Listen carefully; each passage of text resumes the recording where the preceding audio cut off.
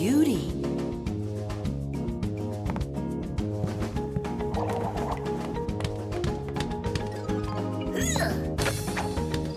Okay, come on. Wow. You're such a show-off, Verda. And one. Ha! Check that out. What's going on? It's a shame Fire didn't see that. I'm just training for school. You're the one that's doing all these twists and turns for Fire. Me? It never even crossed my mind.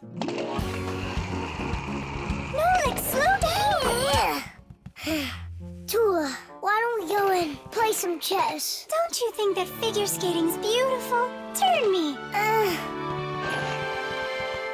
How cool!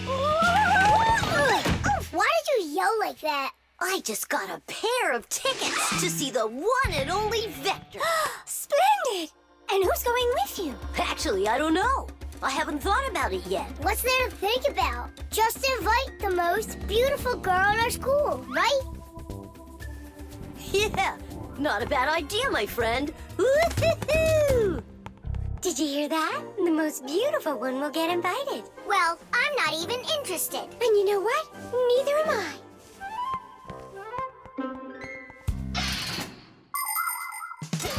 Our world is full of beauty. There seems to be no end to the beautiful plants and animals, and the gorgeous mountains, forests, and lakes. But even that's not enough for people. They create their own handmade beauty, too. Artists paint beautiful pictures. Composers write beautiful music. Architects create beautiful buildings, and fashion designers make beautiful clothes. Not even scientists stay out of it. They create beautiful ideas. These ideas can be the basis for the creation of new technologies that make people's lives better.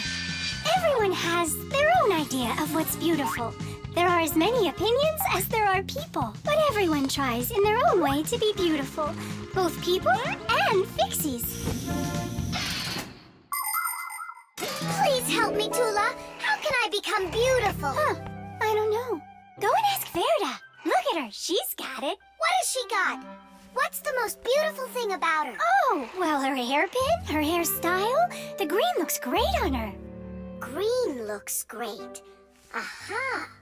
Okay, see you later. Tula. Huh? What's your opinion? Fire, do you think he likes Simka? Looks like he does. Is it because she's a redhead? Orange? Now I get it.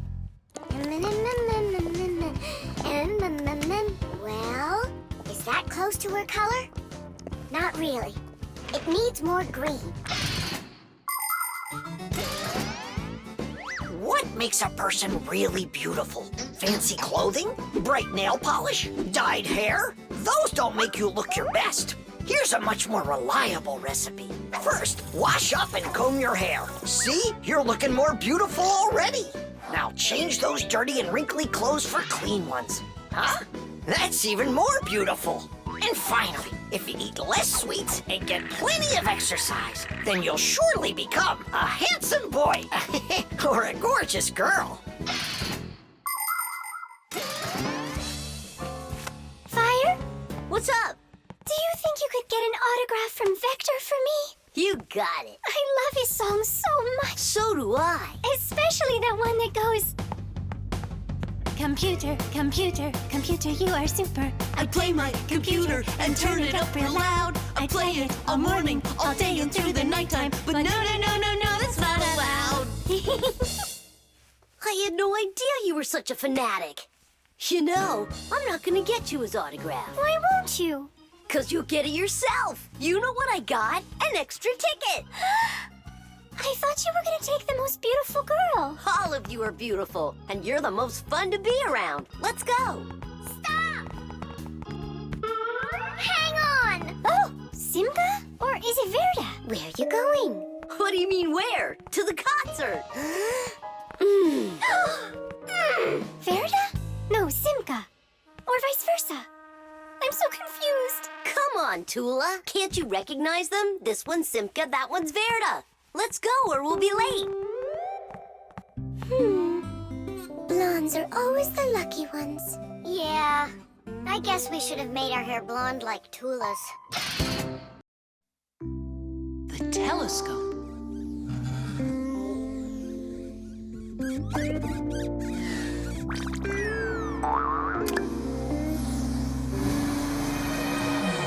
Ooh, Buggy, that was scary. Is Nolik with you? He said he was gonna help us out.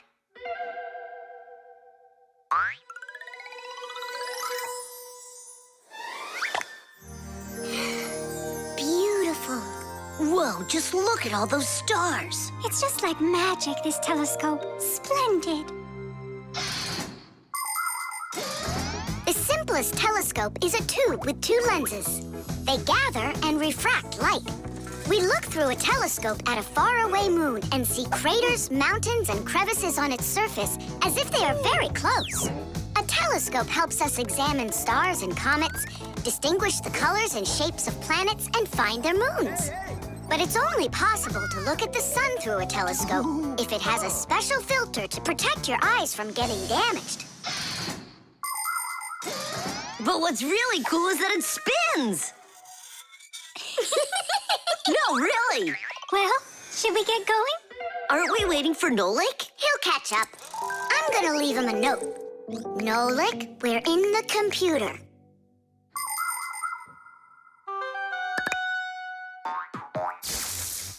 Hey! Here I am. Hello? Where is everybody? A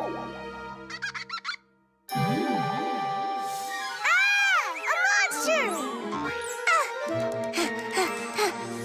Simka? Somebody help me! A monster ate Simka! He's in the telescope! Ate? She was here a minute ago. The only thing left of her is her Fixie tag! A huge monster! Enormous! With sharp teeth and jaws like that! Mamma mia! And horns on its head? It's got everything! Ah! The monster! I know you are, but what am I? What's all the screaming about? You aren't eaten! What do you mean, eaten? By the monster that was after you! The monster attacked fire! An unfortunate left turn. Fire! Did it want to eat you? Who? The monster! It's enormous! With jaws like that! Yeah, and horns on its head. And what about tentacles? Oh, yeah. I think I know who that is. It's a Fixie eater. He's gonna eat us! But Fixie eaters, they don't exist. For real? It could be from another planet. This is our sun, and the Earth isn't the only planet revolving around it. But people couldn't even imagine that idea until the telescope was invented. Then astronomers could finally see how our solar system is organized. The closest planet to our sun is a small planet called Mercury. Then comes the planet Venus, then our Earth, then Mars, Jupiter, Saturn, Uranus, and Neptune, the furthest planet. Is it possible that life only exists on Earth? So far, not even living bacteria has been found on any of the other planets, let alone human life. But we'd like to believe that deep in space, someone is looking through a telescope, and just like us, dreaming of finding their outer space brethren.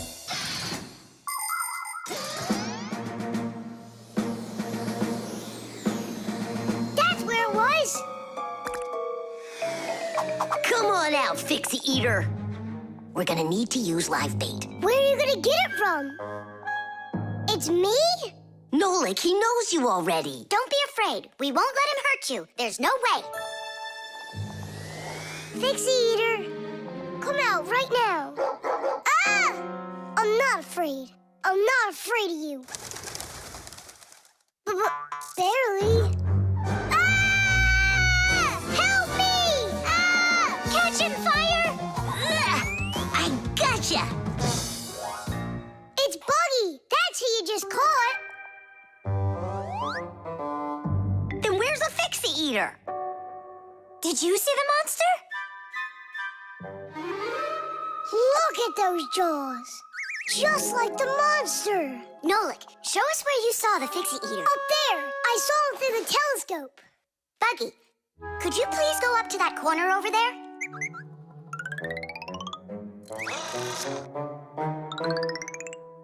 Uh-huh. And now yawn. Take a look. Ah! The Fixie Eater! Or Buggy? What do you think? The blood test.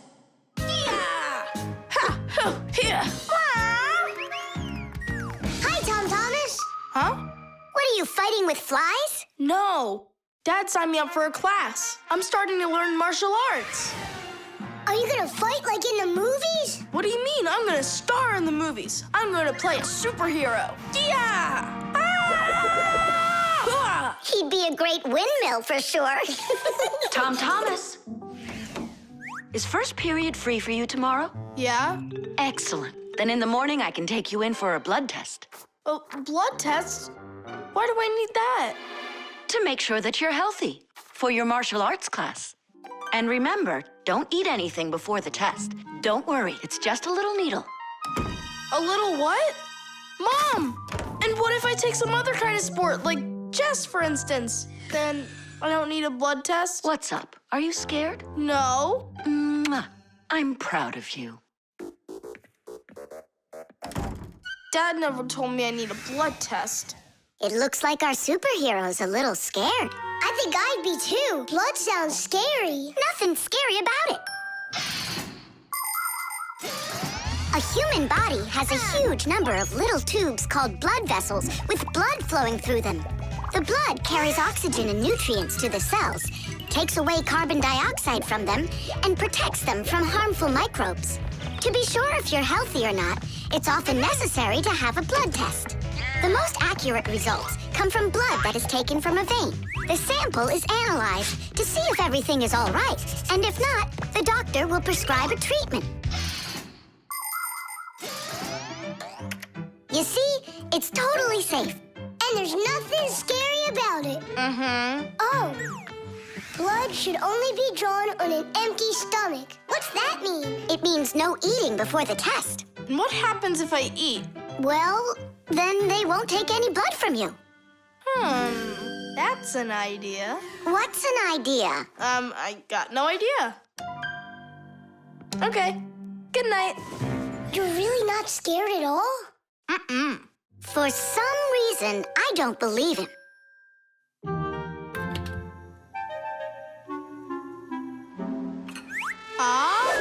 Huh? Hey, what's going on? You're not allowed to eat. Give it back! Oh, my mom's coming! Oh, Tom Thomas, did you forget? You're not allowed to eat now. do I have to have this test? Go on. Go get yourself ready.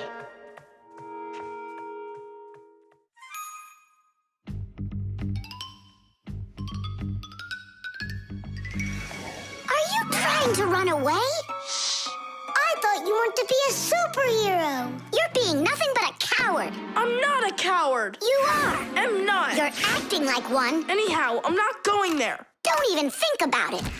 Nolik, help! Ah! Ready to go? All right, Tom Thomas, get up. It's time. Well, thanks a lot. And from now on, we're not friends.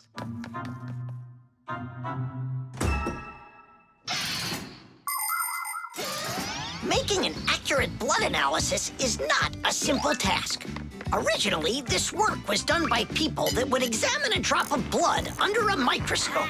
Today, in modern laboratories, technicians analyze blood with the help of smart analyzing machines. These machines can do the job much faster, and they don't make mistakes like people can.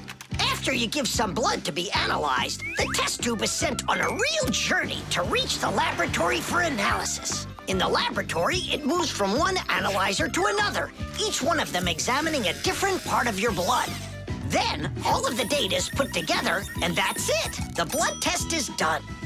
You can get an email when the report is ready and check the results online, so you don't even have to go out to pick it up. Pretty cool, huh? much to you. We just lost our friend. It's because he was being a coward. And if it's my fault at all, it's only a little bit. Fixies! Are you here? We're here. Look what I've got! A certificate for bravery. You had the blood test. And you weren't scared? Look! Way to go! So, are we friends again? Of course we are! All right. Then can you teach me a few of those moves? Yeah, sure. Wow! Yeah! Water. Hi, I'm all ready. Nolik, he's gonna stay home like we agreed. Uh-huh, see you soon. Who's that? Nolik, it's you. I gotta go. I'll go with you. No, we've got an important job. Little kids aren't allowed. Why can't I help you? Because this work is very demanding. Only it's boring. And you're impatient, so you'll bother us. Huh? But I am patientest. Patient, son? I mean patient. Like totally patient. Prove it then. How? See that, water filter? You have to count how many glasses of water it cleans. How many do I need to count? If you can reach 100, I'll believe you're patient. Why do they need that filter? Why not just drink water out of the sink? Don't worry about it. You need to be counting. That was 1.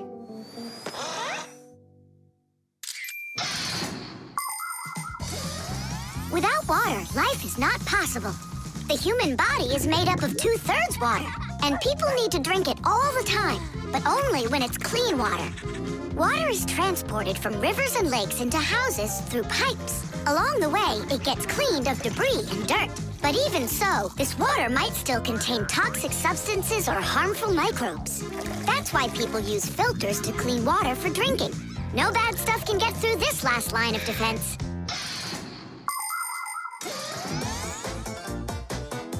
2.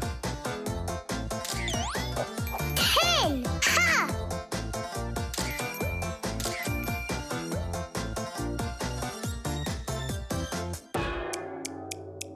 Where did they all go? They're not drinking anymore. How long do I gotta wait here? Thomas, are you thirsty? Then drink some water. But I don't want water. But you gotta. Don't you know that your body is almost all water?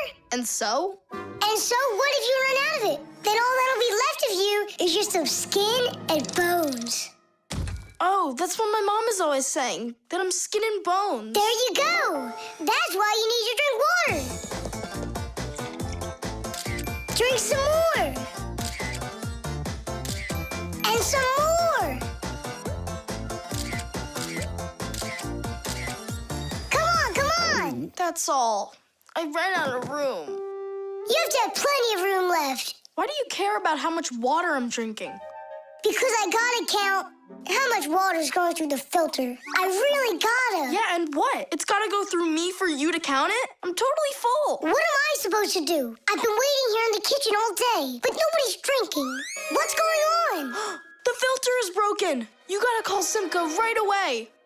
415, 416, 417. 418, 419. It's an emergency! What? The filter's burning! You're really funny, Nolik. Simka, he's not joking. Something's going on over there. We gotta hurry.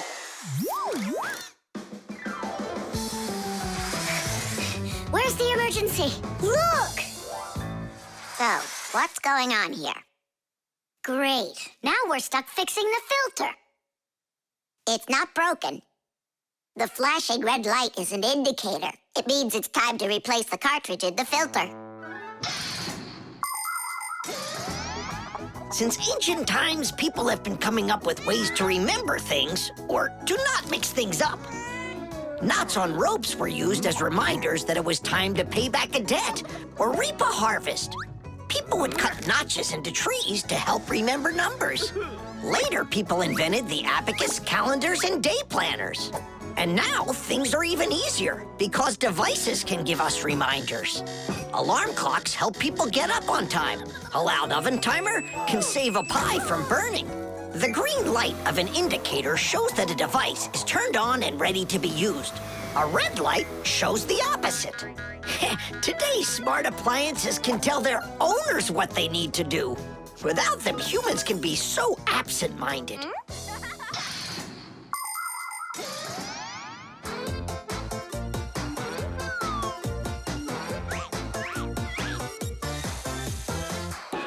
It's all ready. Tish! This cartridge is enough for another 2,000 glasses. 2,000? And what do I do about this? Whoa. All right, Nolik, you've done a good job there. Way to go. Yeah? If you want, I can do it. Tom Thomas, want some water to drink? I can't drink anymore. And I can't wait anymore either. Well, looks like his indicator is flashing on now. The parrot. Adisa, do you want a cracker? Wow, Tom Thomas, who is that? Simka, Nolik. This is Adisa. My dad brought him from Africa. I can't believe it! You've got a real parrot! Can he talk? My dad said that he can, but I haven't heard him yet. Well, let's see if he can. Okay, say, Adisa's a good bird. No, he should learn my name. That would be awesome. Adisa, say, Nolik. That's my name. He doesn't want to talk about you, Nolik. Maybe he doesn't know how to speak human language.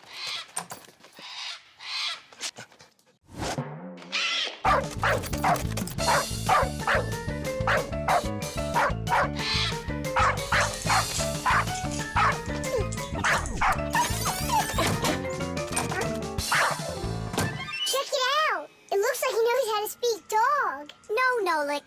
He doesn't know any languages at all. Then how can he talk? Parrots can repeat many of the different sounds that they hear. For instance, a dog's bark or the ring of the phone. Parrots can also mimic words or even whole sentences of human speech. But parrots don't understand the meaning of the words they are saying. They just repeat them like a music player. Hey, hello. Hey, hello. That's why you won't be able to have a real conversation with a parrot, even if it's the kind of parrot that can talk. All right, then let's have him repeat something. Hey, Adisa, Tadish. It's the Fixie special sign. Say it. Fixies have a special sign. Tiddee. My dad is back. Let's hide, quickly. Hi there. Well, how's it going? You two talking to each other yet? I can't get him to say anything at all. You can't? Adisa, how are you? Adisa's a good parrot. He wouldn't say anything before. He's used to talking around me. Adisa's a good parrot. Nolik, that's my name. Whose name is Nolik? No. He was saying he's got no luck in this game. What kind of game? Let's hide, quickly. Hide. We were playing hide and seek. With the parrot? Uh-huh. Fixies have a special sign. Fixies have a special sign. What? Fixies? A special sign? No. It was physics. It's a special science. That's what we're studying about right now at school. You know how special physics is. Wow, that's impressive. Well, keep up the good work, son. Whew.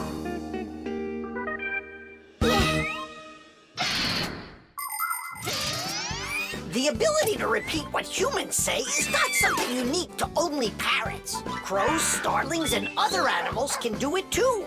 And besides animals, there are also machines that can repeat human speech.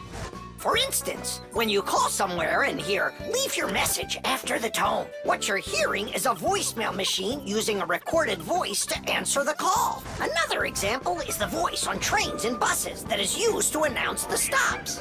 Those voices are usually recordings that are repeated over and over. Today, there are also artificial voices on computers, tablets, and smartphones that can read text and say it out loud. But even if a machine knows what you are saying, it can't know why you are saying it. Only people can figure that out. And Fixies, of course. Huh? Tom Thomas, you're a hero. You really wiggled your way out of that one. And Adisha, bad Parrot. He almost gave up our secret. Be careful with that Parrot. I get it. Adisa, listen, you. Forget everything we said. And don't ever say Nolik, okay? Yeah, nothing about the Fixies at all. Yeah, so if you meet a Fixie, please don't let their secret out. Got it? Oh, he's nodding. Looks like he understands. Let's get out of here so he'll forget about us as soon as possible.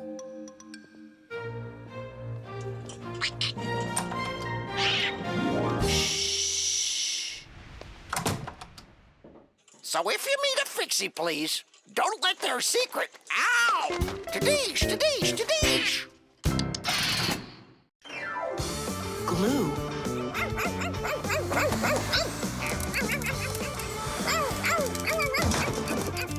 Nolik, let's split up!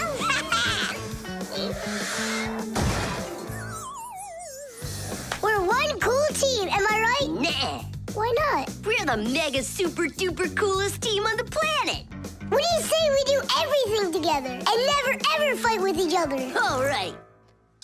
Children, if you look right here, you can see that the handle has broken off the professor's favorite mug. And it's our duty to fix it by gluing it back on. Here they are, the inseparable friends. Class, quiet down. Since the two of you were late today, why don't you go fly over to the warehouse for us and get the glue? Yes, sir. Yes, sir. They crack me up. Is there any glue left in there? Nolik, try jumping on the tube a little. I. Great, there's plenty. Our super duper team has done some super excellent work. What's going on? Our hands are stuck. We gotta pull. This glue is sticky. With the help of glue, you can stick almost anything together. Paper, plastic, glass, rubber, wood, and even metal. The reason that glue works is because everything, even an ordinary sheet of paper, has a rough surface. Just look at those pits and ridges. If we take 2 sheets of paper, fill those pits with glue, and press them together, the molecules of the glue will start joining with one another. After that, all that's left is for the glue to dry. Now what? How about we fly like this? Good idea. Everyone will laugh at how funny we are. Heads up, everybody. Mission complete. Well done. Take your places. And put your hands on your desk. We can't do that. We got glued together. It's all right. Come on over here. We don't want you to take our hands apart. We're sure this glue's gonna make our friendship stronger, right? You really think friendship can be measured like that? Jump!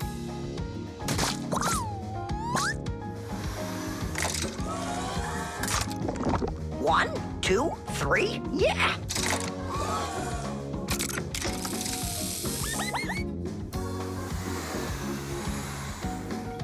Tish! Tish!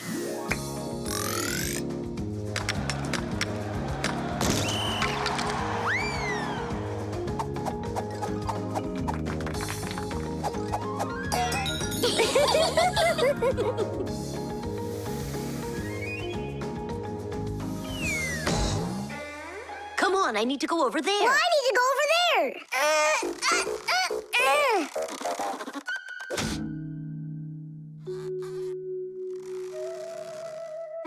It's your fault we got into this mess. Mine? And who was the one that told me to jump? Enough! I'm done with your nonsense. From now on, you're not my friend. And you're not mine, all right?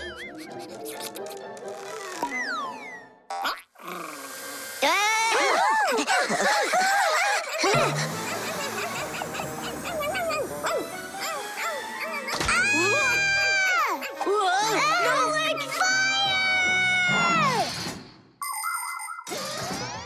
Like many of the common substances people use, glue was invented by nature itself. For example, fish glue their eggs together, and mollusks produce a sticky liquid that lets them stick to any surface. A spider smears glue on its web. A swift uses saliva to bind its nest, while caterpillars use their saliva to spin their cocoons. The sap from a pine or a birch tree is glue, and an egg's sticky whites can be used as a base for glue. But today, most of the glues that people use are made in factories. When working with glue, it's important to air out the room from harmful fumes and to follow all other safety instructions. And try not to get glued to anything. It might be very hard to tear yourself away from it. Nolik, hang on!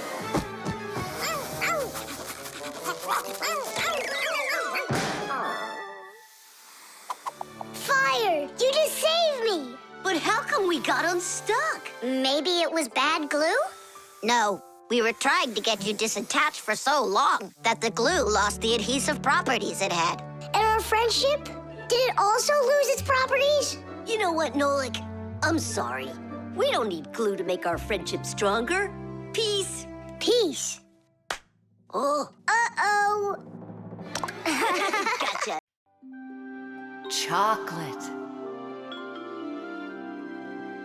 Thomas, unwrap it already. In the morning, Nolik. I really want to see the toy that's inside. Be patient, Nolik. That's all. I'm going to bed. Please don't touch it, okay? And you won't open it without me, right? That's the deal. Good night, Nolik. Uh-huh.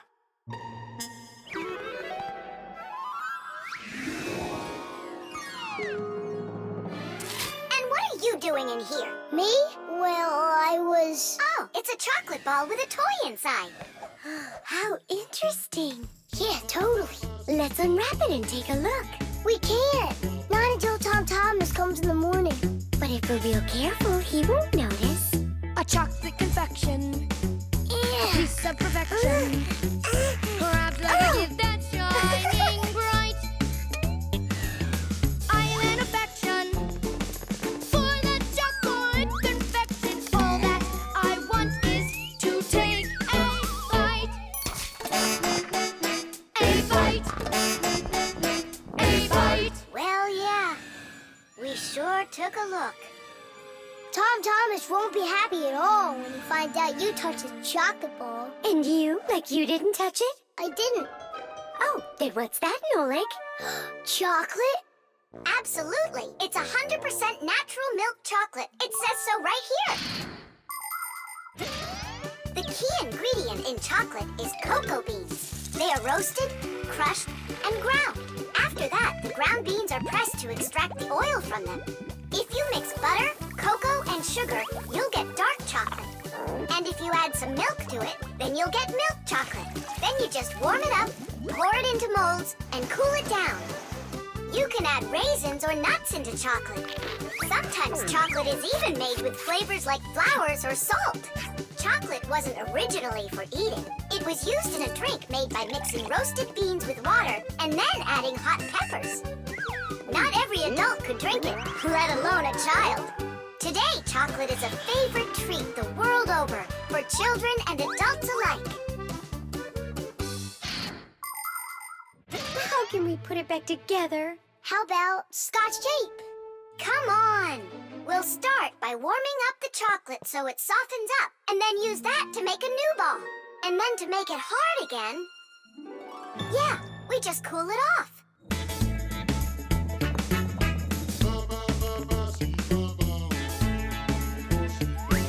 My chocolate confection has got an imperfection. Half of it's gone into thin air. But this is expected when chocolate goes unprotected. First you have got it, then it's not there. Not there. Not there. Titties! Done. Let's put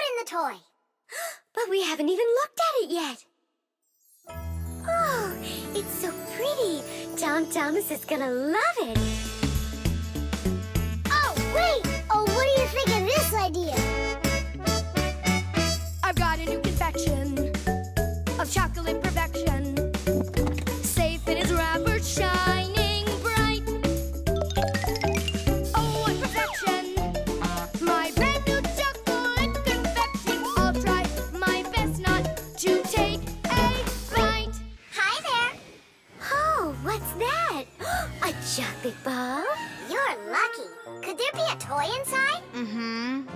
But I can't take off the wrapper without Nolik. You really can't do it without him? I can't.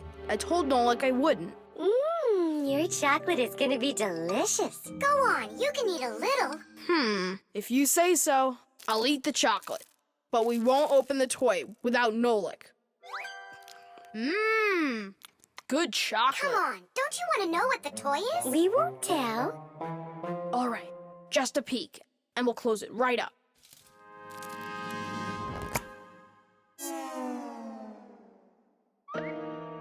What is this for? Tish! Nolik? Really? How did you get in there? Surprise! You were in the container. The container was in the chocolate ball. And the Yep. ball, that's just impossible. Ah, he went and got you two to help. We helped a little. Hang on, Nolik. You promised not to touch the chocolate till morning. And you promised not to open the toy without me, right? Oh, my brand new chocolate confection. I'll try my best. The jewel. Tom Thomas, it's time to eat. Where did it go? Chusaka, did you see this tiny little...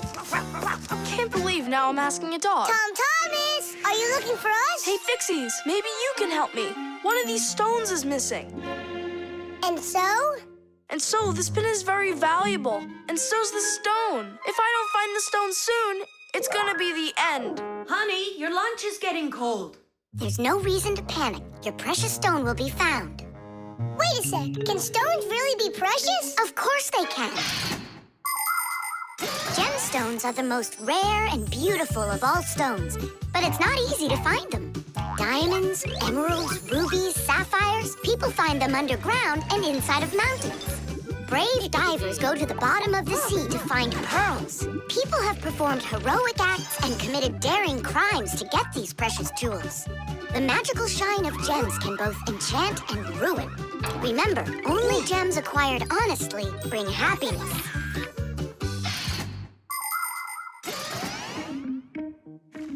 I can't find it anywhere. Maybe Chusaka took it. She saw that it was valuable and... You're right. Chusaka? Give us back the gem, all right? Give it back, we said. Why are you making Chusaka angry? Because she has to give the stone back. What stone, Simka? One that costs a ton. Dogs are supposed to keep treasure safe, but this one eats them. Maybe you didn't look carefully. For example, did you check inside that flower pot?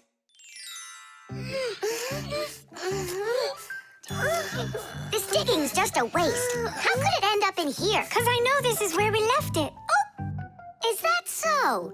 All right, spit it out. Look at this! A diamond! This will look absolutely perfect on my back-a-mat. But I was the one that found it. It will look perfect on mine, too. Let's bring our back-a-mats and try it on them. We'll put it here for safekeeping.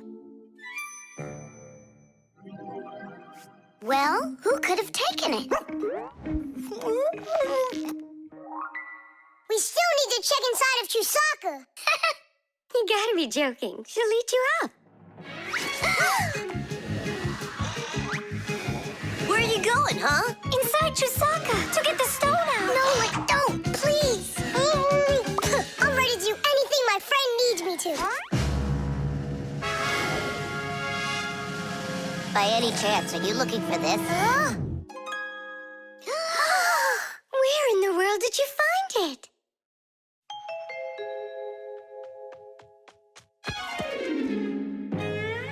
I found a buried diamond. It looks like a diamond, but to be sure, we'll have to conduct a test. A raw diamond looks like an ordinary stone, but after cutting and polishing each of its facets, that special stone transforms into a rare and very expensive jewel that can adorn a necklace, a crown, or a museum's display case. The truth is, only a small part of all found diamonds is used for jewelry. It's because a diamond is also the hardest rock on the planet. That makes it perfect for cutting glass. Diamonds are used in making strong drill bits and cutting blades. Many important medical instruments could not be made without them. With the help of diamonds, it's even possible to drill through a mountain when building a tunnel. That's just how valuable diamonds are. They can cut a pipe and go well with a dress. Isn't it pretty? Only it's not a... Tom Thomas, we found the stuff! Oh. And now it's gone.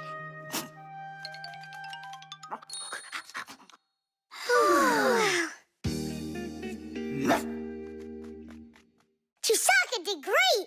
Oink, oink. Thanks so much, Fixies. I was sure my precious present was gone. And who is the present for? Katya, I think she'll like it. I've got to tell you, Tom Thomas, that's not a precious stone.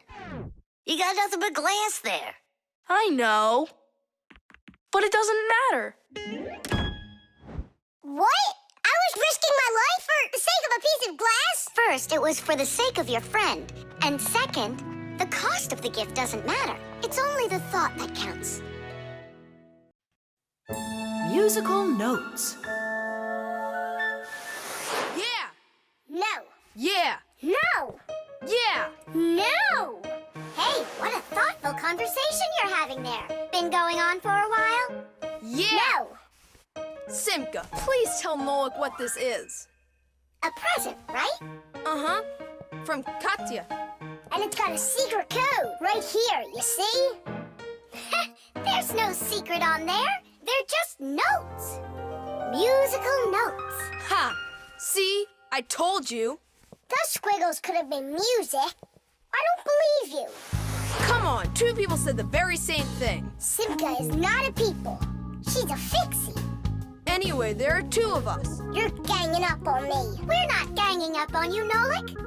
Music is something you can play or listen to with your ears. But that's not all. You can also write it down. When we want to write down words, we use letters. And if we want to write down music, we use special symbols called musical notes. There are 7 notes: do, re, mi, fa, sol, la, and ti. The higher the sound, the higher the note sits on a set of 5 horizontal lines called a musical staff. Notes that look like this last longer, and notes like this are short, quick notes. Thanks to sheet music, people can read music like reading a book, and then sing or play it. Until I hear you play me what you say is there, I won't believe you. On what? You know that we don't have any instruments. Try using spoons to play it. You think you're being funny? Hey, stop arguing. I know how we can play this song. We can use water. Water? Let me get this straight. Are you trying to play the music, or are you trying to wash it? That's right. Pour it in there, Tom Thomas. Some more. Hear how the sound changes? Uh-huh. Stop. Now, start pouring water in this next glass until you hear the note called T. Stop. You got it. Now pour here? Yeah. We still have 1 note left. And what do I do if my mom comes home? What do I say I'm doing? That you're learning to play music while you're washing the dishes. That's it. That's the high do. Now we have all the notes we need. Do, re, mi, fa, sol, la, ti, and do. Class. Go on, Tom Thomas, play. How about we all play it together? Musical sounds can be produced in a variety of different ways. Violins and cellos are played with a bow. When the bow is rubbed against the string vibrates like it's shivering, and that produces a beautiful sound. A guitar also has strings, but they make sound when they are plucked. And inside a piano are special hammers that hit the strings when the piano player presses down on the keys. Instruments like trumpets, trombones, flutes, and pipes make sound when air is blown through them. That's why they call them wind instruments. There are even instruments that make sound when they are rubbed by a wet finger.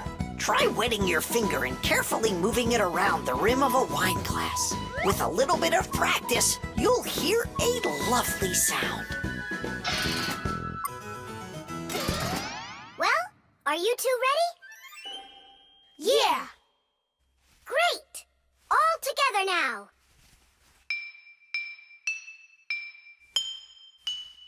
I know this. Happy birthday to you. Happy birthday, Tom Thomas. Happy birthday to me. Tom Thomas, we also wish you a happy birthday. You see, Nolik? And you didn't believe that this was music. But I was the first to guess which song it is. Hey, thanks so much for helping me figure out Katya's present. And how about sending a song to Katya? Yeah! We can write down the musical notes to a song about the Fixies. The Fixies? We can. We can't write down the words, but if it's just the notes there, then it's no problem. Hooray! Want to play it? Of course we do.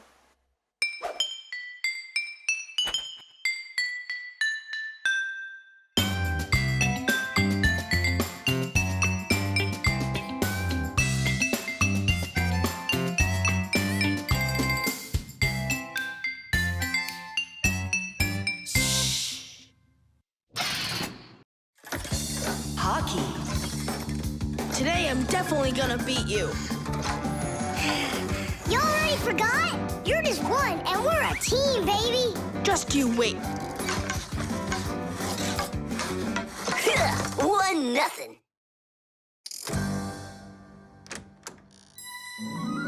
Hi there. Katya? Hi, what are you doing here? Katya came to pick up something for her mom. I need a little more time. Can you wait here? Yes, of course, I'd be happy to. We can play a game. Only just not hockey. I never understood why boys are so crazy about it. I'm baffled by it too. Oh, the Fixies are here. Hi, guys. Hi there. Even though you clearly don't get hockey, I'm sorry. We're finishing this game. And after that, my dad and I are gonna go and see a real hockey game at the arena. I'm sure that a real game is just as boring. You're wrong. Hockey is an incredibly interesting game, but it isn't easy. A player needs so many different skills, like skating very fast, stopping quickly, dodging the opposing players, controlling his stick, and shooting the puck into the goal. And there's no way to do all of that without science. For instance, to calculate how hard to hit the puck or how quickly to stop. Hockey players learn all about that during their practices. They put on their protective gear and go for it. And that's not all. Hockey players also have to be brave and nimble.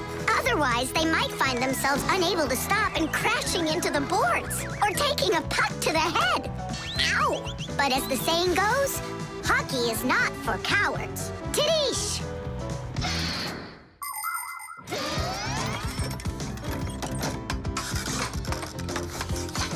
Goal!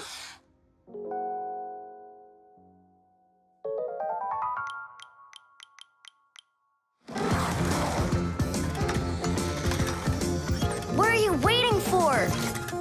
Katya, you just made me miss that. I'm sorry.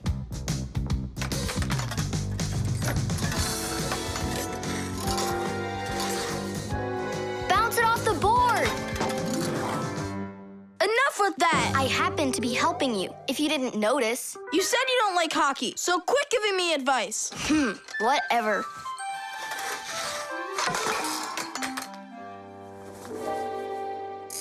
That was my second goal from that spot over there. You lucked out. Uh-huh, sure did. He'll have less luck if you keep this player back. And that one needs to pass off the boards. Get your goalie... Before she said she didn't know anything about hockey. So are we playing or not?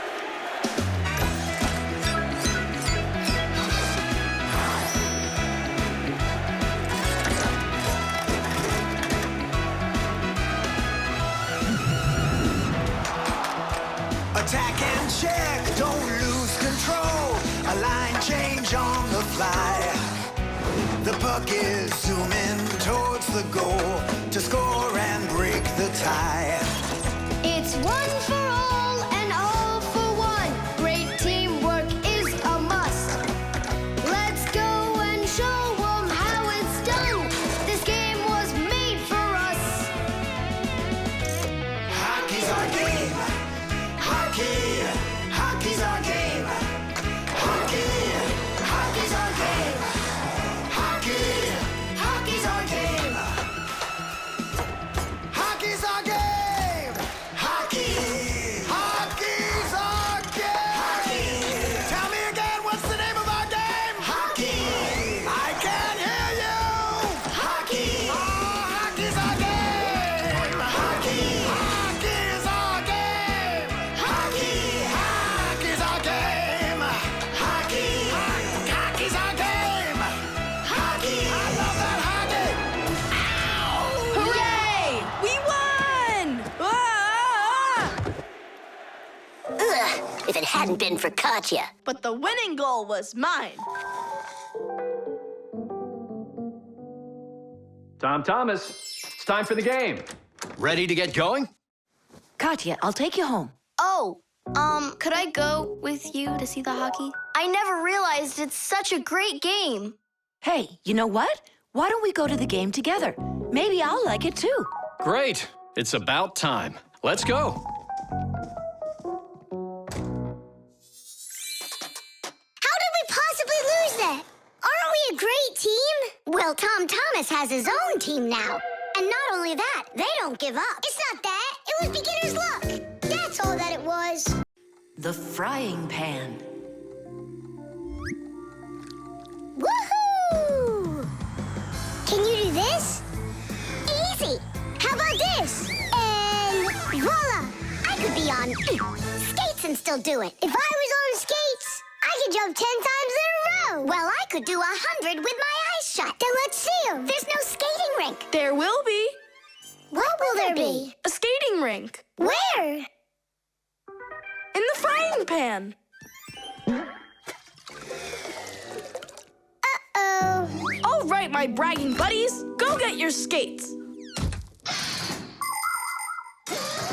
Fixies love playing sports.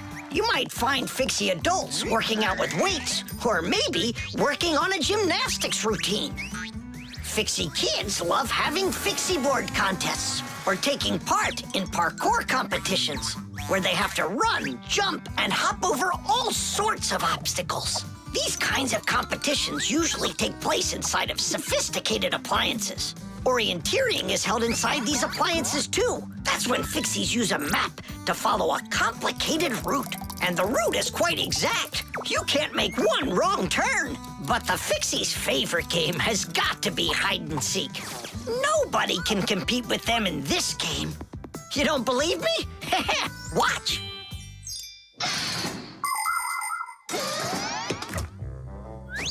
The rink is frozen.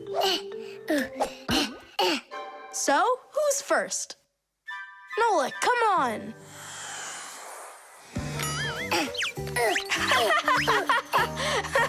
Well, are you going to jump? Wow, class. And that's all? Not at all. Nolik, Nolik, Nolik, Not Nolik. gonna make it. Too short a start.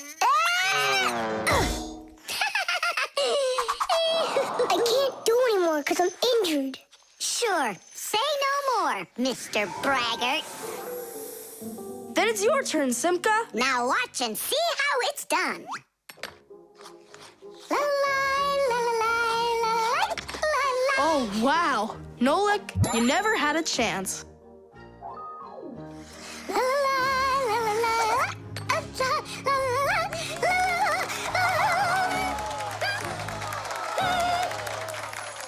like always. She gets in my way, and now she's gonna win. Nolik, do you really want to beat her? Uh-huh.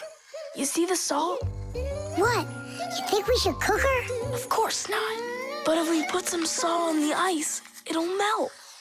Simka, didn't you say that you were gonna skate with your eyes closed? Piece of cake. What? Can't do it? Watch and learn.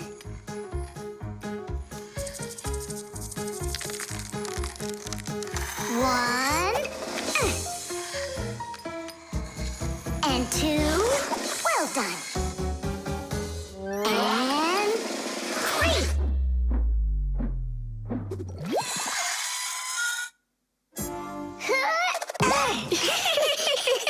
Hey, this is salt. That wasn't fair, guys. You wouldn't have done 100 jumps anyway. Let's start the contest all over again, but this time we play by the rules. Oh, look, there's a scratch in the pan.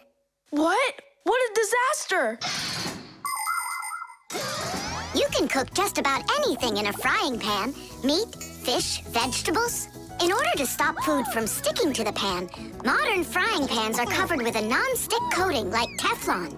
You can cook in these pans without even using oil, and they're easy to clean. But you have to treat this kind of kitchenware very carefully. It's better not to use metal spatulas or forks that can scratch it, because you shouldn't cook food in a pan that has scratches on it. It can be really dangerous for your health. Yeah, this pan's completely shot. It's all because of your dumb bet. It's all because someone was cheating. Mom's back. Please, Simka, help me out, will ya? I'll give you any wish you want. Or 3. No, 5. 5? I can help you. If you guys jump up and down 100 times on one leg, we could do 200. Tom Thomas, what do you say we make those crepes?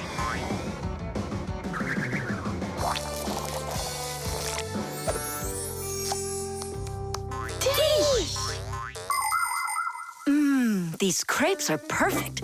I just love cooking with this pan. Why are you jumping? I want to make my legs stronger.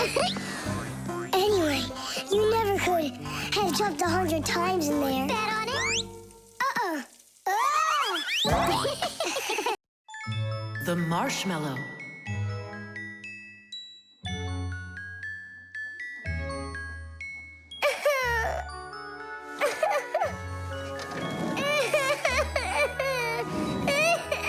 Fixies, why are you so sad? Christmas is just around the corner. Maybe it'll be a lot of fun for you, but not for us. Why's that? Marcia and Papoose had a quarrel. Over what?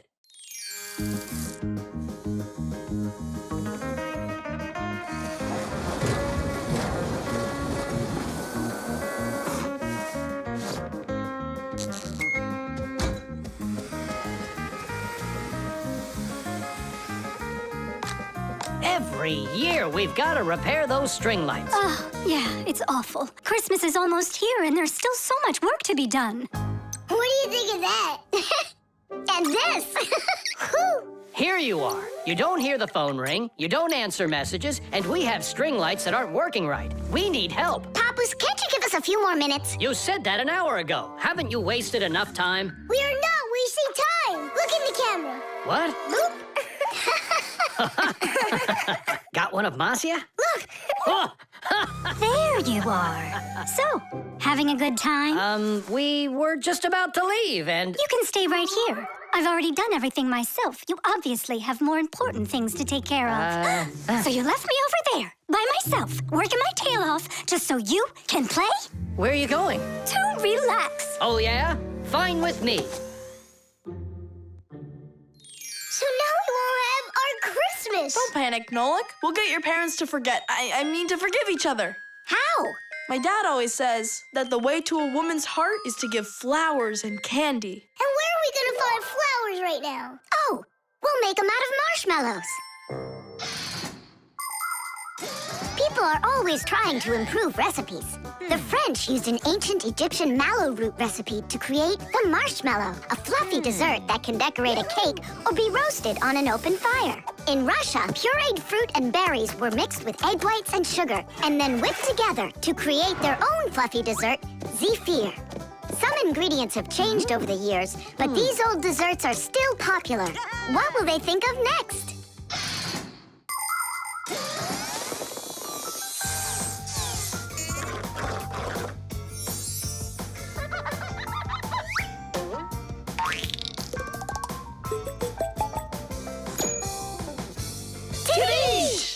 And how do we make Papoose give them to Marcia? We're gonna set them up on a date.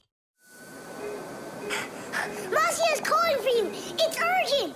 Tom Thomas's monitor isn't working. I thought she handles everything herself now. Papoose, you're always so kind and love helping others. Come on. All right. No, no, and no. I'm relaxing, I told you. But Tom Thomas won't have time to make his mom's card if you don't go. And then she'll end up without a present. Fine, I'll go. But I'm only going for his mom's sake. Sweets aren't just for eating. They can also be used to decorate a Christmas table. For instance, it's very easy to make this Christmas tree out of marshmallows. Make a row of marshmallows at the bottom of a plate. 1, 2, 3, 4, 5, 6, 7. The second row has 6 of them. The third row, 5. Then there's 4, 3, 2, and a special one on top. Add breadsticks at the bottom as a trunk and sprinkle the plate with some sweet confetti. There, it's ready. With the help of some little cookie cutters, it's possible to make hearts and snowflakes out of marshmallows. Or you could make a reindeer. Put a candy cane through a marshmallow, use sugar beads for eyes and a nose, and pretzels for antlers. Beautiful, right? Merry Christmas!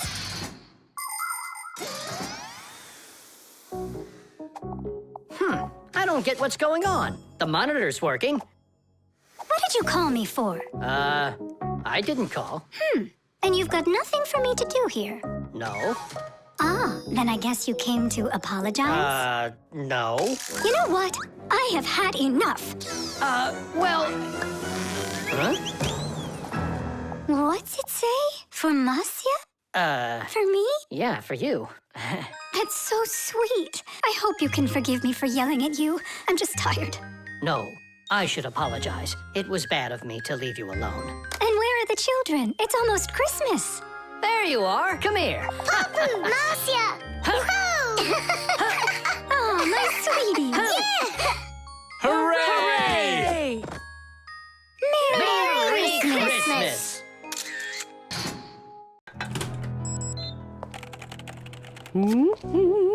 The copy. Elisa! Don't worry, I found it.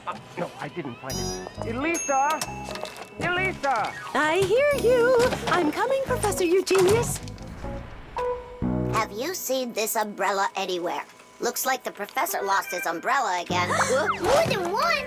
Look at all these flyers. Nolik, they're all copies of one flyer. Elisa prints lots of them so she can hang them up all over town. A copier is a device for making multiple copies of a single picture or document. An image that needs to be copied is placed on a piece of glass under a lid. The photocopier shines a bright light on it so it can take a clear picture. Then the image is printed onto paper with the help of special ink and a rotating drum. This way, you can make identical copies over and over again from one original until the ink or the paper runs out. What happened, Professor Eugenius? My briefcase, I can't find it anywhere. Oh, you're so absent-minded. First it was the umbrella, now it's the briefcase. Oh, is that for me? I don't do it on purpose. Well, we'll find your briefcase. I'll go design a new flyer for that, and I'll print those out, too. I just remembered. Remembered where you left your briefcase? Not that. This morning, I forgot to drink my tea. So we need to find your tea as well. It's so dark inside of here. Quiet! Elisa's coming out. We have to hide.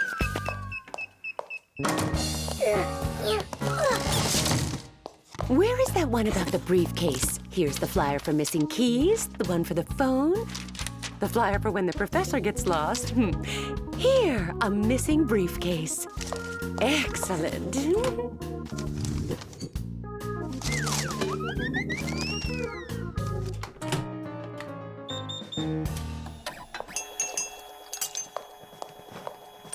Looks like she's gone for now. And where's Nolik?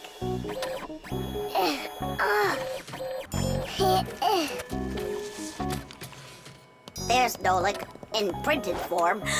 He got stuck inside the copier. We have to go and save him. Save him? We all need to be saved, Tula. If Elisa takes these flyers and hangs them up, the whole city will find out about Fixies. So what do we do then? Wait, oh, we can use those liquid erasers to paint over Nolik.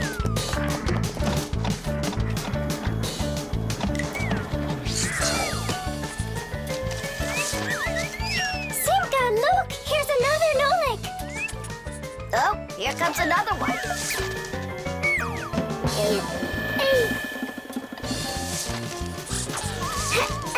Make sure he's covered. And here.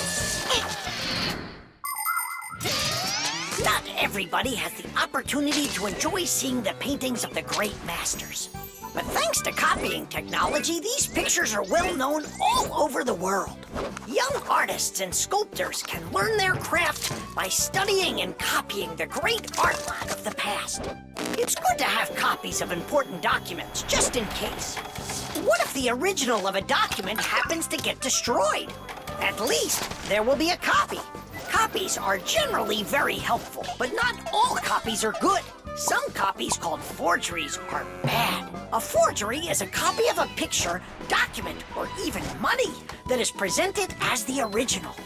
Making forged copies is illegal. You can even be sent to jail for making copies like that. And a little bit here. Simka! I can't see! We're right over here. The light's so bright in there. I almost went blind. And we had to take every one of those copies and paint over all of them. So that humans won't find out about Fixies. It's a shame I wasn't there. I could have helped you out with that. Professor! I'm leaving!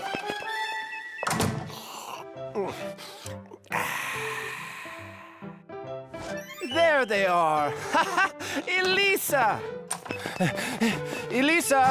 Elisa! She just left to hang up the flyers. Yeah? And I found the briefcase in the umbrella myself. I have to call her and tell her. Where's my phone? Have I really lost it? Don't you worry, Professor. If you can't find it, Elisa's got a flyer for your phone already. What's important right now is that Elisa doesn't go missing. The television. Now watch carefully. First I put some of the yellow, then I add some of the blue, mix them together, and now we've got the color green. Isn't that great? Class! And it's not just paint either. Your television works by mixing colors too.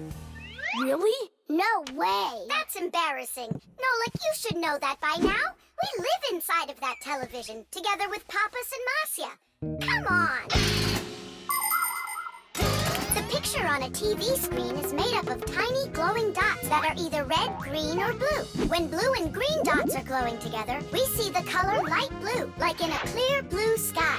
When green and red mix, we see a yellow sun. And when all three colors shine brightly together, then we see white on the screen. It may be hard to believe, but it's true. All of the colors on the screen are made up of only three colors: red, green, and blue. So everything that's on the TV screen all comes from three colors: red, green, and blue. Isn't that great? Where do you learn all this stuff, huh? Actually, don't you think it's about time we got you a new TV? What do you say? Sure. Great. And then I'll take this one with me to work. We just started shooting a new show about old things. Hooray! I'm gonna get an awesome new TV. Simka, Nolik, did you hear that? Are you here? They must have gone home for something. Wait a sec, their home is in the television.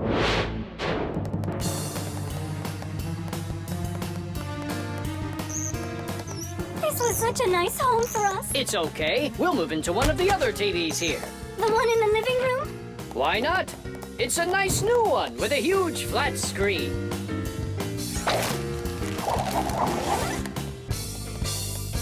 We're gonna have to leave the sofa behind.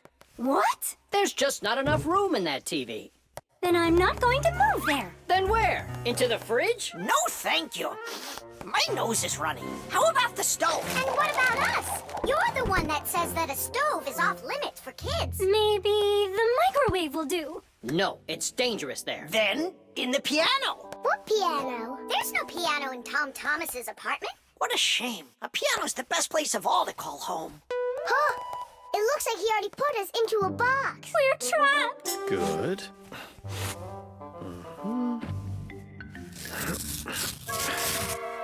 Dad! Hey, Dad! I changed my mind. I really don't want to get a new TV. Why don't you want a new one? I'm just used to this one. You're a junk collector. Uh-huh. Just like you, Dad. People have always dreamed of seeing things that are far, far away. All of us have heard fairy tales about crystal balls and magic mirrors. But the magic of television began only 100 years ago. The screens on the first TVs were so small that people had to attach magnifying glasses to them to make the picture big enough for watching. Ever since those first TVs, both the outside and the inside of this amazing device continue to change. Bulky picture tubes have been replaced by electronic chips. Screens have grown wider and wider as TV sets have changed from big heavy boxes to flat light screens that can hang on the wall like a picture. And someday, real soon, it's quite possible that TVs will be made to roll up like a rug and people will be able to carry them anywhere. All right, I'll put it back. But under one condition. If it breaks, we'll buy you a new one right away. Yeah, sure. We'll never let it break, right? Never, ever!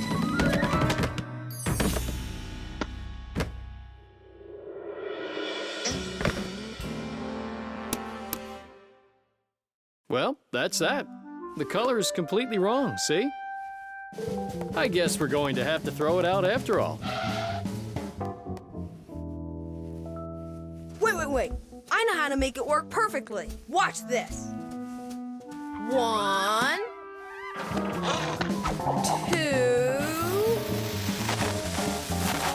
and 3. How did you do it? I just mixed the 3 colors together, like I told you. Red with green and blue. Teesh! The window.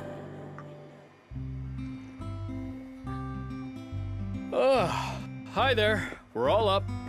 What are you doing? I'm washing our windows. It looks like that thing's doing the washing. You guessed it. It's a window washing robot. I borrowed it from a neighbor to try it out. We should buy one for ourselves. I don't get it. We've already got one robot. Robot. So we'll have 2. One for the floors and one for windows.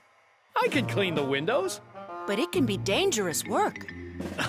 What's so dangerous about it? I'll just go and wash them right now. And instead of a robot, we'll buy something useful. Like a skateboard for a boy. I've already got one. So you'll have 2. Class. Uh-huh. If you say so. There just so happens to be a dirty window in your office. Let's see how you do with that one. Consider it done.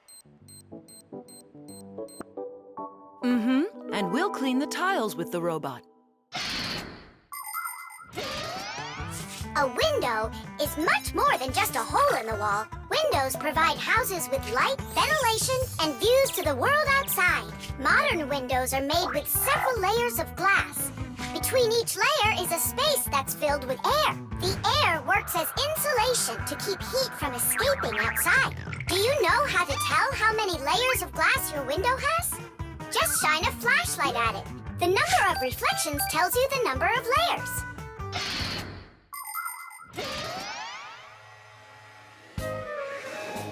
Whoa, what an amazing appliance! Let's go and take a closer look. You'll really buy me a new skateboard, Dad? That's what I said, but first, I've got a window to wipe. All right, Robot, we'll show ya. Tom Thomas, Dad can show him himself. We really live on a super high floor. Yeah, but the robot isn't afraid of heights. I'll start from this corner. It'll take you forever that way. Admit it, the robot works better. We won't. We're gonna win this thing. Hey, what is he doing? I'm not sure.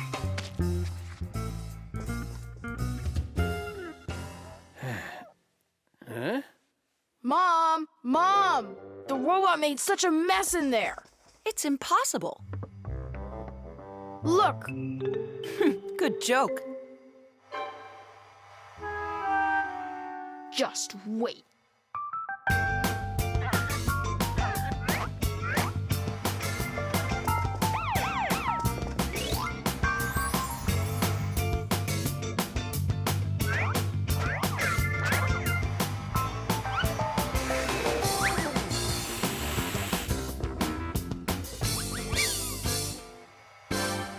I don't get how you're cleaning it.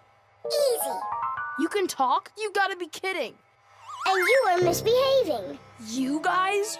You're the ones trying to stop me? You tried to make the robot look bad, so we had to defend it. It's only because my dad told me I'd get a skateboard. Yeah? For doing a bad thing? Ah, aren't you ashamed of yourself? I am. You learned your lesson, and don't forget, Fixies look out for appliances. The dwellings of most ancient people had basically no windows at all. There may have been a hole up above for letting out smoke from a fire, but that was it.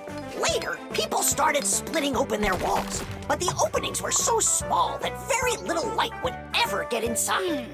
The size of windows grew quite a bit over time.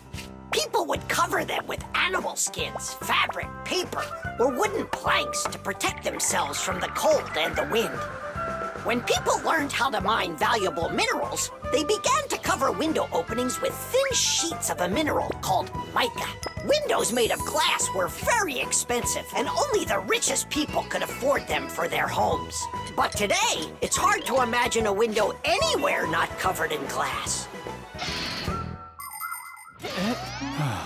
Everything's washed. And what about the outside? Forget it. I quit. Would you wash the back with the robot? Yeah, consider it done.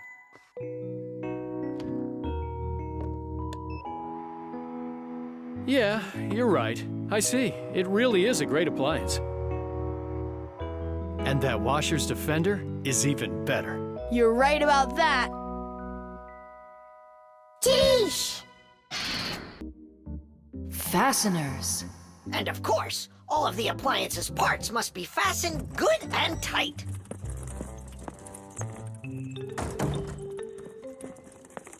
What are you doing, colleague? Today, Lisa is returning from her vacation. And so, I decided before she gets back, I'll clean up the laboratory. Quite a noble initiative. Now, where was I? You were saying all parts have to be fastened. You're right. And what kinds of fasteners can you name? Fire? A screw? Mm-hmm. And what else? Another screw? That would make a total of 2 screws altogether. Simka? To fasten wood or plastic parts together, you can use nails. Nails are hammered in with a hammer. In metal or stone, you need to first drill holes for the screws. To help a screw hold better, it can be inserted into a special fastener called an anchor or wall plug. The difference between a machine screw and a wood screw is that wood screws have pointy ends. Machine screws go into holes that already have a thread, or into a nut. And what if there aren't any screws or nails around? Well, then a Fixie can turn himself into a screw and screw himself in, like this. Masterfully done. Fire, think you can do it? Of course. Yeah! Nolik? Is it okay if I won't go? What do you mean you won't go? Wait, I started on the wrong foot. No, I guess it was the right one. Don't be scared. You've done this 1,000 times. Uh-huh. You're right. You had to make sure the appliance was turned off first. Yeah, I should have. This time it's not going to happen to you. It's all under control. Go on.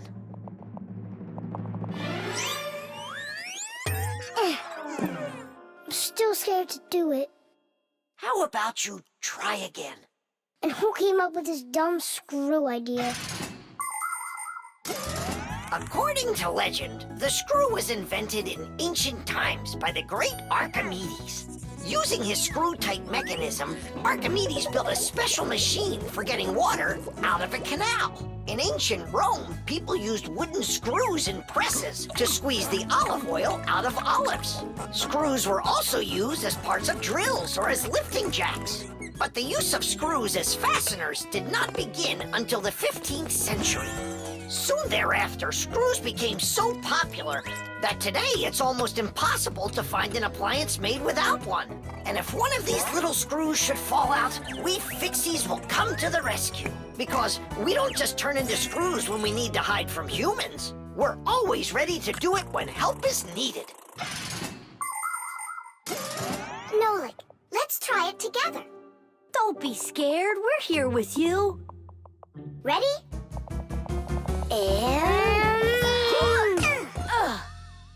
Nolik, watch me, son. I haven't screwed myself in over 100 years, but I'm not scared. Did you see that? It's a piece of cake. Grandpa's? I'm stuck. It's all my fault. There's no need to worry. Professor Eugenius, can you help us unscrew Grandpa's? I'll be right with you. It got a bit rusty. It's probably old age. I know what will help. A drop of oil.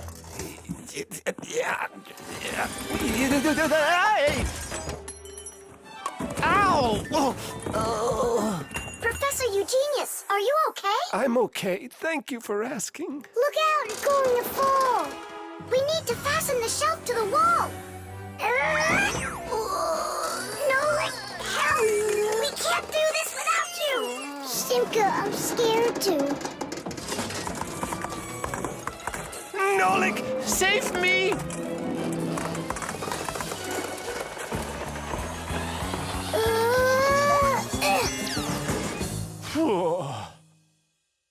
What's going on out there? No big deal, colleague. I just got a little bit buried. Will anyone unscrew me? I wish I could. And we're holding up the shelf. And Nolik? Me too. I did it. I screwed myself in. Well done, Nolik. I knew you could. And who's gonna help us now? Elisa will get here shortly. All right. We'll wait for Elisa. Yeah, just as long as her return flight isn't delayed. The baby doll.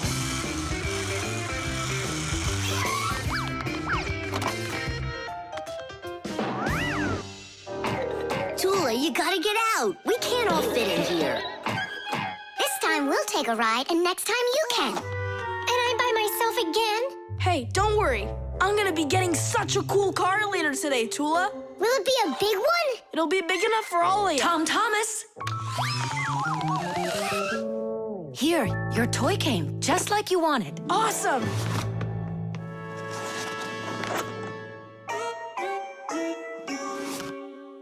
Wait, what is this? A baby doll? Splendid. Mom, where's the car? Oh, it's gotta be some mistake. I'll find out for you. I'm calling them. It's good to be a kid. People take care of you, feed you, buy you toys, and read you bedtime stories. But in return, you have to listen to adults. Go to preschool, then school, and always remember to put on a hat. All kids dream about being a parent, at least for a little while. Because moms, they're just superhuman. Human moms can do laundry, cook meals, iron clothes, and check their kids' homework all at once. Fixie moms can fix irons and hair dryers and can teach young Fixies how they can do it. It's a shame that you can't become a parrot before you grow up, but you can have fun pretending to be one. That's why girls like to play with dolls. Boys usually don't like it, but I don't see why. Dads can be really cool, too. What am I supposed to do with this now? I'm not some kind of girl who plays with dolls. Hey there, come on now. That baby doll's a real cutie. Why don't you put it down and we can get back to racing? Wait. The baby's hungry. He needs to eat. Thomas, help me. No, I won't. Won't you please? He's crying. Don't you hear?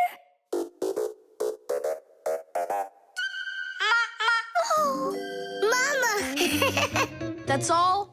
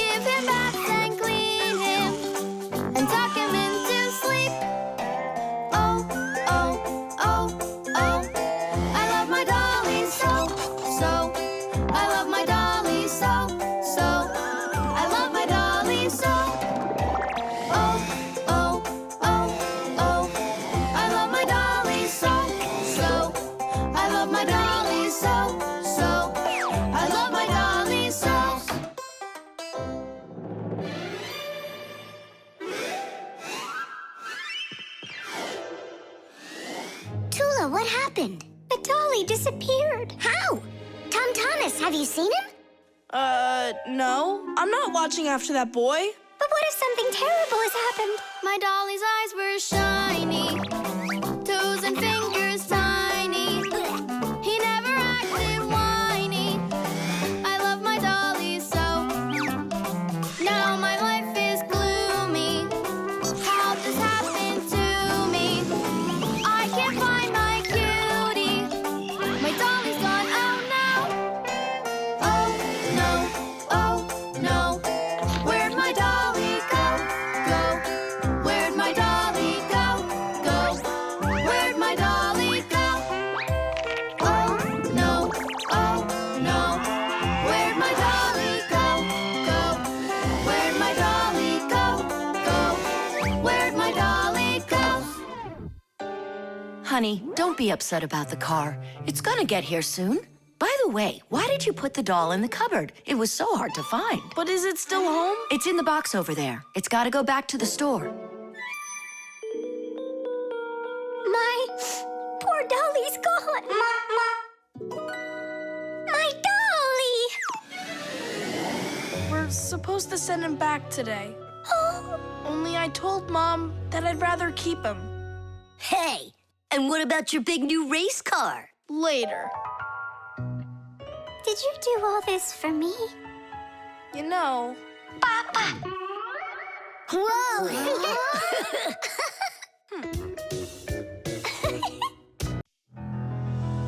The backpack. All right, homework's all done. Time to play? Thomas, is that how you pack your backpack?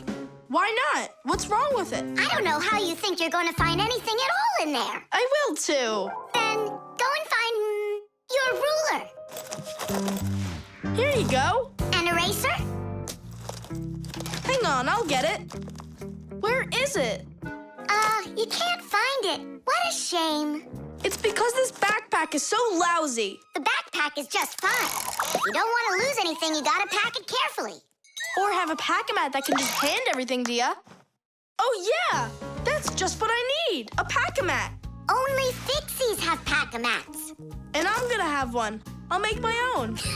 There's no way. Way? Because I'll help him do it. Sure, Nolik. A backpack is a bag with shoulder straps attached. It was invented to make it easier to carry heavy loads for long distances, and also for freeing up the hands. Backpacks backpacks help us maintain good posture and avoid slouching by putting the load's weight onto our back muscles and our spine. And you can fit so many things into a backpack, especially if the backpack has lots of separate compartments and everything is packed nice and neatly. The first backpacks were quite heavy and uncomfortable. They were made out of wood and leather. These kinds of backpacks were worn by ancient hunters. Later on, lighter backpacks appeared that were made out of canvas and became quite popular with travelers and soldiers. Today's backpacks are so light that even kids can carry them.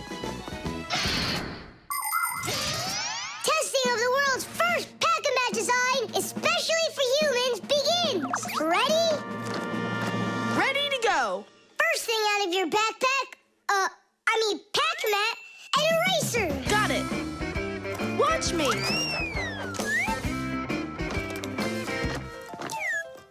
Cool. A pen, your blue one. Got it.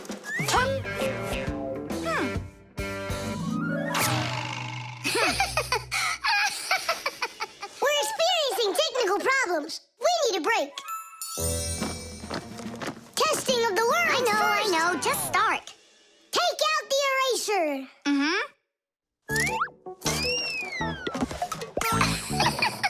We'll say you did it. Take out the blue pen. Oh, wow. The ruler's next. That's some pack-a-mat you got. Class. Testing of the world's first pack-a-mat design. And where's Nolik? Don't worry, he'll come later. Testing. All right, already. Let's get it started. Go ahead. The eraser. We've seen that twice already. The blue pen. Can you take out the ruler? Sure I can. Drum roll, please. Whoa. It's not possible. Let me see. Now I get it. Why don't you take out your science book? Science book. Cuckoo, did you get the textbook? There's no way! It's huge! Yeah, some inventors you are. Your invention calls for a little improvement, and I know what it is. What? Just make sure that when you put things into your backpack, you do it neatly. Do it neatly. Takes forever and it's boring. I'm gonna show you how to make it fun. Ha-ha! Whenever it's a school day, a backpack's all you need. A backpack's all you need. A backpack's all you need. Your pencils, books, and papers will fit inside indeed. Will fit inside, will fit inside, will fit inside indeed. Without a backpack on your back, you won't get by, you won't succeed. But with a backpack on your back, you will go far indeed. Whenever you go hiking, a backpack's all you need. A backpack's all you need. A backpack's all you need. Whatever you've collected will fit inside indeed. Will fit inside, will fit inside, will fit inside indeed. Without a backpack on your back, you won't get by, you won't succeed. But with a backpack on your back, you will go far indeed. Without a backpack on your back, you won't get by. Money.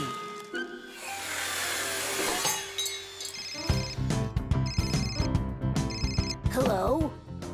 Uh-huh. Fire, can you help me, please? Sorry, Verda. I need to go to, the warehouse right away. But I helped you yesterday, didn't I? Well, I helped you the day before that. Yeah, well, what about last week? I helped you 3 times, remember? Well, You helped one another when it was time to. I don't see why you have to count. Of course not, Tula. You ask for the most help from all of us. I do not, Verda. Look how Elisa helps Professor Eugenius. And she doesn't argue with him. Of course not. She's in love with the professor. Actually, it's her job. And for helping the professor, she gets money. Money. That's a smart idea. Money constantly moves from one hand to another. A person does his job at work, and in exchange, he gets money for it. He can use the money to buy things he wants, like clothing or food. Or he can pay somebody else for their work, like getting a ride from a taxi driver, a haircut from a hairdresser, or a computer repaired by a technician. All people take part in this circulation of money.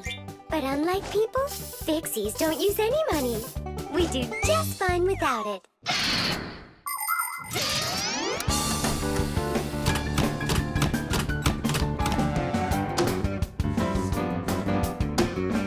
From now on, we'll do it like people do it. If you work for somebody, they give you money for it. And if you need some help, then you pay. And that'll stop the arguing. And all the false accusations. And those are for Simka and Nolik. Now it's all fair.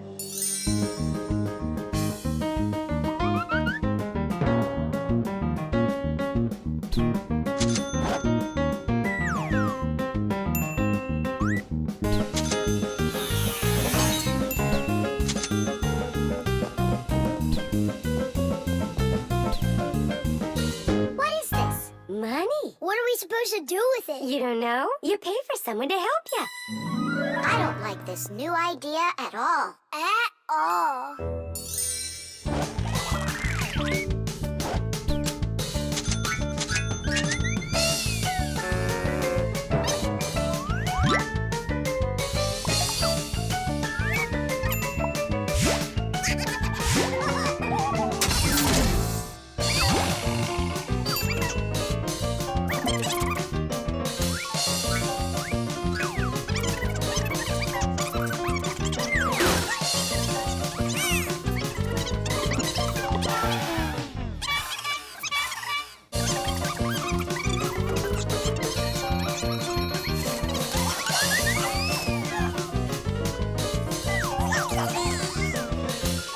Maybe we should give them our money so they'll stop arguing. I've got a cooler idea. Hey, who needs money around here? 'Cause we've got it.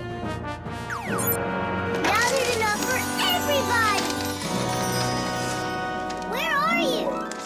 We're in here. This is all your fault, Fire. And your fault. No, it's the money. That's whose fault it is.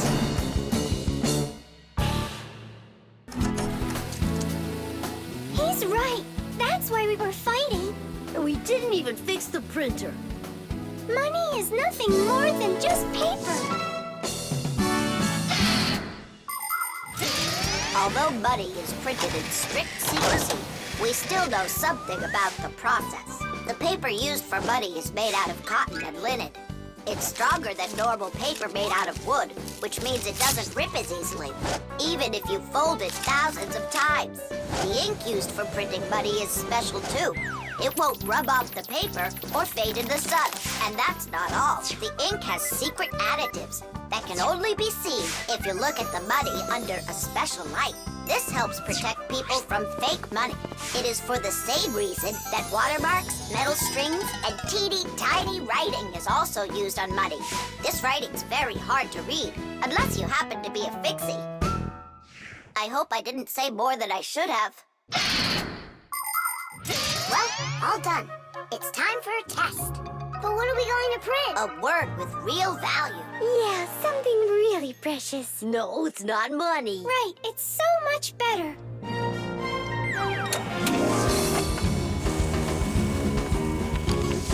Friendship! Tish! The virus. Thomas! Pass him on the turn! Good job! You're almost there! Now put the pedal to the metal!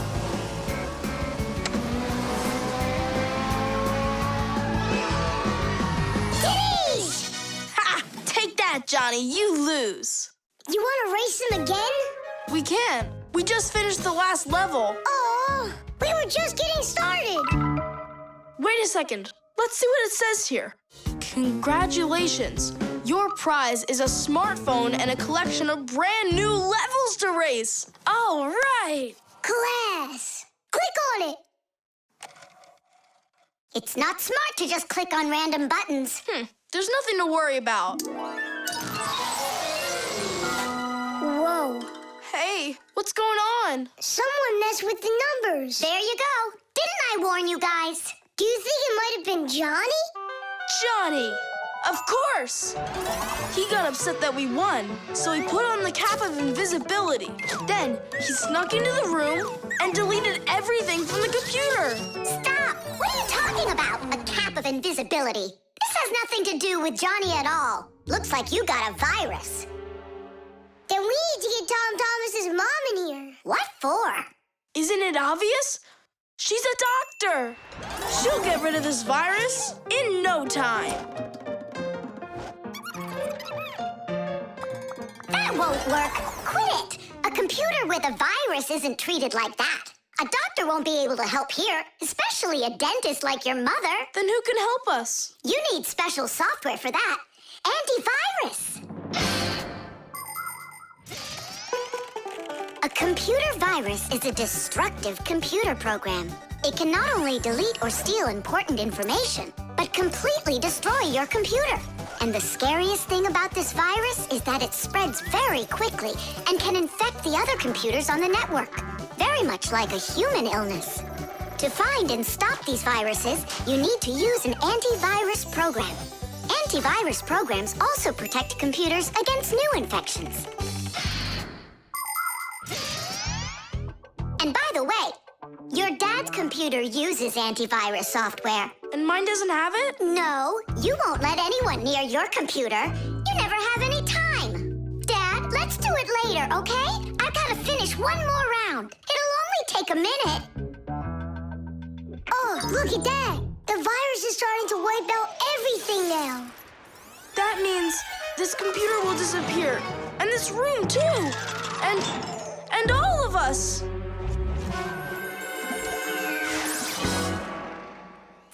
Stop! Quit panicking. We have to save the computer right away. Tom Thomas, your dad has a box with antivirus software. Bring it.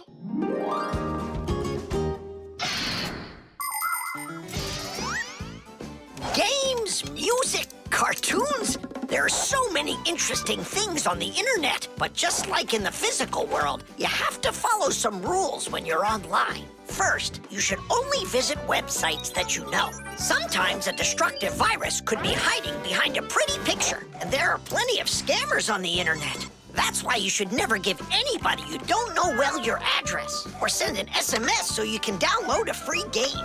If you happen to get a letter or a text from a stranger, you should show it to your parents right away. Only communicate with people that you know. And don't just sit all day playing on the internet. There's still nothing better than going outside and playing with friends in the fresh air.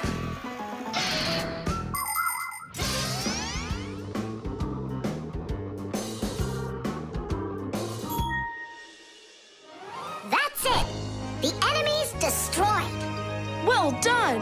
Let's check if everything works. Tadish! Now we need to deinstall the software. How come? There's no need. No, we have to. That program should only be installed by an adult. Otherwise, your parents will figure out you got help from Fixies. Sorry about that. All done. And here comes my dad. Dad, will you install this on my computer, please? You need it right away? How about a bit later? No, we can't keep putting it off. There you go. Now your computer is protected.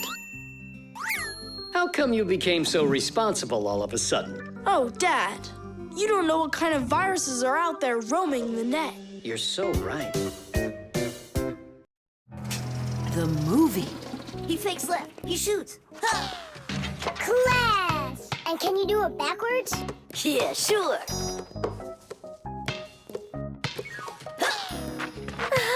No way! What a shot! Huh. I wish Simka could see this. Why don't we make a movie for Simka about fire? We can use my Fixie tub. It's got a camera. How come it's only for Simka? We'll make it for all of us. That's a great idea. I'll shoot the ball at the basket, and Nolik will do the filming. And what do we do? You can be whatever you want, like cheerleaders or the coaches. Yeah, a cheerleader. Count me in. Motion pictures, or movies, appeared more than 100 years ago after the invention of celluloid film. A movie is made up of a series of still photographs called frames. When you look at the frames quickly, one after another, the picture on the screen appears to move. It's hard to believe, but the first viewers got very scared when they saw a moving train on the screen. At first, films were silent. Only later did people learn to make them with sound. And soon after that, people learned to make movies in full, beautiful color. Movies aren't shot on film anymore. They're made with digital cameras. Today, almost all phones and tablets come with digital cameras inside of them. This makes it easy for just about anybody to make their own movie and share it with their friends. Fire is the best. Ooh, he can shoot the best. Hey, I haven't turned the camera on yet. Get ready. Here we go. Yep. Fire is the best. Ooh, Cut. I got it. Show me. Yep. Fire is the best. And where's the ball? It flew over there. That's not right. You have to see the ball flying in the picture. I got it. Get ready. Fire is the best. How was that? It worked. I got it. Fire is the best. And where am I? You're somewhere over there. And we aren't there. Why did you have us cheering? Nolik, you need to make sure we're all in the shot. Okay, I'll try.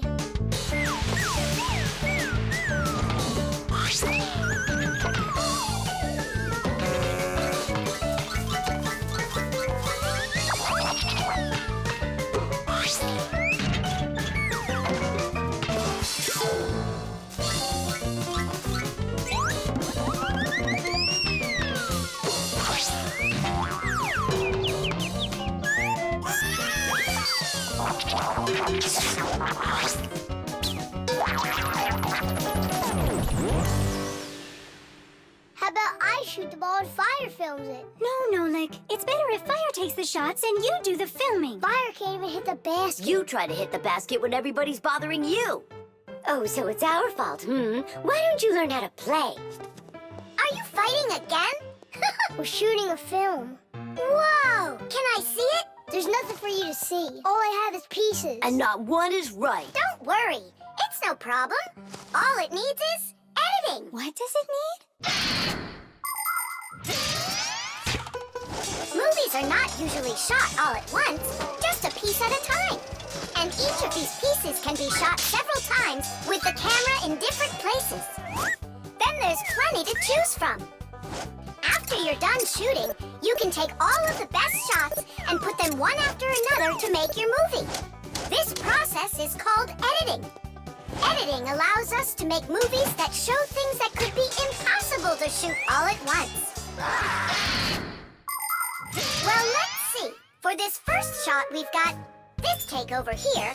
For the ball going in, we've got this one. And I like this one of me shooting. And don't forget to put in me and Tula. Of course not. So here's what we've got. Fire is the best. Sheesh. The film is super. Can I try to edit it? Yeah, go ahead. Now we have something to show to our teacher. And Digit, too. And Papas and Marcia. Look, I did my own editing in the movie.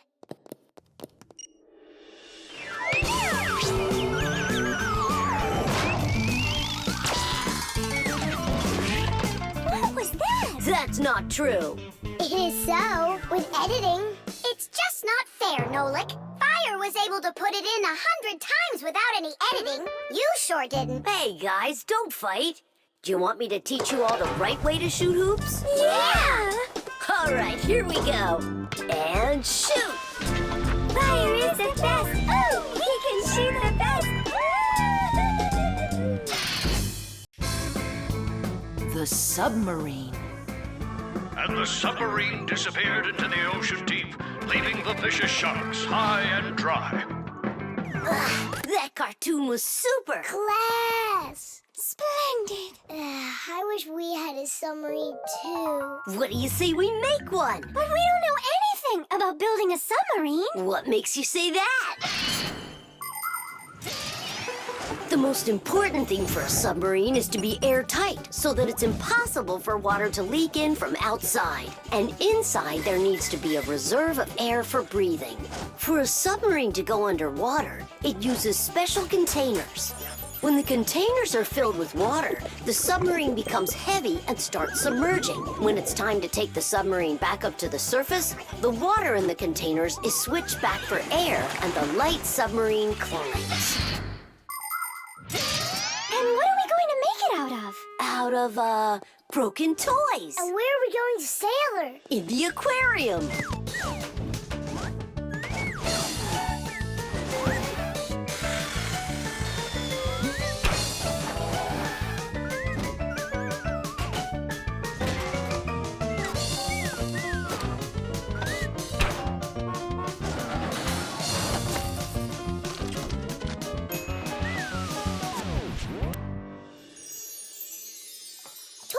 Aren't you going with us? I'm afraid to. How come? What if water fills up the submarine and then we drown? Or those huge fish gobble us up? Come on, Tula. That's silly. Nolik's little and he's not scared of this. Yeah! Well, all right. Cast off the lines! The who? Unhook the rope, it means. Ah! You should have just said that. Are you ready? Time to take her down. We're sailing! It's just beautiful in here. There they are, the vicious sharks. Time to scare them. Turning right. Go after that one. You can't escape from us. Please stop it. Come on, come on, come Stop on. torturing the fish. It's terrible. What? Oh, no. I don't know. There's algae wrapped around the propeller. I want my mom's here. Just be calm. There's no need to panic. Let's try taking her up.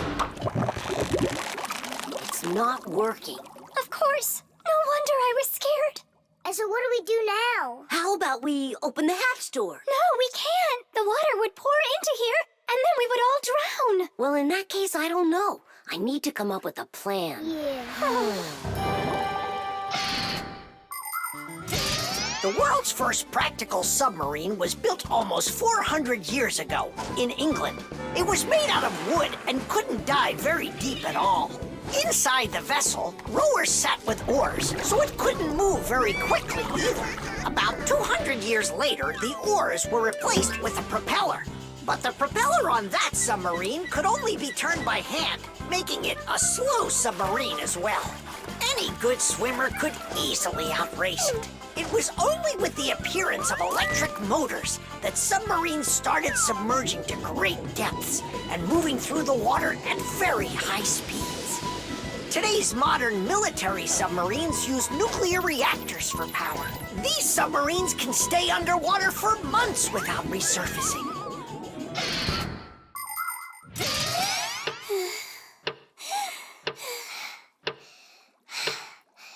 Fire, can you come up with your plan quicker? Because we're running out of air. Fire, we're gonna suffocate. No, we won't, mate. Chances are better the fish will eat us. You never should have teased them. Yeah, we're in trouble. Didn't I warn you, didn't I? And you wouldn't listen. You did everything just the opposite. Wait, it might work. Let's rewire the battery the opposite way. We should switch the plus and minus. How come? Because then the motor will start to turn the other way, forcing the algae to unwind.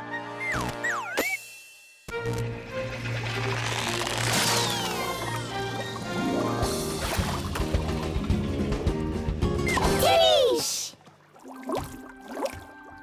Hey, quit it! We won't bother you anymore, all right? Peace. Thank you so much, Tula. You really saved us. It's just because I was the one that was most frightened. No, it's because when things got really scary, you kept your cool about you. Wouldn't it be splendid if next time we built a helicopter? plastic. Chug it! Go! Chug it! Go, Keep going! Faster! You can do it! Faster! Come on! Chug! Chug! Chug! Chug! Chug! You're almost there! Tidish, that was one fast time. If you could just keep up your training, you could beat the record! Yes, you're right. Time to take matters into our own hands. Please hold on. Tom Thomas, did you take out the trash? I didn't have time yet. Good. That's just what I wanted to hear. And that bottle on your desk, do you need it? That's great. Thanks. I've got 5 more of them. And this is only the beginning of our mission. Operation Rescue. What is your dad up to? Operation Rescue. Could be... Your dad might be a superhero. Do you think? Nolik, you're too funny for words. What's so funny about that? Who else would be taking part in rescue operations? And those bottles, you think he needs them for heroic deeds? Or maybe he decided that it's time to sort your plastic waste. Do what? Plastic is a durable and practical man-made material. Lots of useful things are made out of it. Packaging, toys, appliances, and even furniture.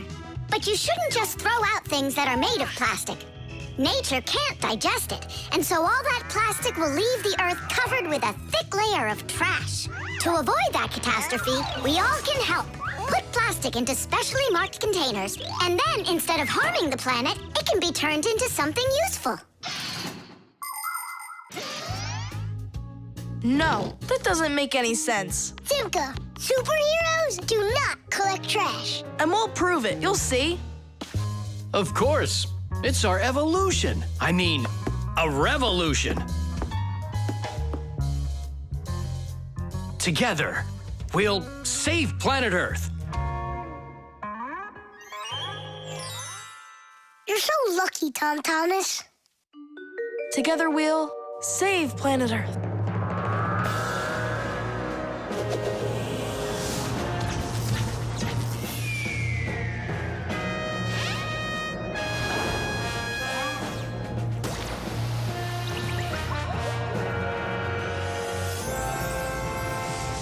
Tom Thomas, do you have any more plastic in your room here that I can take?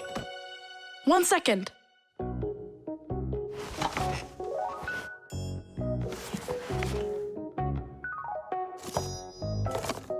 You still use those things. For such a noble mission, it's not a problem. All our useful things should be taken care of. Dad, I really want to do it with you. Want to do what? What you're doing. You know, the operation. About saving the planet, like you said on the phone. Ah, you mean sorting out the plastic, don't you? Sure. I've got a couple of these boxes filled up already. Will you help me take them to get recycled? Really? What for? Just dump it out with the trash. Son, if we don't start doing what we can to recycle, I'm afraid our planet will become one big dump.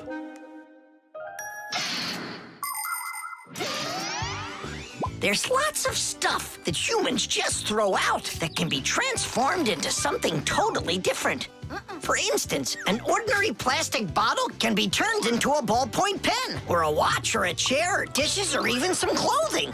For example, there are some factories where old plastic is sorted, ground into pieces and cleaned, and then stretched into thread that can be used to make brand new clothing. Isn't that fantastic?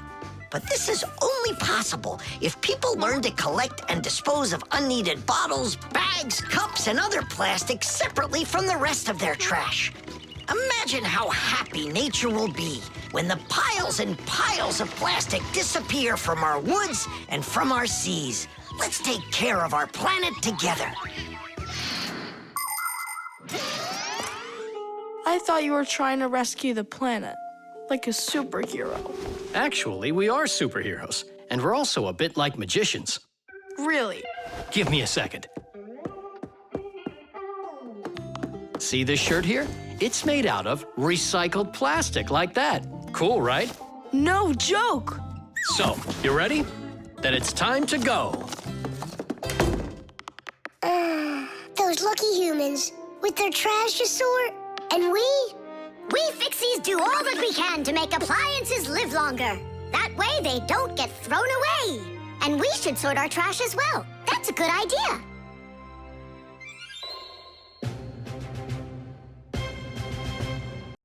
The heart. Where's my packing mat? It's not here either. I think my head's got a screw loose. Oh! Tom Thomas, why are you throwing your stuff around? Oh, because I got a real problem. What is it? I can't decide which club I should pick. Johnny signed up for robotics, and Katya's gonna be in chess. You call that a problem? Go with Johnny. And why not Katya? Then go with chess. But they don't have robots. My mom told me I should listen to my heart. Do you know how to do that? I found it. See you. Gotta go. Nolik. Simka can tell you. She knows everything. The heart is the main pump of a living organism.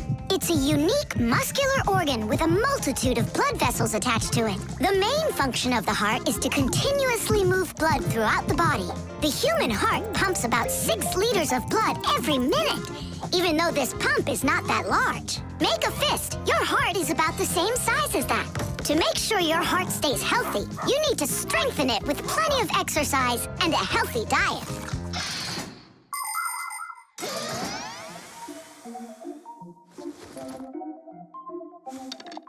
Nolik, please come help me. Why me? Tool is stronger. Huh? Interesting. And do you know what is meant by the word heartlessness? Well, I think it's some kind of human illness. May I? Tula. Heartlessness is when a human or a Fixie leaves someone who has a problem behind. Huh?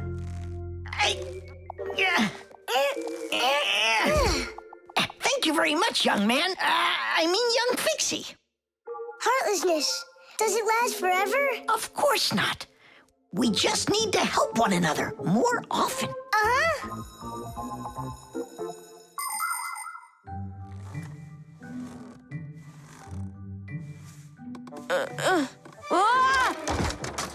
Tom Thomas, my friend.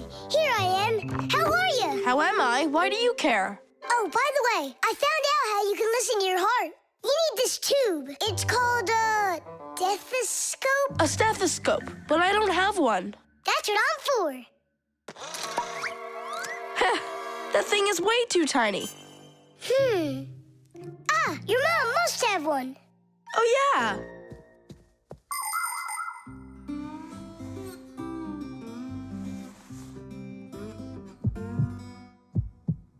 Well? It's beating. Loudly. And what is it saying to you? Not a word. And now? It's beating.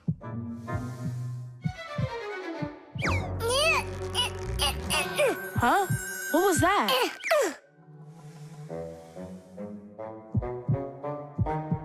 This is just absurd. A heart can't talk. You know what? Why don't you just try again?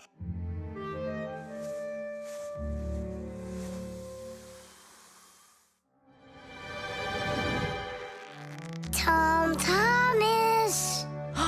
Who is that? It's your heart talking. Boom, boom. Can you hear me? Uh-huh. I believe that robotics is right for you.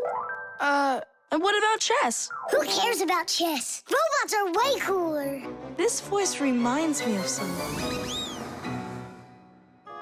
Heh, so that's what you look like, my itty-bitty heart. Well, I did it from the bottom of my heart. When a human is at rest, his heart beats between 60 and 100 times per minute. This rhythm is called the pulse rate. Place 2 fingers on your wrist or your neck. Can you hear it? Boom, boom, boom, boom. You can count the beats. When you're sleeping, your pulse slows down. But when you get excited, run, or get worried or afraid, your heart begins to beat faster and pumps the blood harder. Sometimes it feels like it's beating so fast that people say, "Oh, my heart is going to jump out of my chest." But don't be afraid, it's not going anywhere. And when people say, "Listen to your heart," they don't mean that your heart can talk. It means that you should trust yourself and listen to your feelings. And then you'll definitely find the answer you're looking for. Looks like at the end of the day, I'm heartless. I couldn't help my friend at all. Nolik, but you helped. You really did. I finally figured out which club I want to join. Robotics, like I told you? Not that. I want to learn medicine. The Solar Eclipse. All right. Here we go. Uh-huh. Tom Thomas! What's that for? There's a solar eclipse today. Look, and I'm gonna watch it. That's so cool. And what do you need the box for? Simka, did you forget? It's dangerous to look straight into the sun. Huh? It's so dark. How long until it starts to get dark? Half an hour. We'd be happy to help you out with that, wouldn't we? Only one thing I don't get. The light will be gone? Like gone forever? How did you come up with that? There've been plenty of eclipses before this one. In outer space, everything is in a state of constant movement. The Earth revolves around the sun, and the moon revolves around the Earth. Sometimes the moon gets in between the sun and the Earth and covers the sun. And so, for a little while, the sun no longer appears as a bright glowing sphere, but a simple black ball. This phenomenon is called a solar eclipse. But a solar eclipse can only be seen by humans and Fixies that are in its shadow while it's happening. But anything can happen. Like what if something gets stuck?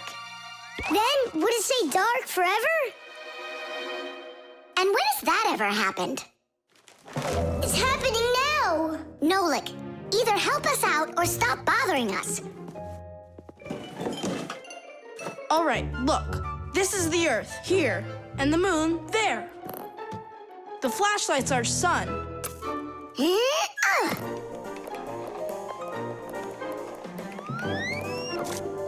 see? The moon's shadow falls on the Earth. And now watch.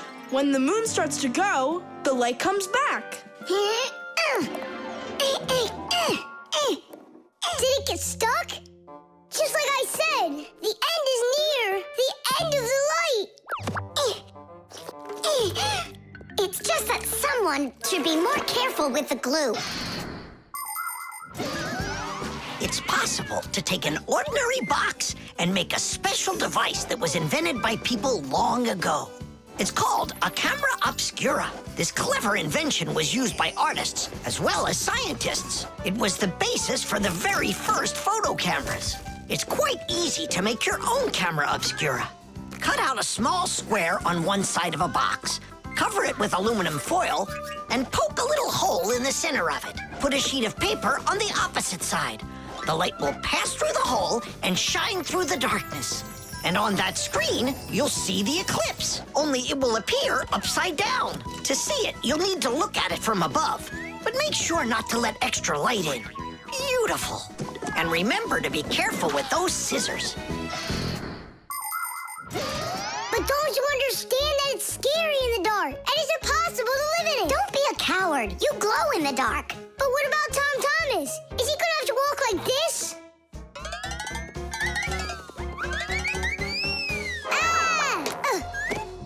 You'll be able to light up the way for him.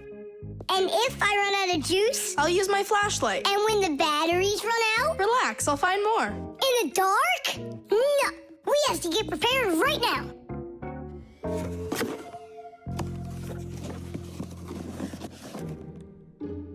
Can you see the sun? Uh-huh. 1 minute left. You ready? A minute? What? Hold on, I'm not ready yet. I'll get charged a little more. No, I need to get those batteries. 10 seconds. 9 seconds. 8 seconds. What should I do? 6. What should I do? 5.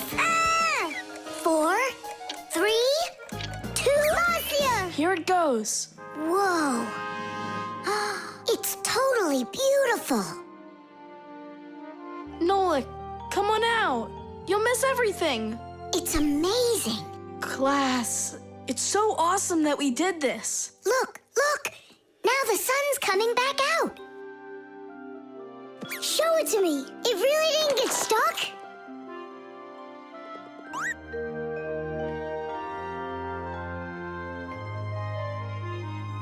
You mean the whole eclipse is done? It was cool, wasn't it? Uh-huh.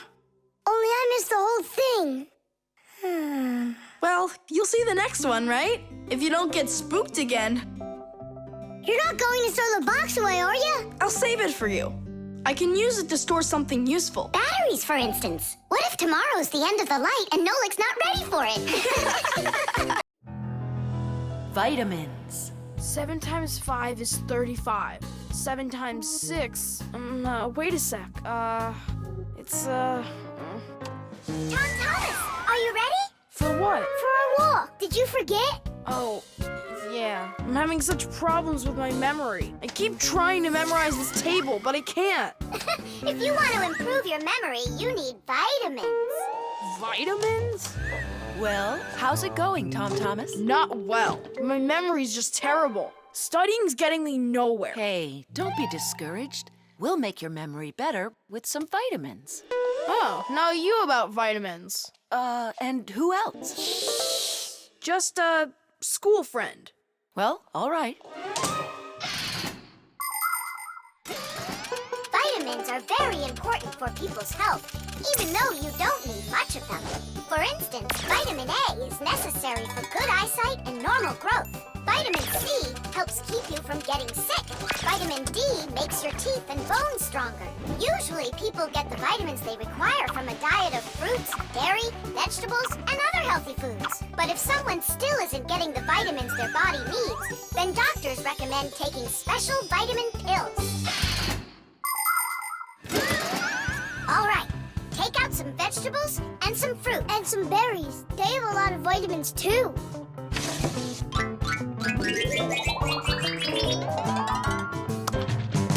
Forget about it. We're strengthening your memory with vitamins. And you'll study the multiplication table at the same time.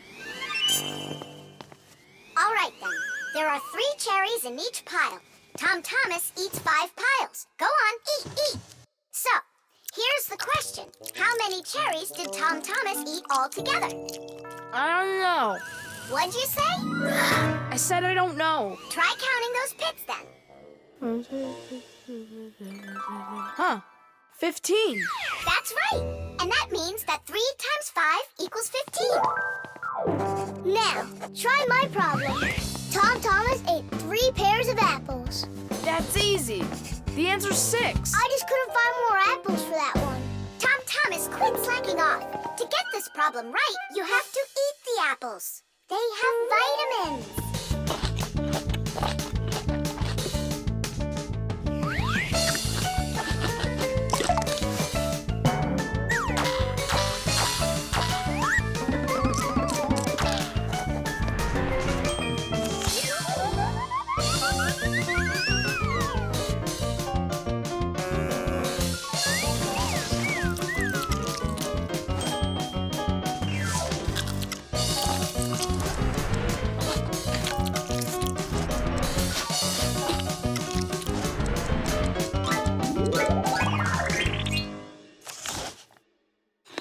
That's all. I can't eat anymore.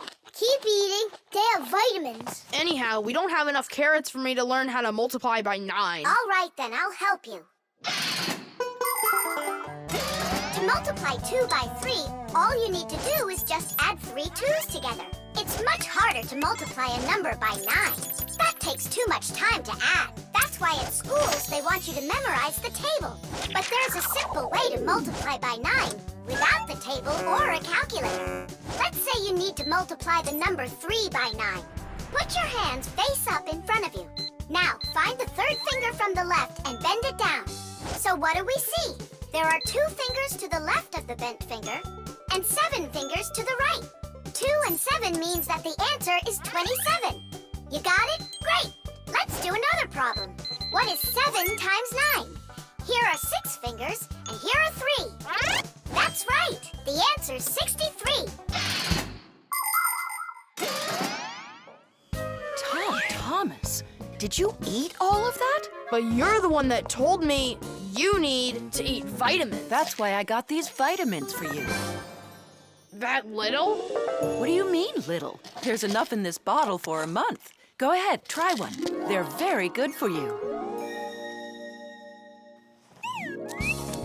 They taste good, too. Right. Better than an onion. Or a radish. Can I have another one? No, that's enough. You shouldn't take more than one vitamin every day. I remember where I saw this. I saw the same kind of bottle with a green lid over at Katya's. Speaking of memory, let's check your multiplication table. Let's say that you and Katya are each taking one vitamin a day. So, how many have you eaten after 9 days? The answer's 18. Well done. It's getting better. Vitamins really work.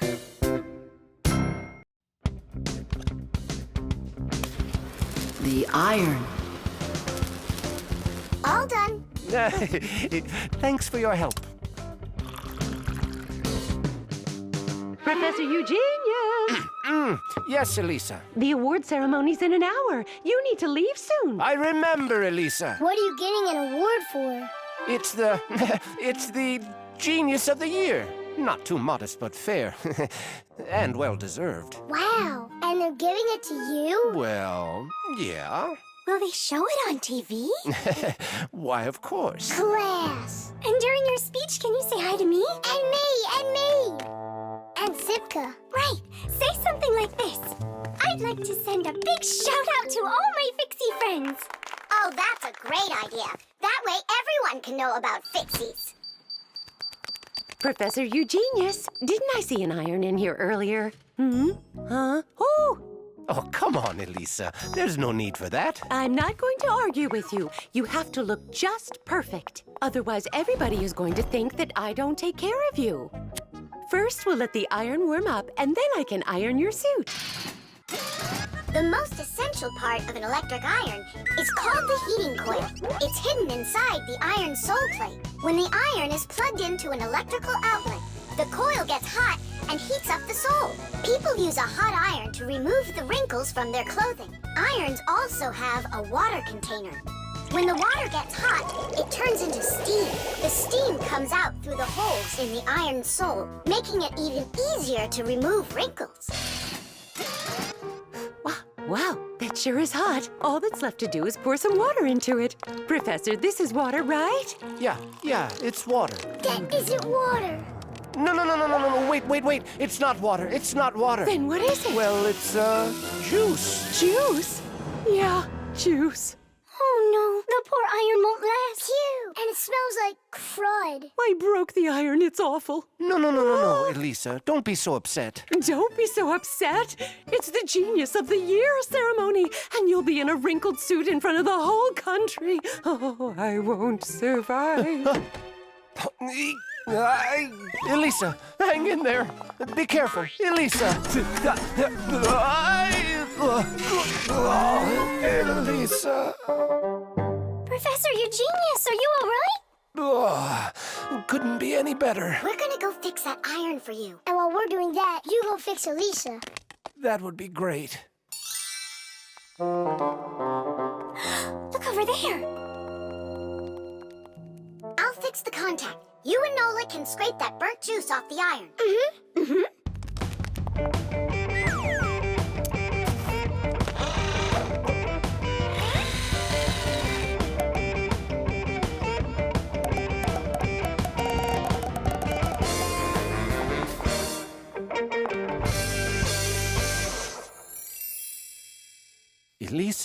Elisa, please wake up. We did it. Your iron is fixed. Elisa, you should see the iron. It's working. What? And I'm just lying around here? I have to hurry. Where's the iron and your suit? Wrinkled clothing is not very beautiful. And that's why, since ancient times, people have been trying to find different ways to get rid of wrinkles. For example, long ago, people would put their wrinkled clothing under a heavy, flat rock. In ancient Rome, people used to beat their crinkled garments with a metal hammer. And in China, fabric was ironed with hot frying pans. Irons with a shape like what is used today appeared during the Middle Ages.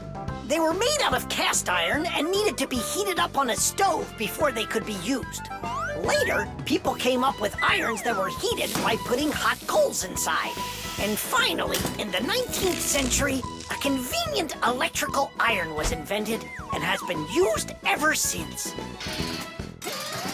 And the prize for Genius of the Year goes to Professor Eugenius! Bravo! Bravo, Professor!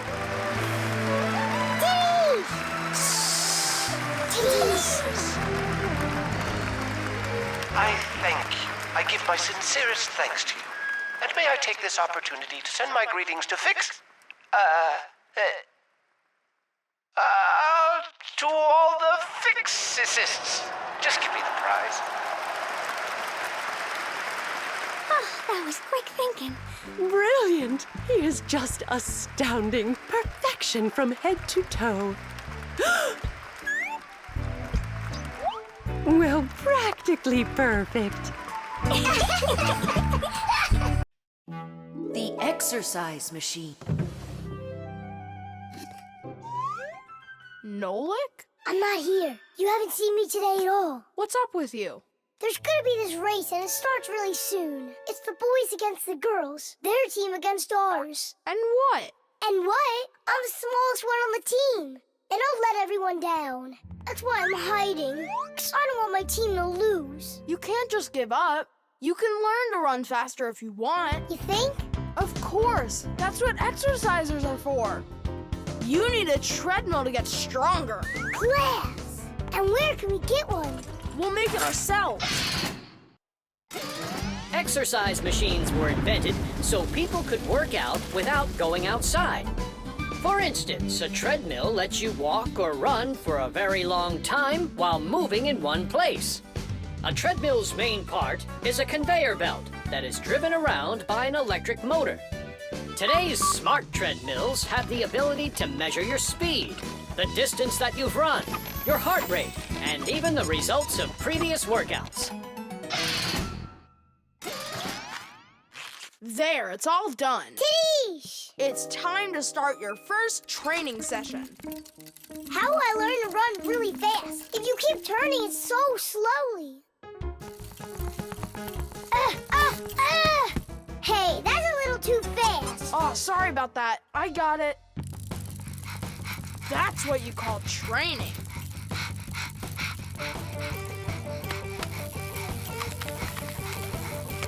Tell Thomas. So, what do you think? Maybe I trained enough? Not yet. You need to keep going. Oh, I can't do this any longer. Let's stop. Whew. No way. Turn the handle. Yeah.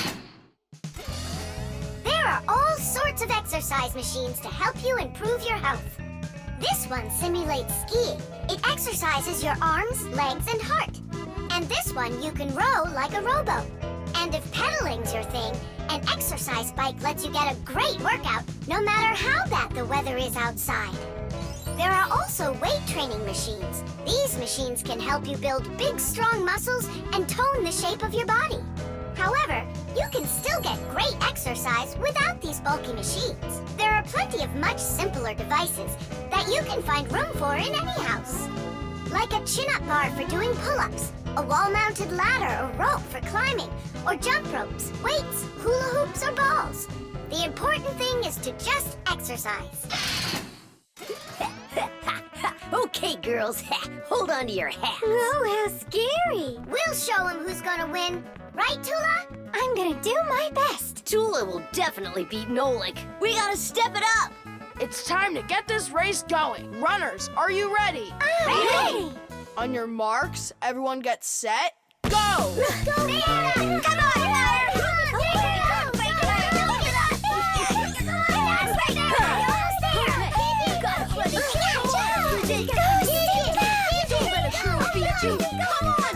Come on, Come on, buddy.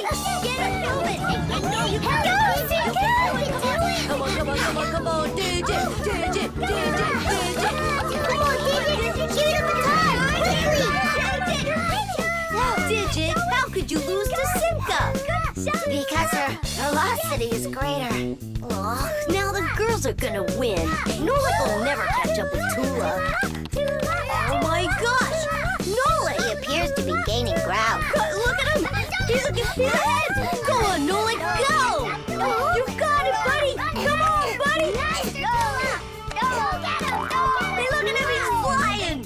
All of that work on the exercise machine really helped. Come on, keep going! Look what happened to Tula! Nolik! Nolik, where are you going? The finish is there!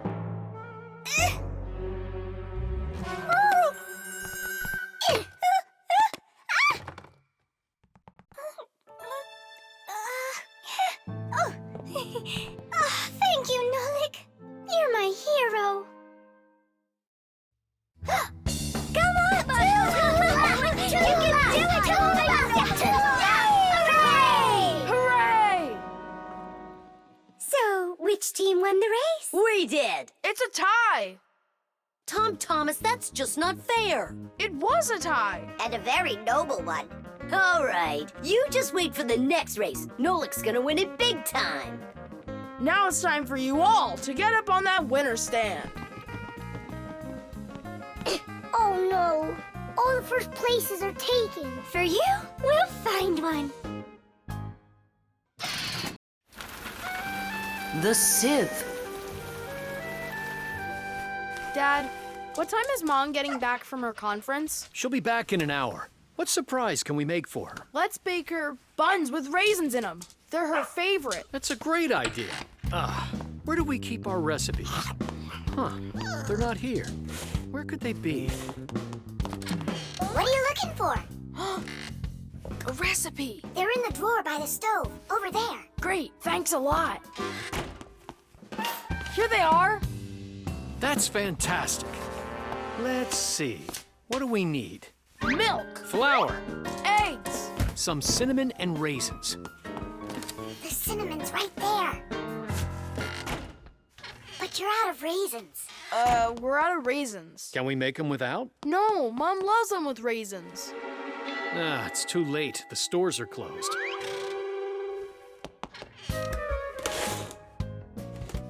Cereal! We got cereal! And so? It has raisins, look! Tom Thomas, you're a genius! Why don't you be in charge of the raisins? Tom Thomas, what does Mom use to knead dough? The mixer. How about the mixer? Not a bad idea. I don't think you have enough raisins. But you haven't made the dough yet. It'll be really quick with the mixer. All right, Dad. We'll see who finishes first. Come on, faster, faster. Don't be so clumsy. If you think you're so good, then why don't you help? Fine, we'll help. Catch!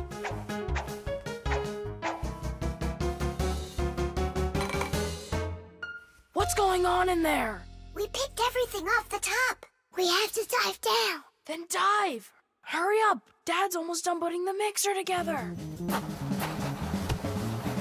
Where are the raisins? It's dark down there. We can't see any raisins. Well, try diving again. No, this way won't work. We need a filter. In order to separate seeds from the husk, air from dust, and water from harmful particles, we use filters. The simplest kind of filter is a metal netting. These kinds of filters are installed in washing machines and dishwashers. They keep the water clean by capturing small debris and sand. As a result, machines work better and go longer without breaking. In other words, filters help separate what is wanted from what isn't. I think I know what Mom uses. Perfect. That filter's a sieve. Grab the bowl and hold the sieve over it. Pour in the cereal. Now shake it so the tiny flakes fall through the sieve and the raisins stay in it.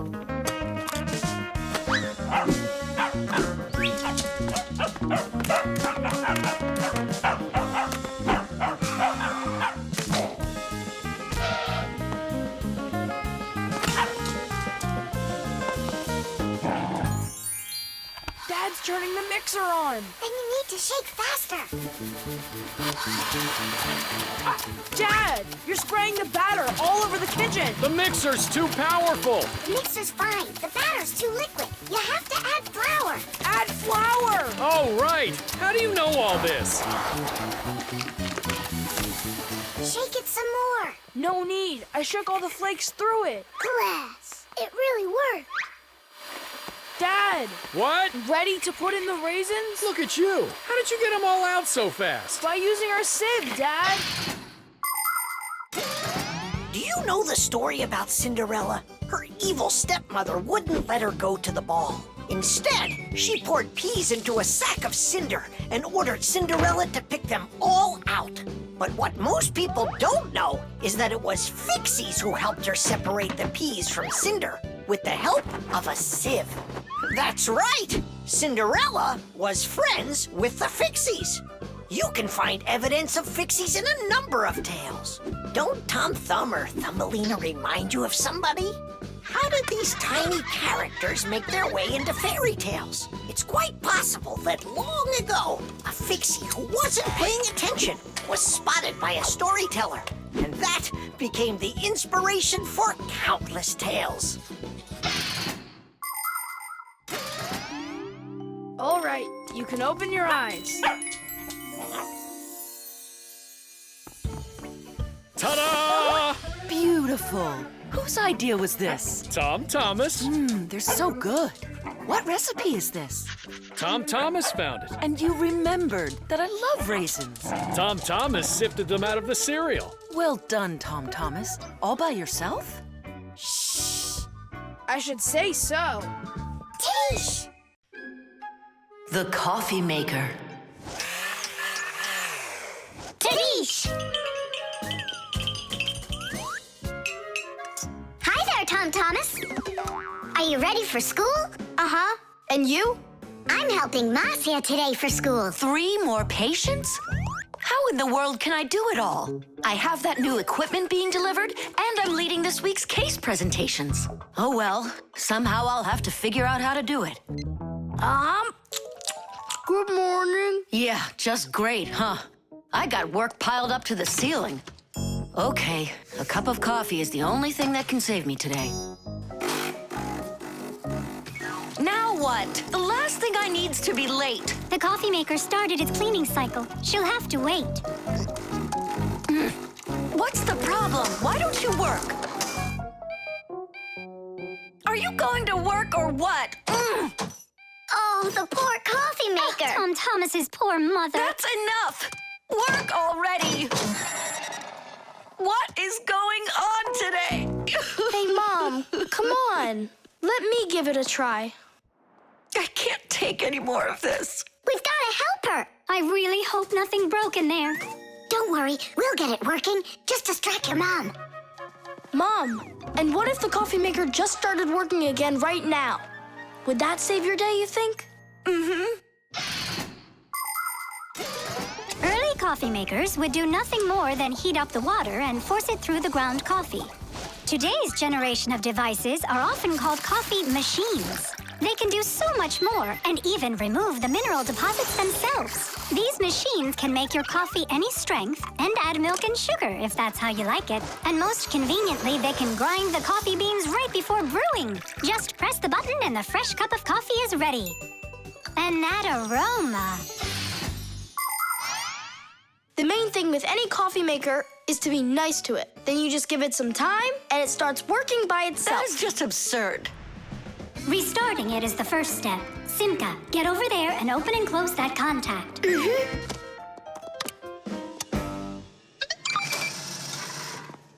You see? That's what I was talking about. A coffee maker isn't alive. It's a machine, that's all. Then how come you hit it like you did? But if you're really nice to it and you pet it, then she'll purr. Hear that? It'd like that a lot. Coffee maker, blink to us when you're ready to start working. Turn on the display. See that? It answered us. It behaves like it's really alive. Well, coffee maker, make coffee. It's impossible. Tiddies! Time for a little surprise. Just don't give up our secret. You fixed it somehow. What's your secret? It's simple. If you handle appliances with care, then they'll take care of you.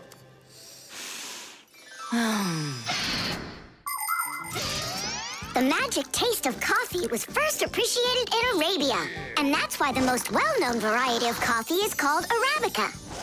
Coffee trees grow throughout the world, in mountain regions where the weather is warm and humid. The branches of coffee trees get covered with coffee berries. But to make the coffee drink, we don't need the berries, just the seeds inside. After the coffee beans are roasted and then ground, hot water is added. Different cultures serve coffee differently. Some serve it hot, some cold. With sugar, with milk, with ice cream, with cinnamon, with ginger, and even with salt and pepper. They say that coffee gives people energy and helps them from feeling tired. But it's important not to drink too much.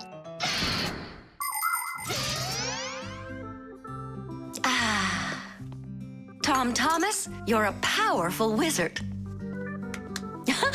She believes it.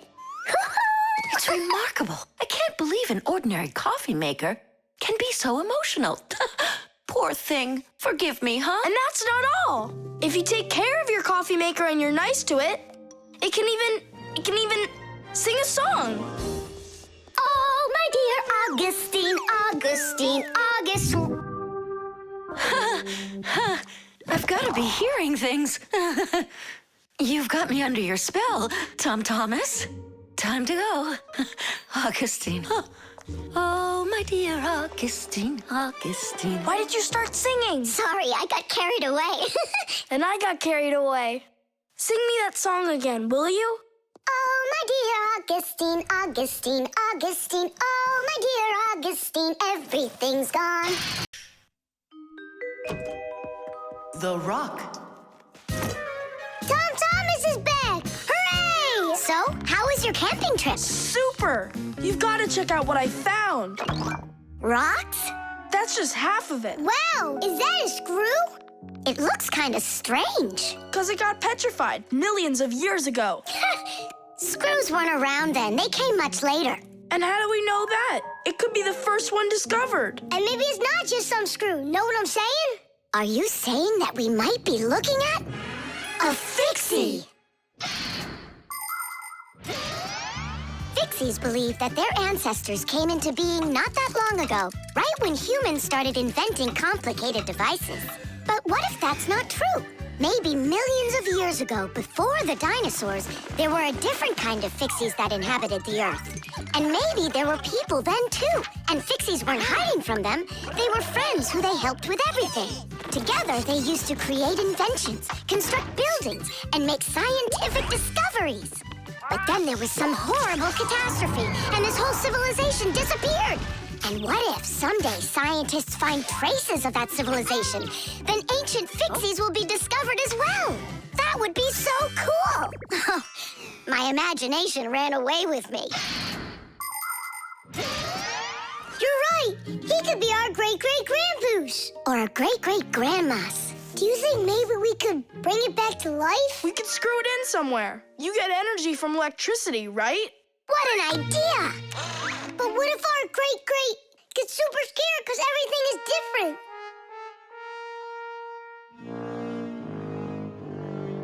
We can build him a prehistoric world to wake up to.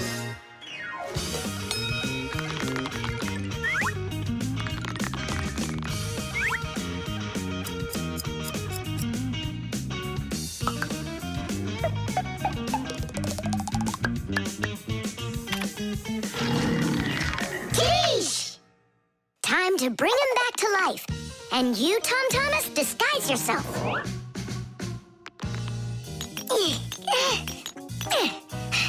We'll break him like this. We need a different way to do it.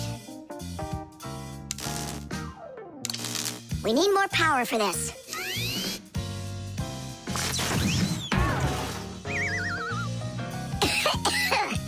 There wasn't any electricity back then. That's why shocking him won't work.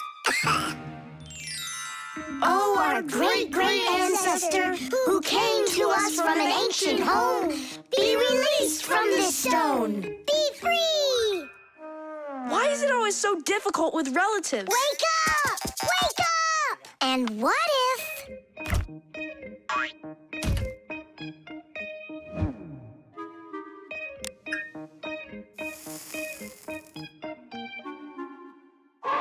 Yay! We've tried everything. This is just a waste of time. Let's sing that song about the screw. Our song. Nolik, it's never gonna work. You don't know that. We can at least give it a try.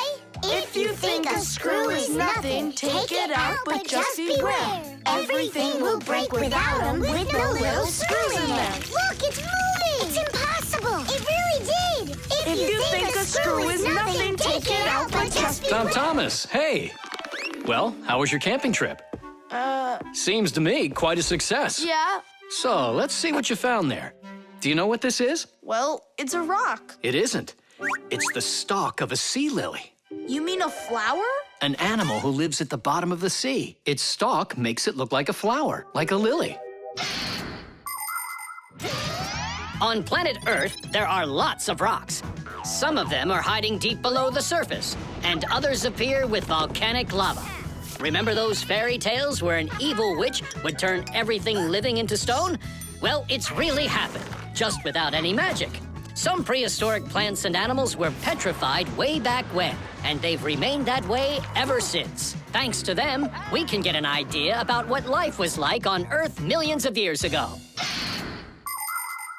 And this one's a devil's finger, the squid's ancestor. How do you know all this stuff? When I was your age, I collected fossils and rocks. Let's go. I'll show you my collection. Do you think any of our ancestors were sea lilies? Shame. Why did I let myself get so carried away? There weren't any ancient Fixies in the world. But I still believe in them. They just haven't found the right rock yet.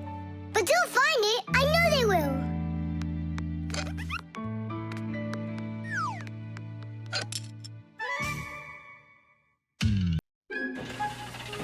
The umbrella. Well, so why isn't it working? We'll figure it out, colleague. Let's start by disconnecting the hoist. Otherwise, you know... Tula, you're finally here. Where have you been? Looking for an umbrella. What? What do you need an umbrella for? Because it'll be pouring rain today. Where'd you get that idea? I heard it. You're leaving already? Yeah, I have to wash the car before I go in. Then I'll take an umbrella to work. You know the omen, dear. Once you wash your car... It'll rain? Oh. Tom Thomas's mother was just joking. You don't joke with omens. It's going to be raining for sure, but it's no big deal if you've got an umbrella. Umbrellas are an ancient invention. They're almost 3,000 years old. In China and Egypt, umbrellas were made out of leaves, feathers, and paper. Servants carried them over their kings to protect them from the hot sun. When umbrellas became fashionable in Europe, people started using them as cover from rain. The most convenient are folding umbrellas. Their design is simple. The edge of the fabric is attached to ribs. When you open an umbrella, the ribs spread out in all directions and stretch the fabric over your head. Automatic umbrellas can open very quickly. Just press the button and it pops right open, keeping your clothes dry as if there was no rain at all. An unopened umbrella can be used as a cane. And if the umbrella's handle is also collapsible, then it can be stored in a bag when it isn't needed. Well, the contacts are normal. And all of the wires are in place. Then what's the problem? I don't know. We're gonna have to test it. Tula, put away your umbrella. But the omen calls for rain. One omen doesn't count. Manipulator, get me a screwdriver. Understood. Executing. Oh, the manipulator's joints are creaking. See? That's an omen of rain, too. It's an omen that it's time for a little oil. Want to help me? Just a sec. I'll help you.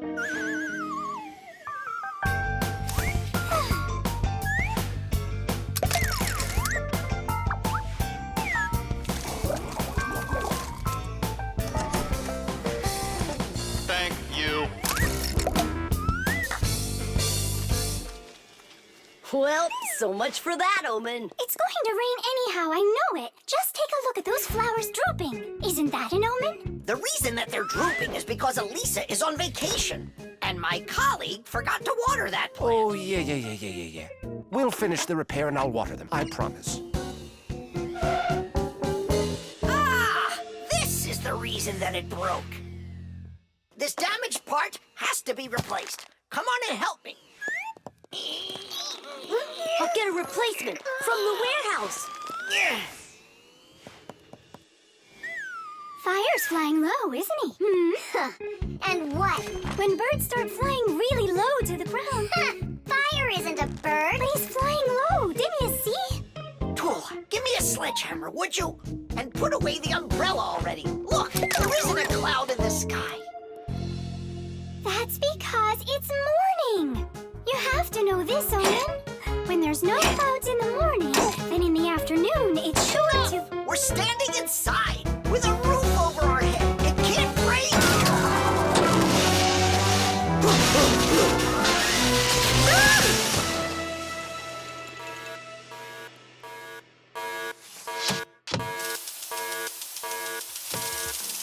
Look, it's raining. You see? I told you so, and you didn't believe me. Let's walk together, but how's the weather? Outside the rain keeps on falling down. But raindrops do not scare me, in fact they make me happy. With my umbrella, I'm free to walk the town. With my umbrella, my sweet umbrella, I pop it open and twirl it round. Umbrella, my sweet umbrella, without my friend, I can't be found. At least I won't need to water the plants. You're right about that. Let's walk together, but how's the weather? Outside is sunny, a perfect day. But there's a superstition that comes to its fruition. With no umbrella, the rain will start to spray. With my umbrella, my sweet umbrella, I pop it open and twirl it round. Umbrella, my sweet umbrella, a better friend I have. 92, The wheel. 93, 94, 95, 96, 97, 98, 99, 100. And 101, 102, 103, 104, and 100 and... Nolik! Hey, come on! Tom has promised to give me a ride outside on his bicycle. I gotta get going. Lucky you. I'd love to ride on a bike. Yeah, it would be a lot of fun. You're not allowed to go. Why can't we? Tom Thomas isn't your friend, all right? He only invited me. If you want to take a ride on a bicycle, then go find your own human friend to invite you. Well, Tom Thomas, you ready to go? We can't. There's no way we can ride this. The tire's got a hole. I try to fill it, but the air comes out. Well, then what should we do? I thought you'd know what. You're the Fixie here. I didn't study it yet. Hang on! Tula, Digit, wait a sec. We found a hole in one of the tires of the bicycle. You mean the one that only gives rides to friends? Don't be like that. Please help me out. I thought Tom Thomas was only a friend of yours. Why don't you go and ask him yourself? He could be your friend, too. For thousands of years, wheels have been helping people all over the world. The wheel's ancestor is a log. People would put logs under heavy loads to move them. Then people came up with the idea of slicing the log and connecting the slices with an axle. And there it was, the wheel. Wheels made life more convenient. Later came wheels with spokes, metal rims, and rubber tires. Soon people were wheeling around the world in and on all sorts of vehicles. Potters, mills, clocks. There are just so many different uses for a wheel. And with the steam train, steamboat, and cars, wheels spread all over the world. They even reached the planet Mars. The wheel really is one of the simplest and yet most amazing of all human inventions.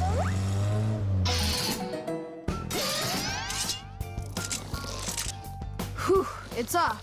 So what's next? Now you take out the inner tube. You mean this rubber thing? Yeah, that's your inner tube. There's a hole there somewhere. Pump it up, Tom Thomas. Then we can see where the air's coming out. That's not a good way to find the hole, Nolik. Why isn't it good? Because the hole might be really tiny. Then how do you find it? To find it, we need water. How come? Yeah, how come? Now I get why we need water. There! See those tiny bubbles? Yeah, do you see them? That's the air from inside of the tube. That means the hole is right there. Nolik, you're a genius. Hooray! Here's the hole I found. Look! Will you let me put on the glue? In my pack-a-mat, I have just the right kind for this. The hole is right here, right where I found it. But first, we have to make sure that the rubber is dry. Looks like it's dry. Then let's put the glue on.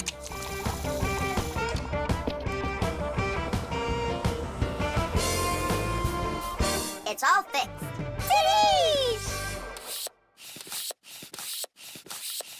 All right, it's ready to go.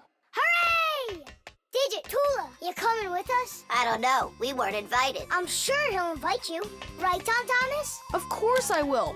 We're friends, aren't we? Let's get going.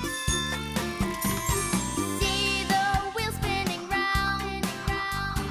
Through the cities and towns it is rolling. Spinning wheel, spinning round.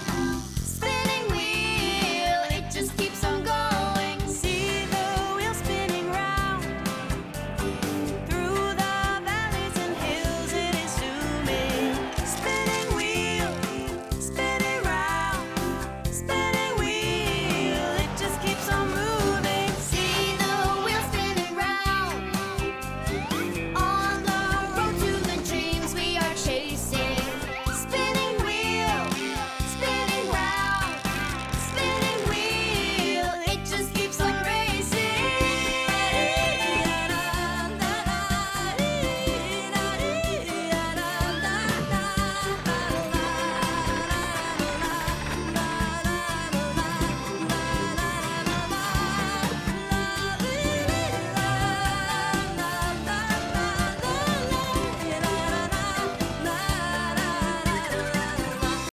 The detective. All right, there that is. Wasn't it great that we got to stay after class and watch that movie together? Yeah, that film was great.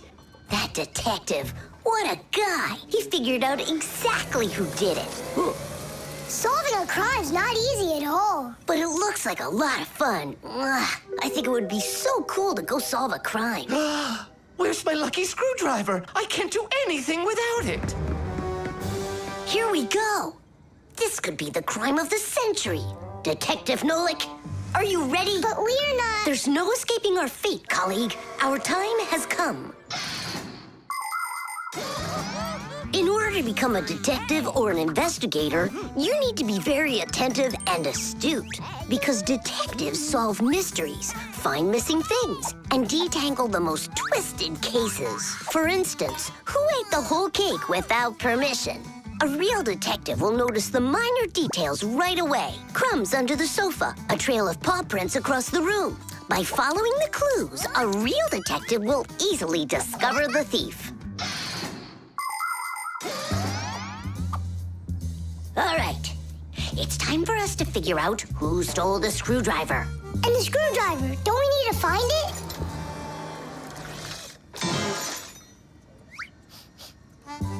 Not now. First, let's find the thief. Oh, look at that. It's Digit. Digit? Why are you back at the laboratory? Our school classes are over. I want to talk to the professor. I came up with the coolest thing to make. What cool thing? It's a secret. That's a bit hard to believe. All right now, suspect. What were you doing after school? What do you mean, suspect? There must be some mix-up here. You're trying to dodge the question? You want to change the subject on me? That's it. I'm leaving. No screwdriver, no experiments. Well, You want to take over for Eugenius, and that's why you stole his lucky screwdriver. You're under arrest.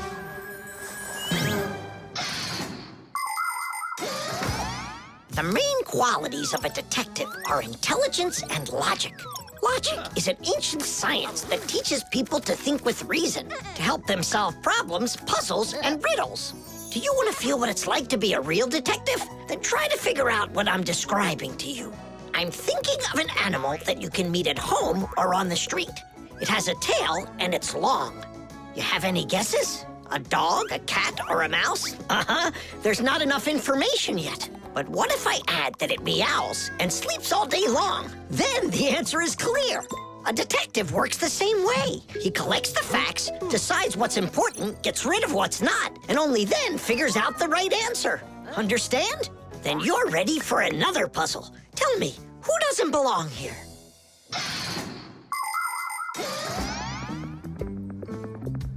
Are you gonna talk? What funny mustaches you got there. Oh, it's a party, right? Mm-hmm. They arrested me. Is this a game you're playing? Tula, you believe that a lucky object can bring good fortune, now don't you? Well, yeah. And what? Now it's clear. You helped Digit steal Eugenius's lucky screwdriver. Yeah, because you like lucky stuff. Arrest her. Tula, how long do I have to wait? Simka, you gotta see this. We caught the criminals who stole the screwdriver from the professor. Cool, huh? Just awesome. Let's go, Tula. She stays here, under arrest. Yeah, I got it. Come on, let's go. We're not joking around. Oh, and exactly what proof do you have? What proof do I have? Well, Just what I thought. You have nothing, Fire. she's their partner, of course. Nolik, arrest her at once. What did she do wrong? It's insane. Now do what I said. I won't do it. Ah, you're with them. Stand with the crooks over there. Hey, we're partners, aren't we? Now wait a second. I'm wondering if you were the thief. Me? Yes. Right. It's not me, I swear. I'm a detective. Nolik, please tell him. You put it away? In the warehouse? Oh, Elisa, I've told you 100 times. Please, don't touch my mess. Appears I was a bit off track. You'd have been better off looking for the screwdriver, detectives. That's what I told you. All right, we'll look for a new tactic to use on our next case. What do you mean on your next case? Where's my lucky soldering iron? So, Detective Nolik, shall we begin? The spray can. Uh-huh. Footprints, just like I suspected. Are those your footprints? Not ours. Then what's on your shoes? What a mess I got into. Pew! It's bug spray! Elisa, what a terrible smell. What is it? It's poison. Why do we need poison? I've had this gnawing suspicion for quite a long time that something is living in our laboratory. And so, yesterday, after it got dark, I quietly dusted the table with flour. And so...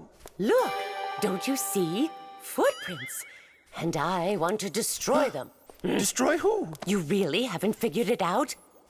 Cockroaches live here. A cockroach. That's what she thinks you are. What makes you sure that it's a cockroach? What else could it be? Well, maybe a spider. Well, spiders are cute. And nice, too. But then where is the spider web? I don't know. Exactly. It's cockroaches. That stuff is gross. Where's that stuff coming from? It's from an aerosol spray can, Nolik. Aerosol is made of tiny little drops and particles that can hang in the air for quite a long time. Dust, smoke, and fog, they are all aerosols. People learned to make aerosols long ago. For instance, they took a liquid that repels mosquitoes, poured it into a can, and injected some gas into it. Then Then, when you push the button, the gas forces the liquid to go out through a tiny hole, turning it into a bug spray. That spray will poison the Fixies. We have got to stop Elisa. Let's destroy the aerosol can.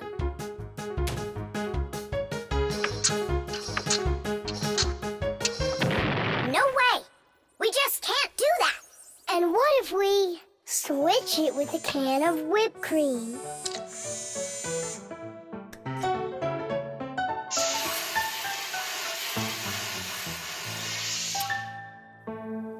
Quit joking. We've got to get Elisa to believe that it's a spider and not cockroaches. She thinks spiders are cute. You're right. Let's go get Buggy. Spray cans have all sorts of different uses. For example, they're very convenient for getting medicine into a sore throat. They can be used to fill the air with the sweet smell of perfume or to cover unpleasant smells with deodorant. Spraying paint from a can is also very useful. It applies the paint very evenly. Some spray cans are even used for food. But there can also be deadly poisons inside of spray cans, like bug killer. So make sure you know which one you're using. And you must always remember how to handle spray cans properly so that nobody gets hurt. You must never open, take apart, or pierce a spray can. And spray cans should never be heated or put next to an open fire because they contain gas that can explode.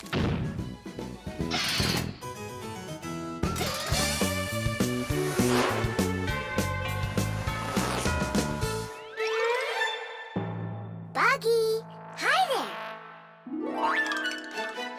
Hey, where are you going? Buggy, we need your help. Hang on. Buggy, don't be scared. We're your friends, right? Would you help us, please? There are new tracks here. Well, roaches, prepare to die. Are you ready? Go ahead. Run!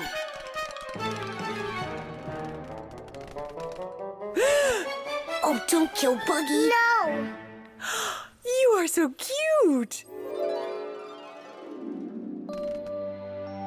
What a sweet little spider. Can I be your friend? That worked great. I hope that's the end of her spraying that poison.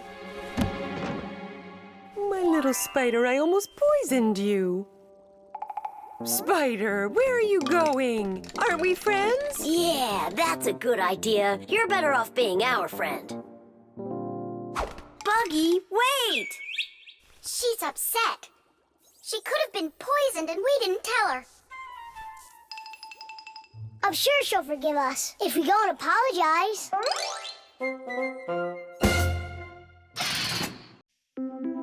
Buttered bread.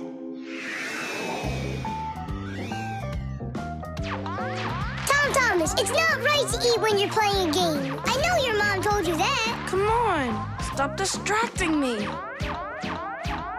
Oh no, that's the game. Now that's what you call Murphy's Law, Nolik. No, that's the law of buttered bread. The law of buttered bread. There's no way that's a real law. People say that bread always lands butter side down. Scientists laugh at that, but there is a grain of truth in it. First of all, a sandwich usually falls from the low height of a table, and so it only has time to make a half turn. Second, the side of the bread with the butter is heavier, and that pulls it towards the ground. And third, people remember the bad things that happen to them. So, they believe that buttered bread always lands the wrong way. That's just goofy. I don't believe in that law. It's true, and not just for buttered bread, but any open-faced sandwich. Then let's do an experiment. We got tons of food in here. We just cover some bread with it and then throw it. All right, let's do it.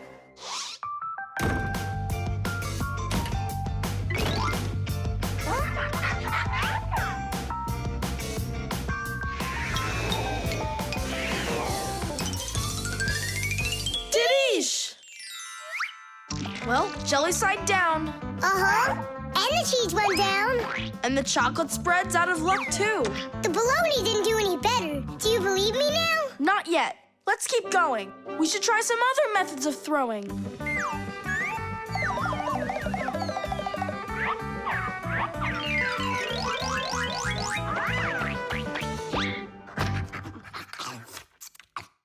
Oh, that's everything. There's nothing left. No, there's still some turkey. Where did you see that? Here it is. Take some from this plate instead. Your mom already cooked it. Hey, Turkey, show them how you're supposed to fall.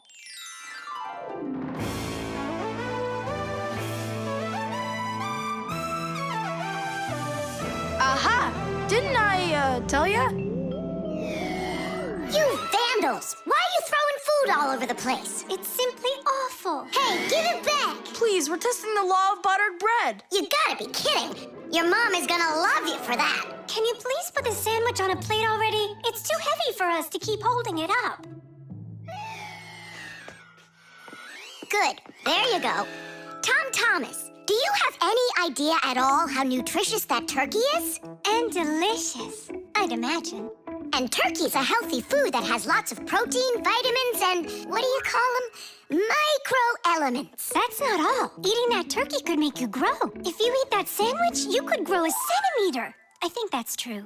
Yeah, and it'll give you some extra strength, which you're gonna need when you clean up your kitchen.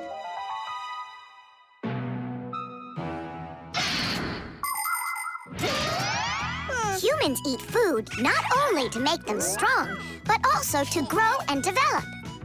Take a look at all these different foods. Do you think they have anything at all in common? Well, actually, they do. All foods contain nutrients like proteins, fats, and carbohydrates. Combining them properly is the science of nutrition. Foods with fats and carbohydrates give humans energy, while those with protein are essential for helping children grow. People love to eat food that is delicious, fresh, and assorted. Try to eat all sorts of good foods like salads and soups, cereals, potatoes, vegetables, and meats, and not just sandwiches. But when it's time for a little snack, a sandwich can be just right, and it's so easy to make.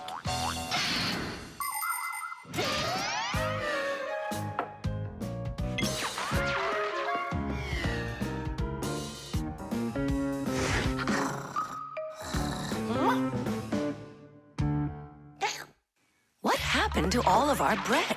There's only one slice left. I made an experiment. A real one. I see. Well, science requires sacrifice. And there's no doubt that scientific experience is way better than playing with the phone all day, right? Mm-hmm. Can I have another piece of turkey? I don't know why, but I'm really hungry today.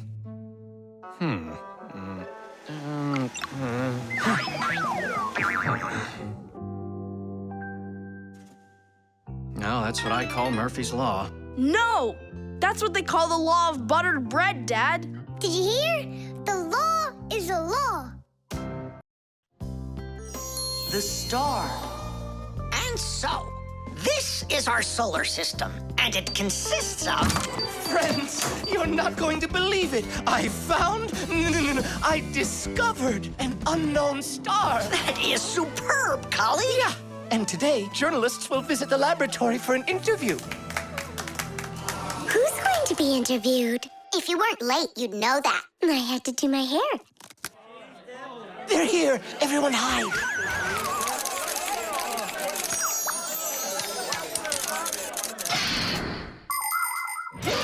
There are lots of galaxies in the universe with billions of hot glowing spheres that everybody knows as stars. Stars are each born out of huge clouds of gas and dust that are called nebulas. We see stars in the sky as tiny dots, but that's only because they are very, very far away. The closest star to our planet is the sun. Even though the sun isn't the hugest star, it still gives us the heat and light we need to live. Professor Eugenius is a celebrity now, on a global scale. Yeah. Hey, did you see? Verda also got on the cover. No joke. Where? And I think we look pretty good together. So, who wants my autograph? We'll have to wait till after school. It's time to go. Hey, aren't you going? Not right now. My colleague and I have more important business. What colleague? The professor. Both of us have become celebrities. Verda, you got on that cover totally by accident. Somebody's jealous. Well, we've got our new star. Now, what should I name it? Colleague, Huh? why don't you name the new star Verda? After all, it does sound pretty. Verda. Like a vertex whirling around. That's a great idea. It's a shame you didn't get my autograph, because that new star now has my name, Verda. And now an elaborate celebration needs to be thrown in my honor. I mean, mine and the professor's, of course. What celebration you talking about? With a red carpet and flowers. Why are you just standing there? Make it happen. The poor girl thinks she's a star. Absolutely. So what can we do about it? With lunatics, it's better not to argue. That's what I read. Then let's play your silly game.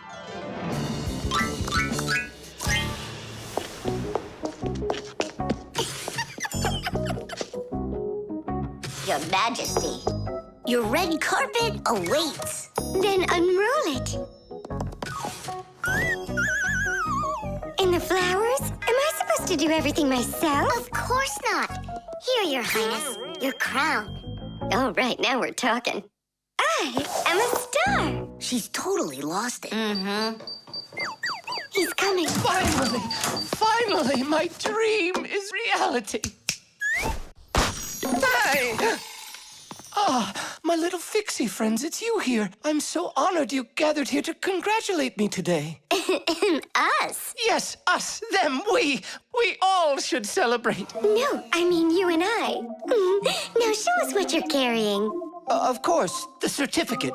It says, this star, discovered by Professor Eugenius, has been registered with the name VE03732. What? Oh, that's what we should start calling our big star from now on. What's so funny? A clear night is perfect for searching in the sky for constellations. The easiest one to find is the Great Bear or the Big Dipper, which looks like a soup ladle.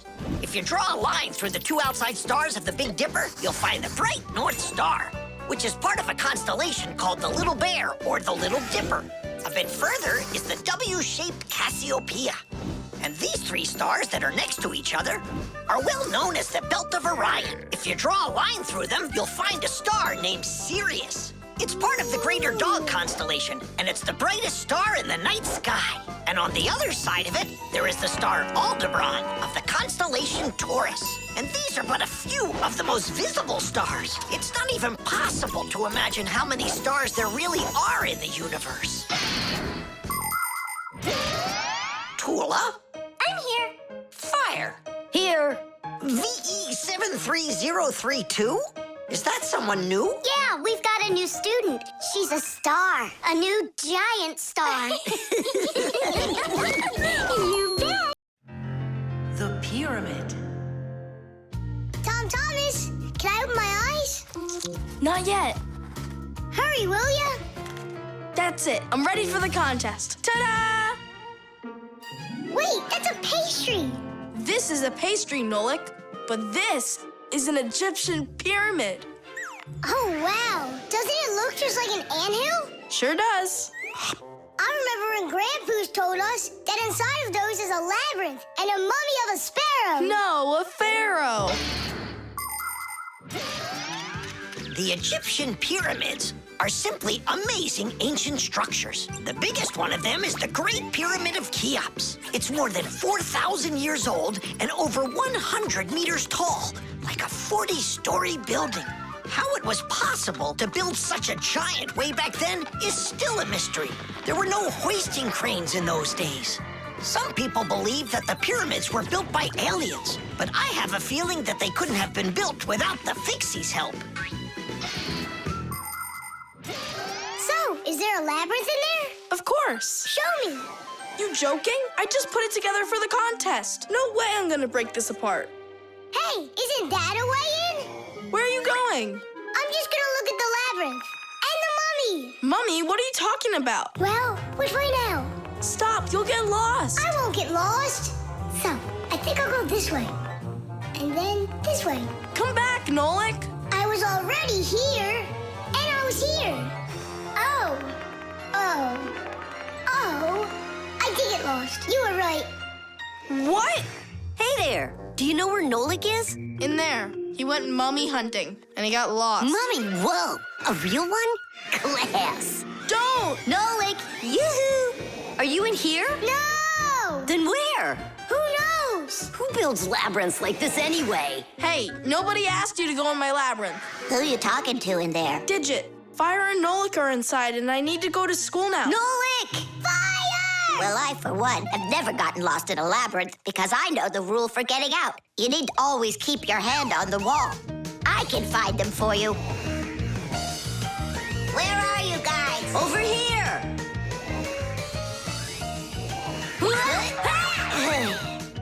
I forgot which of these walls I was touching with my hand.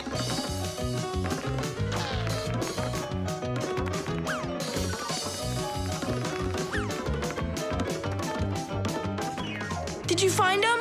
No, and I got myself completely lost in here. Tom Thomas, you've got school today, don't you? Yeah, I do. Only I got a pyramid full of Fixies. It's like an anthill. Mm-hmm. The first one wanted to go mummy hunting. The second one went looking for the first one. And the third for both. We're lost in here! And I've got school to get to. Wait, maybe you could just try to shake them out. Good idea. I was joking. You have string? Watch. This way you don't get lost.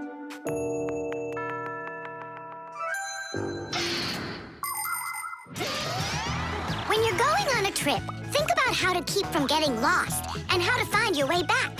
Don't just rely on maps and the GPS in your phone. Take a compass with you. It will show you the cardinal directions without needing phone service. You can also find north and south by looking at the sun, stars, or even an anthill in the woods. Take a good look. The slope that's gentler faces south, and the one that's steeper faces to the north. And if you find yourself walking through a labyrinth, don't get lost. Just walk with one hand always touching the wall, and eventually you'll get out. Another way to get through a labyrinth is to tie a rope at the entrance and unreel it along the way. Then you can follow its path back out.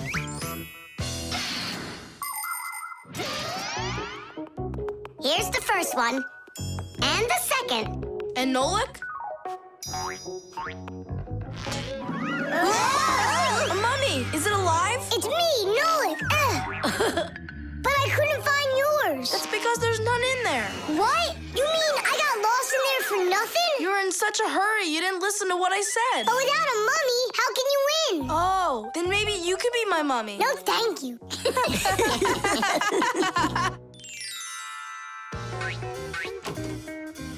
Well, did you win a prize? Uh-huh. My pyramid won. And here's a special extra prize for being the only one of us who knew how to get out of the labyrinth. Again? Another box of those pastries? That's fine with me. I really love them. They're awesome. I wish Fixies ate food. What a shame. Then I'll give some to your mummy.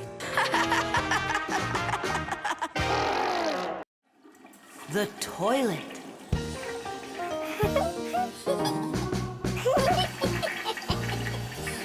Hey, Tom Thomas, you're not allowed to drink water from the toilet. I'm not drinking it. Then what? Washing up? In the toilet? Come on now. Then what are you staring at inside of there? Well, I think that the toilet's broken. The water just won't stop running. Yeah, so? What do you mean, so? We gotta conserve water. Simka, you're the one that taught me that. You're right, Tom Thomas. It's important not to waste water. But the problem in this toilet isn't where you were looking. Then where? Here in the tank, not the bowl. Almost all toilets have tanks that are used for storing water. This water is flushed into the bowl when needed. Water flows into the tank through a water valve that has a float attached to it. As the water level in the tank rises, so does the float. And when there's enough water in the tank, the float closes off the valve and the water stops. But if the float happens to break, the water will keep running through the overflow tube into the bowl. We'll be back soon. Look at this. I can't believe how beautiful it is. Ha! I see what's wrong here. This float that we're standing on, it got disconnected for some reason. That's why the water keeps pouring out. I see. And it's going down that tube into the bowl. Well, what's the problem? It's the float. It got disconnected. Can you get it back on? Nope, sorry. Without Papoose, we can't fix it. We'll get Papoose. And you, Tom Thomas, you'll guard the door. Yeah, or someone could come and flush the toilet while we're working in the tank. And we'll get flushed away. To where? Straight into the sewer. And then it's bye-bye, Tom Thomas, forever. The sewage system is a huge network of pipes that run underground. This is where the dirty water from sinks and the waste from toilets is sent. The sewage pipes then carry this dirty water to sewage treatment plants, where the water is cleaned before it is dumped into a river or the sea. Before the first sewage systems were invented, people would just dump their waste right out their windows onto the streets.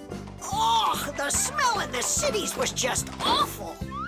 Even the first sewage systems didn't put a stop to this terrible smell. This smelly problem wasn't solved until the invention of the modern toilet. At the bottom of the toilet is a bent pipe called the siphon that's filled with water that keeps the smell from getting back into the house. Don't ask me why, but no one goes through that door. It's a secret, Chusaka. Tom Thomas, ready to eat? Not now, Mom. Not even a cookie? All right. Here's what I need you to do. You guard the door so no one flushes the toilet. And that goes for you, too. Oh, it's terrible how much water's getting wasted. It's a good thing you noticed it. It was Tom Thomas who spotted it. Well, let's get to work. When your TV has broken, when your cell phone has broke, your laptop barely working, the candles had us. Don't ask us where we're going, for it's known far and wide that any kind of problem is clearer from inside. 1, 2, 3, inside we'll be all day and night. We fix things right. Papoose, wait.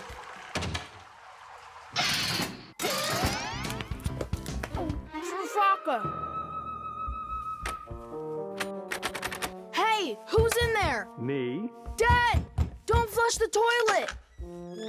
I wasn't planning on it. I was getting ready to take a shower. All right, just don't touch the toilet. What's wrong with it? It's just broken. Really? Let me check it out. No! Don't flush it!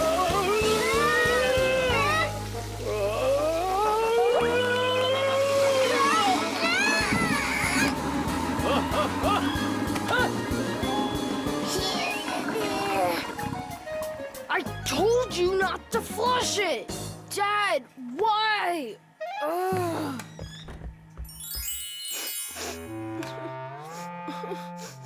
Why are you crying? We fixed it. You're here! I thought that you got flushed down into the sewer! We almost did, but Nolik saved us, both me and Papoose. Tom Thomas. What was it that made you so sad? The toilet? Uh-huh. No need to be sad. The toilet's working just fine. Really? Yeah, I had to check it. Now I need to go and check it too. Concrete. When will you be back from your fishing trip? Before dinner. So you won't have time to hang up the mirror again? If it's not one thing, it's another. We were just planning to hang it right now. It'll only take us 2 minutes, and then we'll go fishing. Papoose! Huh? What do you want, Nolik? When am I gonna go on a fishing trip with you? You know Fixies don't go fishing. But you promised me that today we would go and visit the aquarium.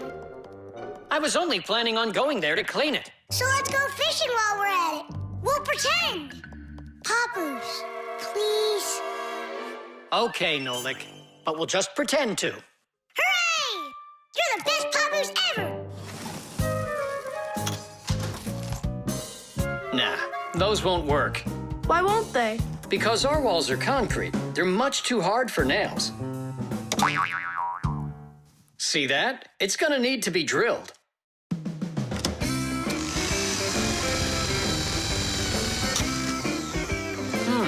I guess we'll need to use a special drill bit that's right for this wall. Concrete is a very strong building material made out of small stones, sand, cement, and water. When the concrete mixture dries, it becomes very hard, like a solid piece of rock. For building houses, bridges, and other large constructions, reinforced concrete is what people use. To reinforce the concrete, it is poured into a mold with steel bars. When you drill into a reinforced concrete wall, you have to be careful not to hit the metal bars. Papoose! Shh, humans. Not big enough. It won't hold up this mirror. But it's all we've got. So we'll have to go and buy another. That stinks. Means there's no time to go fishing now. Actually, I think this will hold it for a little while.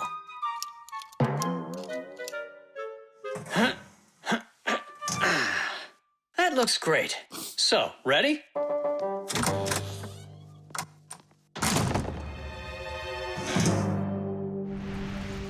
Papoose! Huh? Do we own fishing rods? We don't, but we'll figure it out.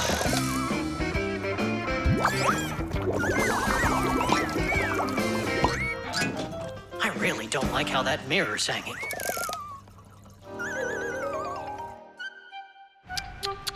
That's what happens when people are in a rush to finish. We're Fixies. We never do things like that. Papoose, we going fishing or not? Yes, we will, after we take care of this mirror.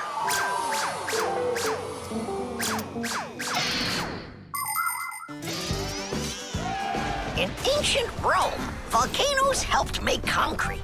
After they erupted, people would mix the volcanic ash with stones, lime, and sand. This concrete was used in many of the famous buildings constructed in that time. For instance, the Pantheon with its concrete dome. And this one is the famous Colosseum. It was also made with concrete. The Colosseum is almost 2,000 years old, but it's still standing strong. Later, when that land was conquered by other nations, people forgot about concrete and how to make it. Thank goodness that 200 years ago, they suddenly realized what a great material it is, and they reinvented concrete. It's true when they say, everything new is well forgotten old.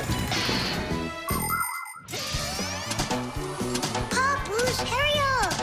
Haste is the mother of imperfection. It looks like I ran out of wire.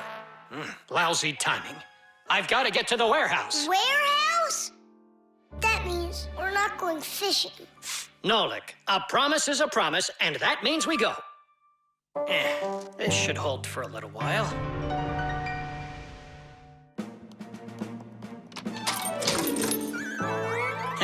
It's funny. We almost left without the fishing rods.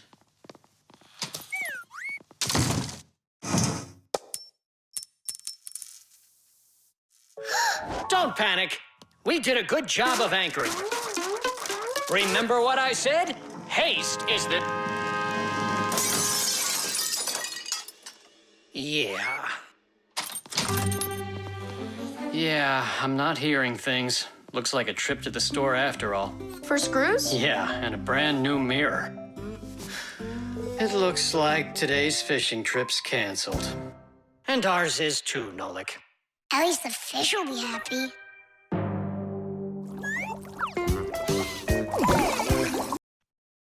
The helicopter. It's very important, and I need your advice. Sorry, I'm late. Oh, girls, I can hardly wait to see this. Here it goes.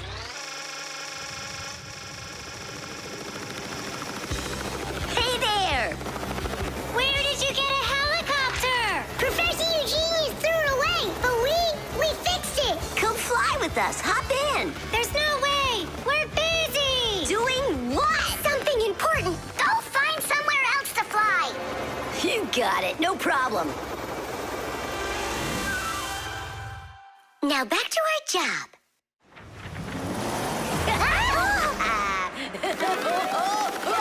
Stop it right now! You're bothering us, and you're going to fall. Land that helicopter. We can't do it. But you're flying it. Why can't you land it? Because there's the controller. Digit's our pilot. Digit, fly on.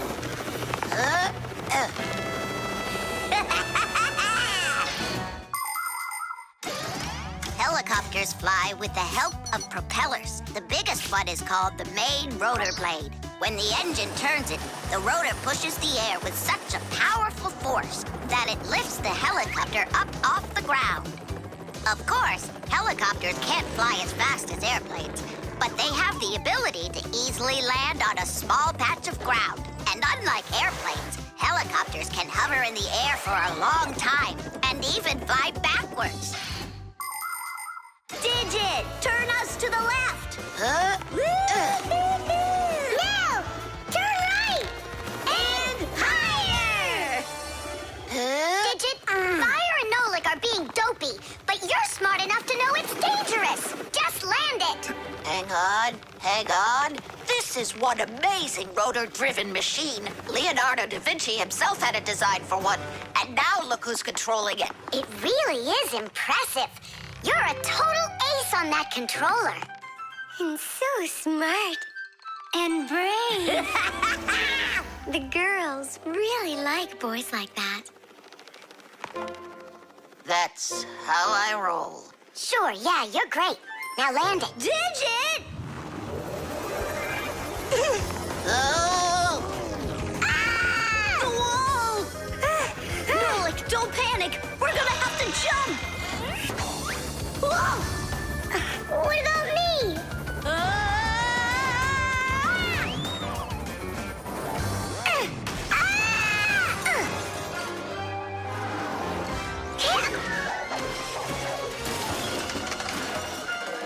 Where's Fire?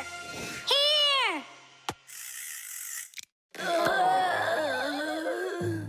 You could have crashed. And if it wasn't for us... If it wasn't for you distracting our pilot, everything would have been okay. A real pilot, you know, shouldn't get distracted. And first he has to learn how to fly on a simulator, right, Digit? Uh-huh. That's true, but we don't have one. Don't go anywhere.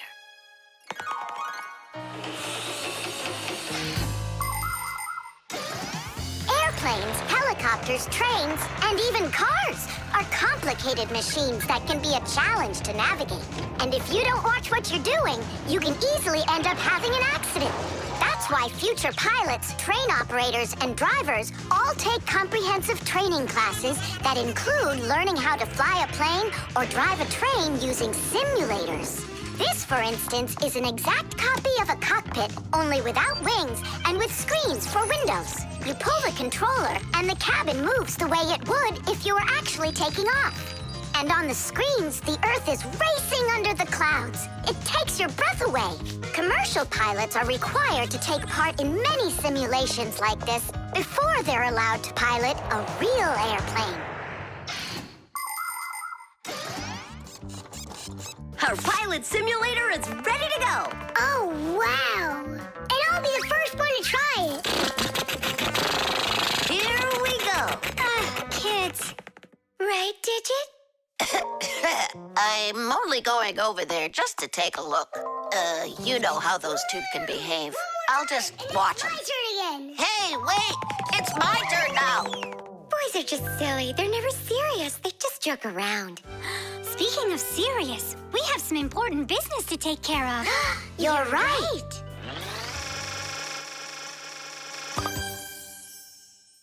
I can't figure out where I should put them. What about on the pack-a-mat? Oh, that's a very serious problem. Yeah, this is really important, not something silly like those boys are doing. The construction set. Tom Thomas. Huh? Why are you sitting in the dark? Because it looks better this way. Check it out. Oh, look at that. What a beautiful castle this is. It's like out of a fairy tale. No, it's from my construction set. I put it together myself. Class. Oh, let's be knights. I love that game. And so does the old dragon. Who locked the fair princess inside of the castle? I get to be the princess.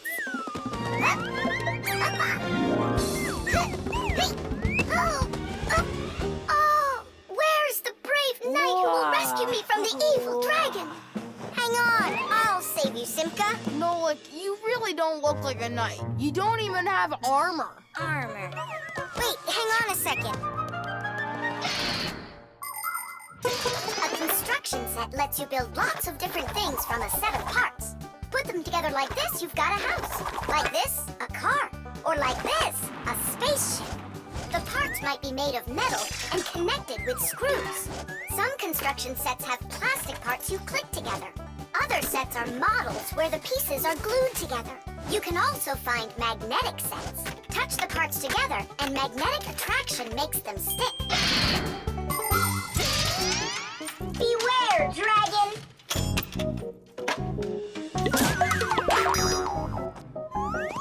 Oh, save me! Oh, help me! Where's that knight already? And where's the castle? The planet has been attacked by robots, and they have destroyed the castle. And they've kidnapped me. And are you still a princess? Of course I'm still a princess. Oh, save me, brave knight. Right. What's going on? This is a magnetic construction set, and your armor is made out of metal, so you got attracted to the magnets. Tom Thomas, it's not fair. Unattract me. Okay. Oh, rescue me! Help me! You gotta save me! Hang in there. I'll be right back. I gotta change my costume.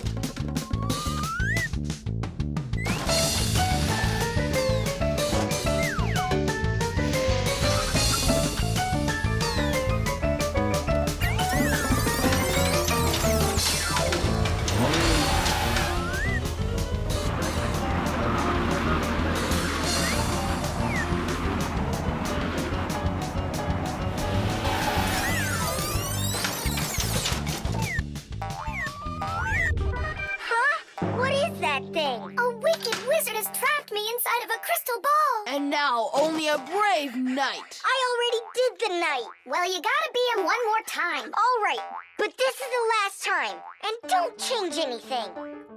Simka, stay right there. And don't even think about running away. And so it goes. Everyone's abandoned the poor princess. Oh. Simka's my older sister. That's why she thinks it's okay to get bossy with me. But I don't let it get to me because she's very smart and a quick thinker. She knows gadgets better than just about anybody. It's always interesting with Simka. And she's really smart, too. She gets nothing but A's at school. Everyone in our class loves her. Only she and Verda don't get along too well. It's because of fire. Well, you get it. Sometimes Simka can be way too strict with me. You can't do this. You shouldn't do that.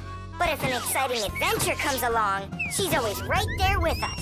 Simka's brave. She's got the skills. Yeah, she's always ready to take on a challenge. I've got an awesome sister.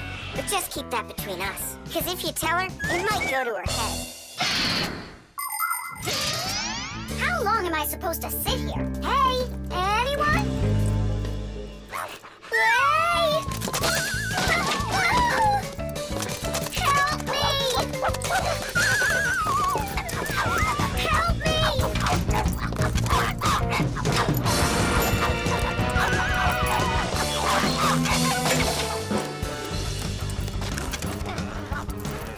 Chusaka, you give that back. Leave this room. Are you okay? I can't leave you alone for a minute. Yeah, I think we're okay. Nolik got here and saved me from Chusaka for real. Just like a real live knight. Oh, come on, a knight. I'm not kidding.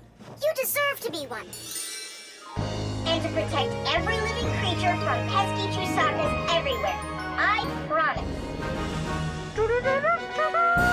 Oh, valiant Fixie, I now pronounce you to be a knight. Sir Nolik. Hooray! Hooray! Hooray! Kitty! bird feeder.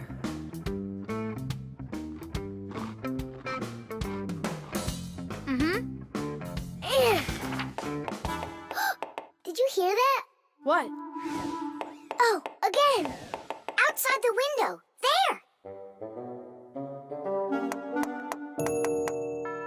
Huh, a little bird. He's beautiful! Uh-huh, only he looks sad. Just wait till he sees what I'm gonna do. I guess he doesn't think you're funny. That's because he's cold out there. He wants to eat, that's all. Maybe we should make a feeder for the poor bird. Do you know how to make a bird feeder? No, but we both know someone who knows everything. In the winter, it's not easy for birds to find food under the snow. Luckily, many people come to the rescue. They build little houses for the birds, designed to hold food. The name for these houses are naturally bird feeders. Bird feeders can be made out of wood, plastic, or even something as simple as a milk or juice carton. Building a bird feeder by hand isn't hard to do at all. But building it is only one part of the work. What's most important is remembering to keep it filled with food. Well, shall we start?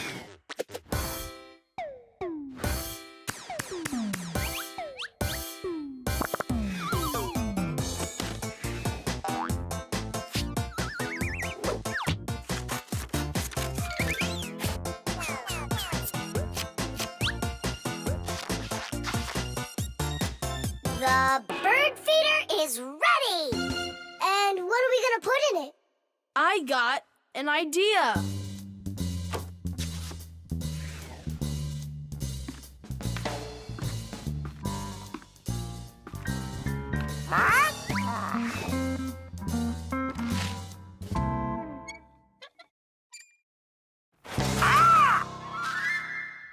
Adisa, I need some of your food for a little bird. You aren't greedy. Greedy! Greedy! Greedy! I didn't know Adisa is greedy. Adisa's greedy! You need to learn how to share.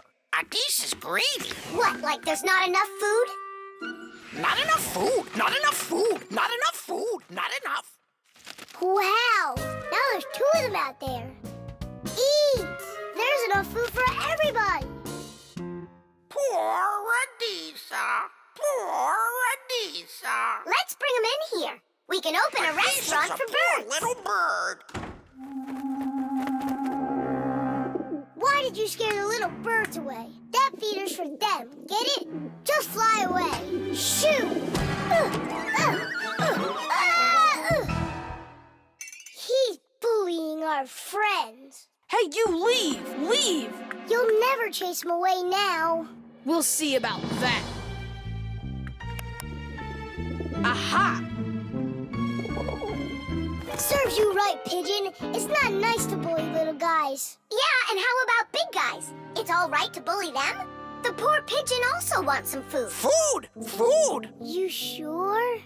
Sure! Winter can be beautiful, but also very cold. Animals have different ways to prepare for when the weather gets cold. Some birds gather into flocks and migrate to where it's warmer. You could almost say they're flying to a resort. Squirrels, hamsters, and chipmunks collect and store nuts, mushrooms, and pine cones. There are many people who don't have pantries that are as well stocked. Badgers and bears eat a lot of extra food in the fall, and then go to sleep in their dens and burrows for the whole winter. Fish also sleep in the winter, only they're at the bottom of rivers and lakes. Frogs, snakes, and even wasps burrow in the ground, while hares, foxes, and wolves grow thick coats that protect them from the freezing cold. Although it isn't easy for them to find food.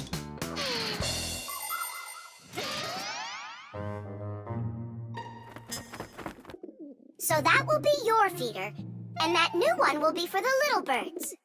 Hey, are you taking their food again? There you go. But those little birds, they'll probably never come back here. Look, Nolik! They came back!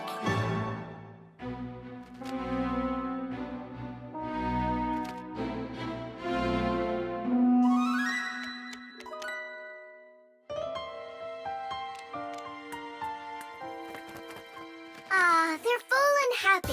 It's so nice. Tidish! Tadish!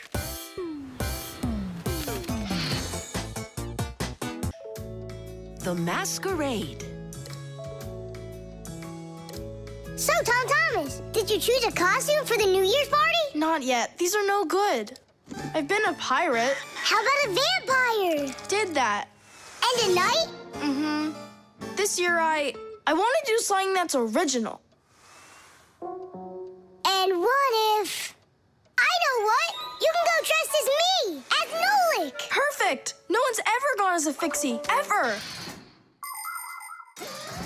Long, long ago, people would put on masks and dance in order to scare away evil spirits. In ancient theater, actors would change masks to play a few different roles.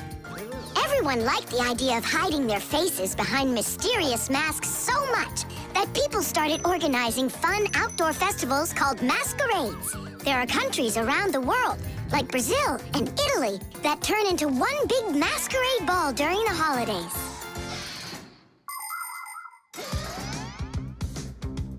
Hey there, what are you making? A costume for a masquerade! Can you guess who I'm going as? Yeah, but why does it have to be Nolik? 'Cause I came up with it. Fired be a much cooler costume. That's not true. Stop arguing. I can go dressed up as you and you. Now we're talking. Smart Fixies wear glasses. Your glasses are too small to even fit on his finger. They don't make glasses just like yours. What a cute Fixie. Splendid. Not bad. Only if I were you, I'd add a backpack to your costume. Any Fixie who's fashionable is wearing it. And maybe add my curls to it, please? If you don't, then our feelings will be hurt.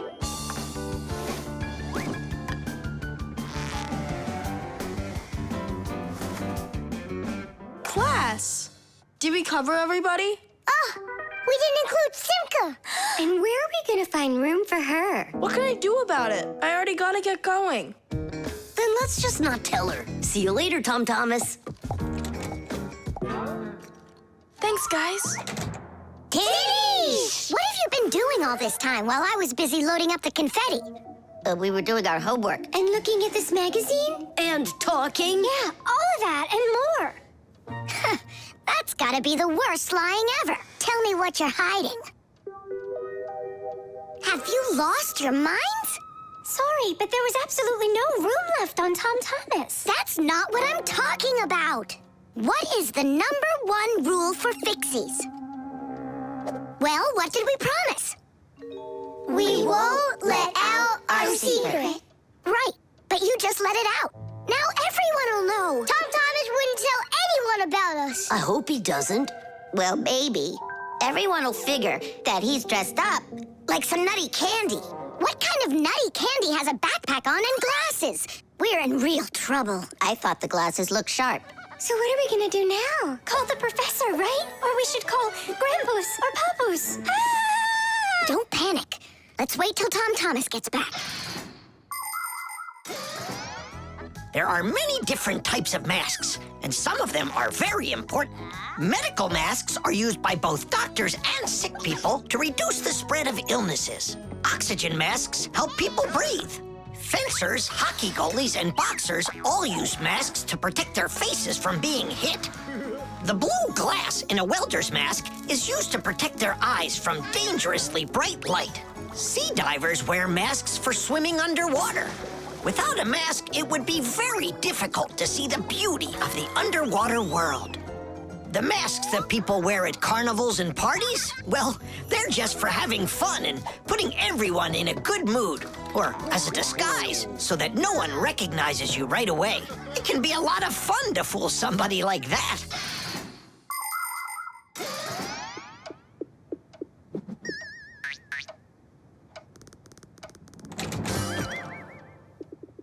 So how was it? It was great. They had a contest for costumes, and I won. Hooray, that's all. Say bye to us.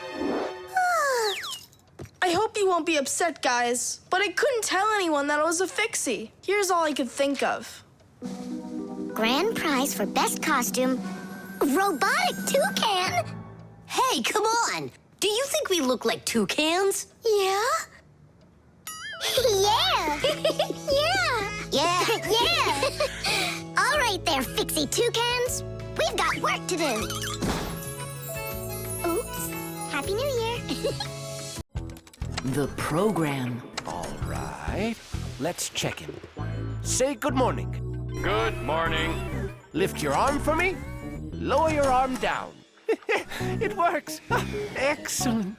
Hi, Professor Eugenius. Hello, Fixies. Nice to see you today. So what is it you're inventing today? I'm improving the manipulator. Now the device has sight, hearing, and even a voice. Good morning. Oh, wow. If this thing had a brain, it would be just like a human. But it does have a brain. See how Professor Eugenius attached a computer to the mechanical arm? The computer's a brain, you mean? Well, not quite. The computer's just a piece of metal. Good morning. What makes a computer intelligent are the programs inside. Imagine that you came home from school and found a note from your mom. Change your clothes, eat lunch, clean the dishes, and do your homework. That's about what a computer program is like. It's a set of commands that a computer carries out in sequence, one after another. Programs are also called applications. There are a lot of them in computers, tablets, and phones. It's the computer programs that make these devices so smart. There we go. I have tweaked the program. Let's see. Now the manipulator, upon my command, is going to wash this dirty mug. Manipulator, a dirty mug. Now, eliminate the problem. Executing. The problem has been eliminated. I don't think it understood what you said. Let's try it again. Clean up the shards. Don't understand. Well, just sweep the floor. Don't understand. How about rid the laboratory of any foreign objects? Understood. Executing. I see 2 foreign objects. Hey! What are you doing? Hey! Stop it right now. They're not foreign objects. They're my friends. That's better. Another foreign object. I'm not foreign. Another foreign I belong object. here. Foreign. I belong here. Foreign. I belong. Foreign. Enough! Stop it! Down!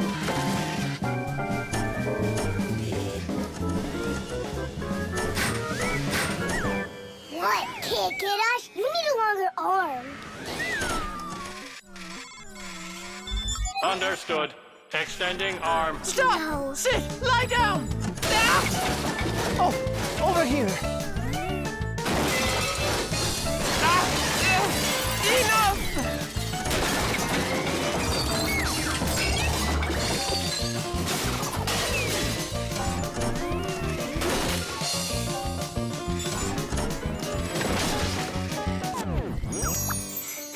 Your program doesn't seem to be working right. For sure. It must have some glitch. Modern devices often work under the command of different computer programs. And these programs can malfunction. For instance, a car alarm might go off for no apparent reason. Or a computer stops following your commands and starts doing strange things on its own. Or your phone freezes up and doesn't respond no matter how many times you poke at it. If this happens to one of your devices, it's recommended that you restart it or turn off your device and turn it back on again. Sometimes it helps and the device comes back to life. But if that doesn't help, you may need a repairman to figure out if it's a problem with the program or with the device itself so he can fix it. How are we gonna stop this thing? Oh, we need to disconnect the manipulator from the computer. That's brilliant. I'll distract him and you pull the plug out.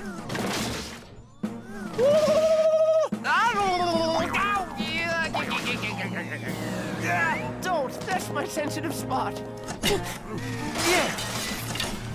Yeah. Are you ready? And 1. Ow! And 2.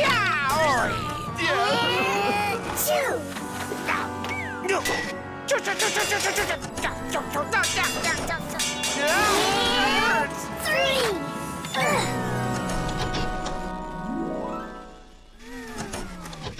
Taste! I see what's wrong. What? The program has a little mistake. There we go. Now the manipulator won't act up. Let's check it. Hang on, no way. That's enough for today. We still have to clean up this mess. Don't worry, the manipulator can help us out. The time machine. Oh, wow! What kind of device is that? Maybe an alarm clock? No, this is a time machine. Beep, beep, beep, beep, beep. Time machines, they don't exist. Whoa! What a shame. I learned that, studied that. Well done, Tula. What did I just bump into? What do you mean, what? Into a time machine. But I thought time machines aren't for real. Of course they are. You get in and take off for the future. Or the past. Splendid. Lots of us would love to be able to travel in a time machine. Maybe to go back in time and fix a bad grade, or to get a peek into the future. Of course it would be interesting, but time travel isn't possible, and thank goodness! Just imagine how mixed up everything could get. Someone brings back a dinosaur from the past, while someone else brings aliens from the future. No one would need to invent anything. Appliances would sit unused, and Fixies would have no work to do. It's awful! So you've got no idea of the answer. I studied this, but I don't remember. Too bad, because tomorrow we've got a hard test. Make sure you're prepared. I'm sure I'm gonna fail. You're gonna pass. You studied all of this, right? So you just need to stop worrying so much, that's all. I wish I could. Poor girl. How can we help her? Hey, I know how. This morning, Tula believed that thing over there is a real time machine. Sounds like an anti-scientific plan. Stop worrying. It's simple. We'll send you to tomorrow. You'll sit down, take the test, and come right back here. I wish I could go. It's like a dress rehearsal. The main thing's not to worry. Then what do I do? You just pull on that wire and you'll get them back. Well, time to go.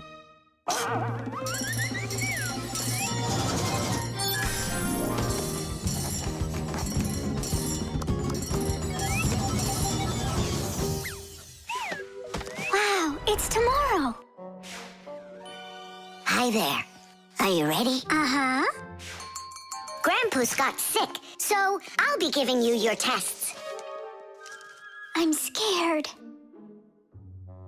Don't worry, it's just a rehearsal.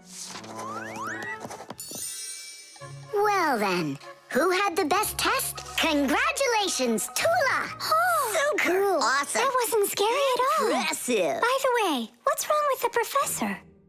Grandpa's... You know, don't you? A bolt fell on his head. You dropped it, remember? I did? Yeah, yesterday. I'm not sure I like this future.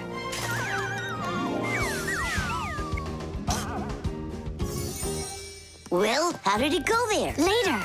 But if you meet a Fixie, please don't let their secret out. Oh! Leave this on until tomorrow. What is this? Come back! No! If I do, I could hurt you. Me? What for? Wouldn't it be incredible to travel into the future and see what you will become? Unfortunately, that's only possible in our dreams. But if you have a dream and aren't afraid of challenges and setbacks, your future can turn out just the way you imagined. Do you want to become a champion? Then you need to start your training right away. Do you dream of becoming the best programmer in the world? Then first pull up that grade in math class. Do you dream of sailing the oceans? Then you'll need to do a lot of reading because a captain has so much he needs to learn. Start creating your future right now. And we Fixies will be right there to help you, making sure the machines you need to reach your dreams will keep on working for years and years to come. Hey there. Are you ready? Uh-huh. So far, everything's exactly the same. Tula, take this, please. It worked. And pass out the tests. You may begin. These questions are different. Who had the best test? Congratulations, Tula! What am I worried about? I know everything is going to be fine. Tish! Well then, all of your test results are great. Only none of you could guess what this device is. What do you mean? Isn't it a time machine? No, it's for automatically watering plants, that's all. You see?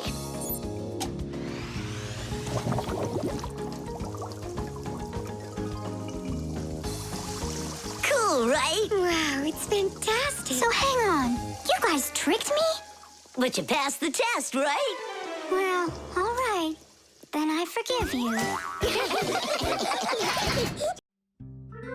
The spider. Chusaka, Chusaka. Tom Thomas, what are you doing? I'm petting Chusaka. How come?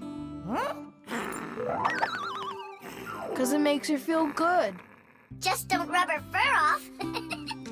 You're just jealous, guys, because you don't have any pets of your own. What do you mean? We've got a pet. Yoo-hoo, Buggy! Buggy! She was in the vent the last time I saw her.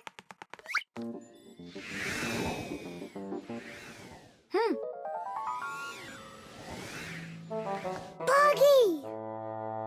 Come on out. We need to talk. Here, this is our friend, Buggy. Wait, this insect is really your pet? Ha!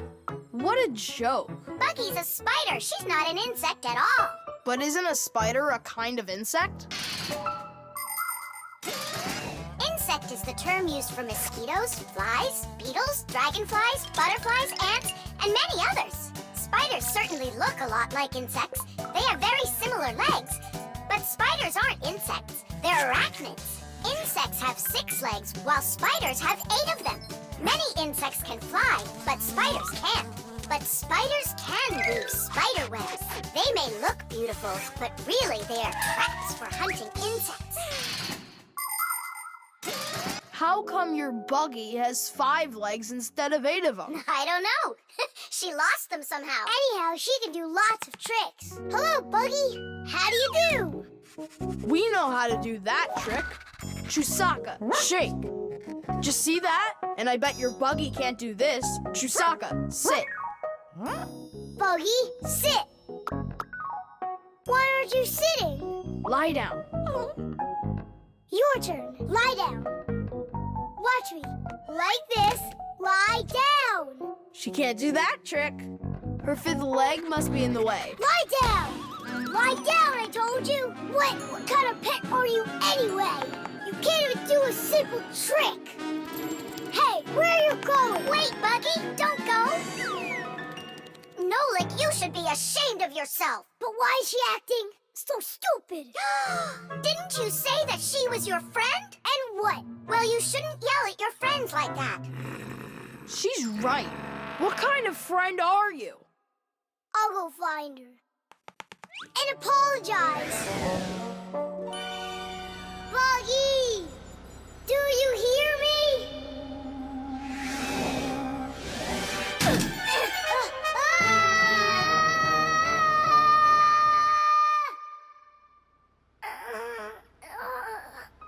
Where am I? Ow! Well, it hurts. Hey! Can you hear me? Somebody help me, please. Buggy, is that you? I think I broke my leg. Could you help me out, Buggy? You don't want to help me. You're right. I don't deserve it because I've been a really bad friend. People like having pets to live with them in their homes. Dogs, cats, hamsters, parrots, fish, turtles.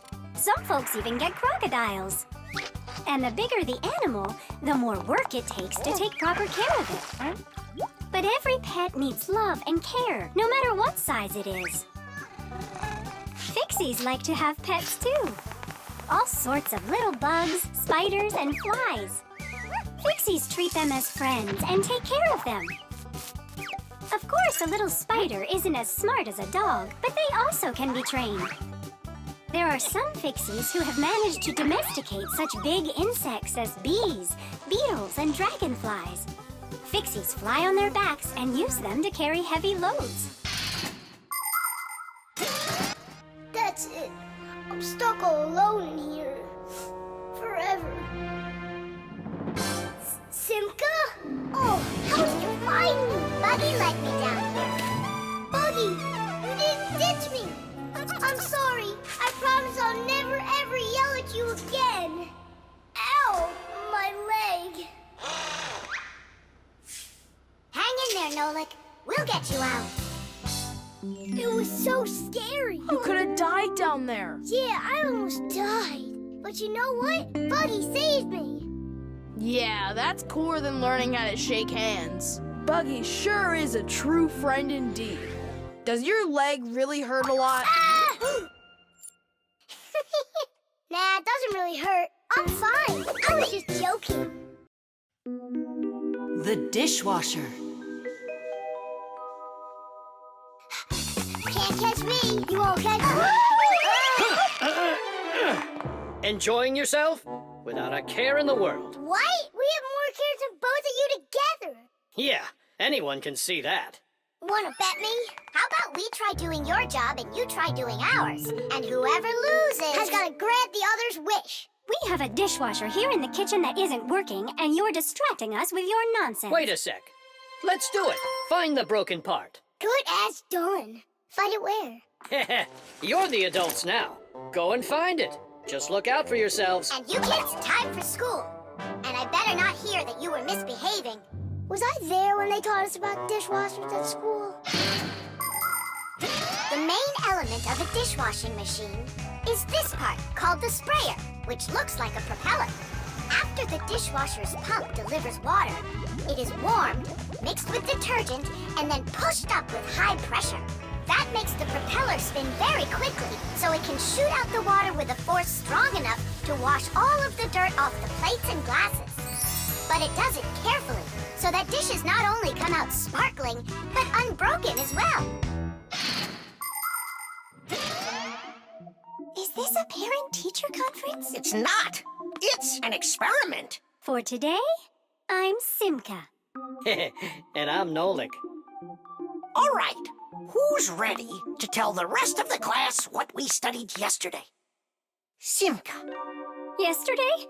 Oh. You forgot. Be seated. That's an F. I think the problem is in the control panel. I wonder if the dishwasher ran out of water.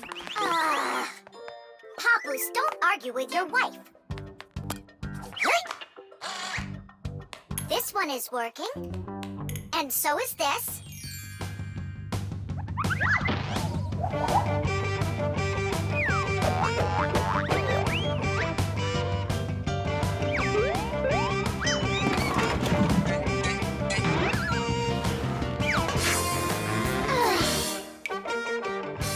You know what? Why don't we just wash those dishes? But that would be cheating. No one will find out. The dishes will all be nice and clean, and bam, we're the winners.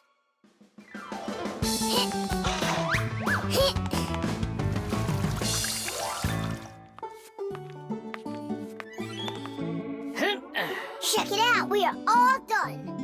How come the indicators aren't lit? Fixies have to fix things. And what do you call this? And you, did you both go to school today? Of course we did. I mean Simka, got an F for her answer. Well, thanks, Marcia. And did you play with Tom Thomas? You know that we don't show ourselves to people. Tom Thomas isn't any human. He's our friend. Either you play with him, or you both lose, just like we did. No way. We'll play another round. The earliest kitchenware appeared about 7,000 years ago. Early people made these containers from stone or wood. Another kind of container for holding food was woven baskets. The baskets would be lined with clay for durability. Once, one of these baskets fell into a bonfire, and lo and behold, the wood on the outside burned away, while the clay was now hard as a rock. That discovery led to the invention of clay pottery that is still in use to this very day. Later on came the development of glass, metal, and cast iron cookware. The world's richest people can even have food served to them on dishes of silver or gold. Today, kitchenware is not only a practical convenience, but it can decorate any home as well. Forget it. This is impossible. Let's just tell them we give up. Simka, how come this button is crooked and not sticking out? 'Cause the button got jammed. Yeah, Nolik, you figured out what was wrong.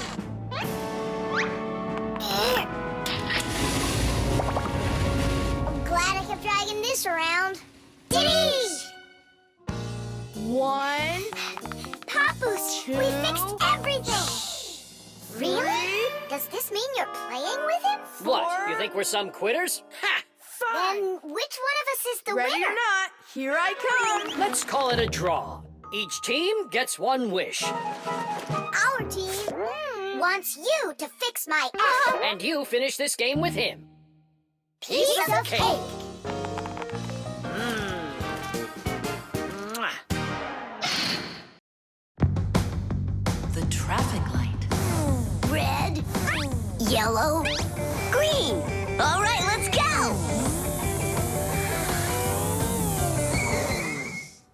Thomas, why did we stop? There's a crosswalk. When there are lines like that, you have to let pedestrians cross. Go on. Thanks. Have a good trip.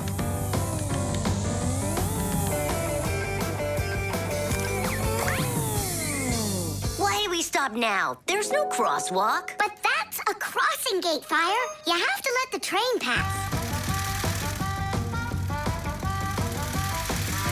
Wow, that is cool. Hi there, Nolik. Come on down. Check out this traffic light. It's new. Is that a real traffic light? Wonderful, isn't it? Yeah, it looks awesome. Nolik, where are you going? Stop! Stop the car! Oh! Oof. Did you lose your mind? What were you doing, huh? I wanted to see what a cool traffic light it is. What? And my dad just got this for me today. Now look at it. You were supposed to let me cross. You ran into the street when the light was red. A traffic light is a street lamp that sends multicolored signals to vehicles and pedestrians so they don't get in each other's way when they're on the road. When the light is red, it means stop. You must stay where you are. A yellow light tells drivers, caution, prepare to stop. You are only allowed to start crossing the street after the traffic light changes to the color green. And even then, it's important to remember, look both ways before crossing. Got it? You can only cross on green, Nolik. Even really little kids know that. But the light was green. No, it was red. No, green. It was red. It was green, I swear. Maybe you're colorblind or something. Yeah, possibly. What does it mean if you're colorblind? It means you can't tell colors apart. So you don't know which one's red and which one's green. That's what I am. Right. You never mixed up colors before this. Okay. What color is that nightstand over there? It's red. And the plane up there? Oh, that's green. How about me, huh? What color am I? Greenish, bluish, brownish, gray. With polka dots. I'm what? It's true. He's colorblind. Poor kid. Told ya. Wasn't my fault. All right, we'll sort it out at home. And what are we gonna do with the traffic light? We can fix it, and we'll fix your car, too. All right, what color's the car? Purple? If you say so.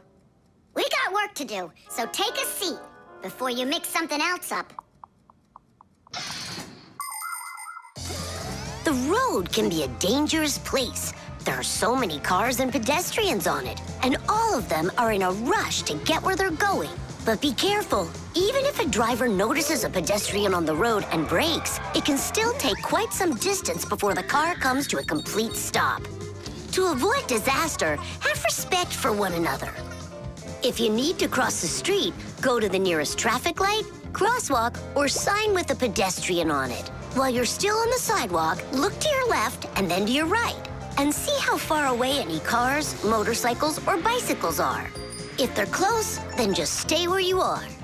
If the driver is responsible and polite, he will stop for you if he sees you from a distance. If you want to make yourself more visible when it's dark, attach safety reflectors to your clothes, and then it will be safe for everyone on the road.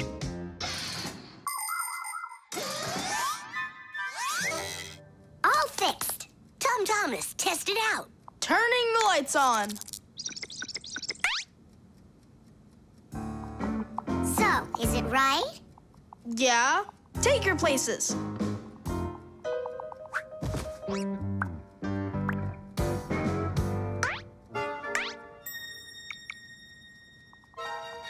All right, let's cross.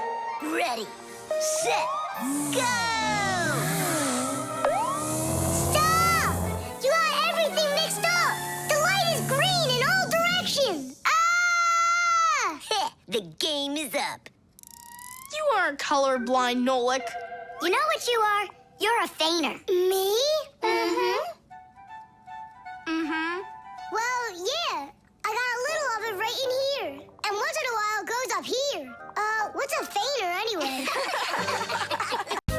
Germs. Hooray! Lunch! Tom Thomas, you brought your ball to lunch? It's filthy dirty. Don't you know how many germs are on it? Wash yourself up. Look, they're clean. Here, it's for you. I saw that. Now go back and wash your hands. Why? There are germs on Tusaka? A lot.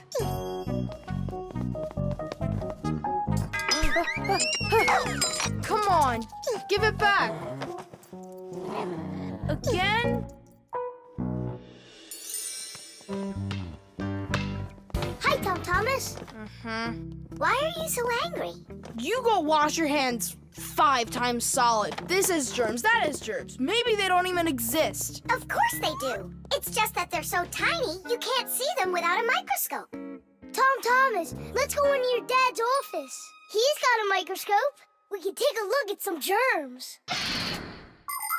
Germs, or microbes, are such tiny creatures we need a microscope to see them. But they live everywhere. In the earth, the water, throughout the air. They're on everything, even on us. Some microbes are able to move around with the help of filaments or tails. Lots of microbes are harmless, but there are some dangerous ones too. If they get inside of you through your nose or your mouth, you could end up with a sore throat or a stomachache. Turn it a little more. Stop. Now, take a look. It's horrible. Hey, let me take a look. Wow, they're so scary. Hang on. Do I really have germs like that living on my hands too? You got it. But I washed them 7 times. With soap? No, just water. You have to use soap to get rid of germs, not just water. So which soap should I use? Either this one, that one, they are both antibacterial, so they kill bacteria. And what about germs? Will it kill them? Of course. Bacteria is just another name for germs. They're the same thing. Wash. Tom Thomas, give me a drop of that liquid soap. I want my hands to be real clean. Good job. That's the spirit. Hooray! We're clean! Let's go put that puzzle together. All right, but doesn't it have germs all over it? And they're on the soccer ball. What are we gonna do? I think we should clean them with soap. No, clean the whole room. You're right.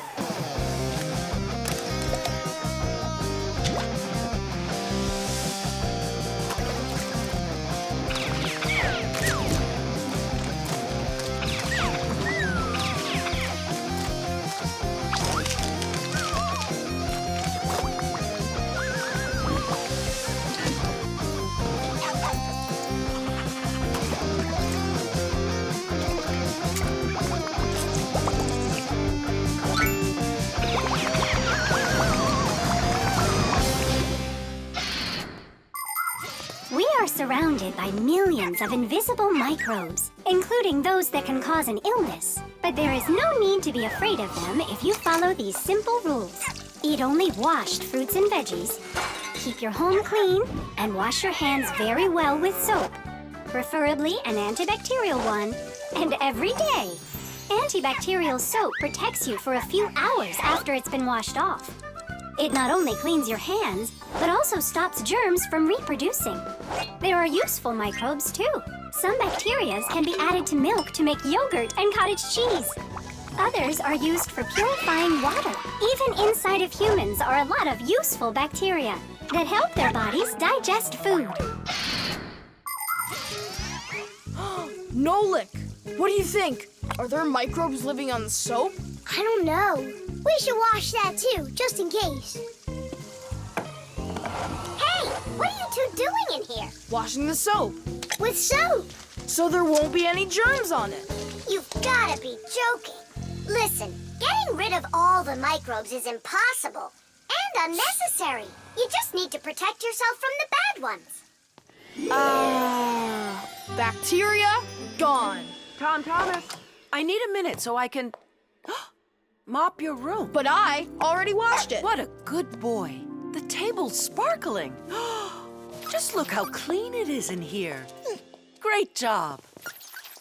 What's going on? Nothing. You're not getting sick, are you? No. Tom Thomas, you did a great job in here, only you're taking this cleaning way too far. Understand? I've gotcha. And do you get it? Me? Get what? That the most important thing is to make sure you wash your hands with soap. Okay. To the germ fighters! Making the world safer, one less germ at a time. The toothpaste. Astronaut food, ready. Rocket ready. And who's flying to the sun? Me. I'm ready. Real hero. Tom Thomas. Did you see? There it is.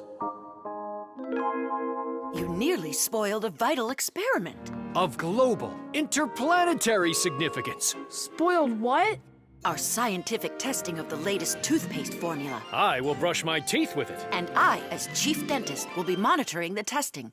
And so, I don't want you even touching it. Great. How am I supposed to fly to the sun now? Strange. They make that toothpaste for kids. So? Then why is your mom using your dad then? That's right. I'm gonna go tell her. Mom, that new toothpaste, I should test it. No, I'm using your dad, because he's a responsible person. And so am I. I'm very responsible. Who knew? Your room's a total mess. I had no time to clean it. You didn't water the plant. I forgot. Did you brush your teeth? Yeah, for a whole minute, too. You're supposed to brush your teeth for 2 minutes, in the morning and at night. Sorry. Great toothpaste, honey.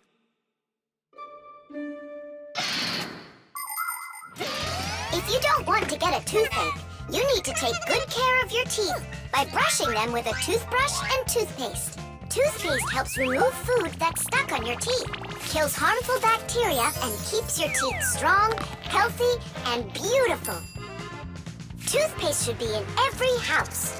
Adults should use toothpaste made for adults, and kids should use toothpaste that is healthy and safe for younger teeth. It's important to make sure you're using a toothpaste that's right for your age.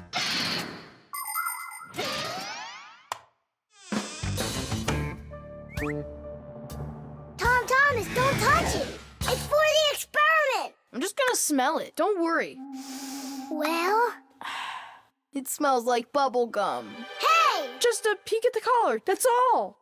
Come on, do you want to spoil the experiment? Now put that toothpaste right back.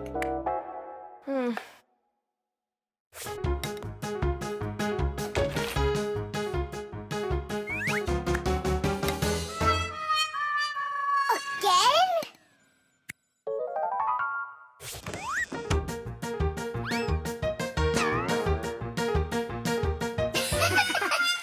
Whoops.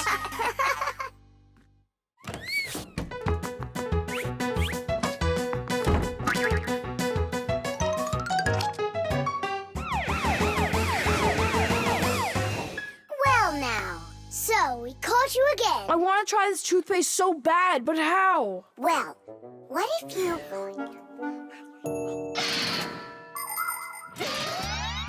Do you know how to brush your teeth correctly? Let's check. First, take your toothbrush and rinse it with water. Then squeeze on a bit of toothpaste. A small pea-sized drop is all that you'll need. Now 1, brush the outside of your front teeth up and down. 2, brush the backs of those teeth from the gums on down. 3, open your mouth real wide and brush the teeth in the back. These are the teeth that you use for chewing. Go back and forth, over and over. You should brush a full 2 minutes, no less. Now it's time to rinse out the toothpaste from your mouth and clean the brush. That's right, the brush needs to be clean too. And please, don't be lazy. If you brush your teeth 2 times a day, they'll stay in great shape for many years to come.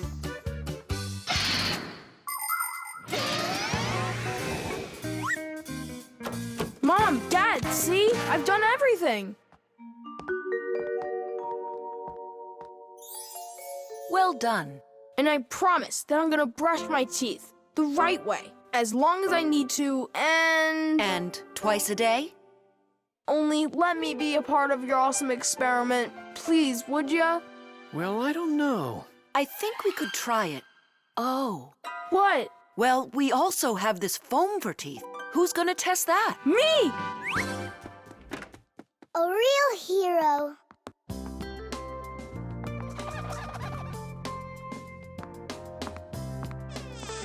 How many ways did we try to get him to brush his teeth before that didn't work? We never sparked his imagination before.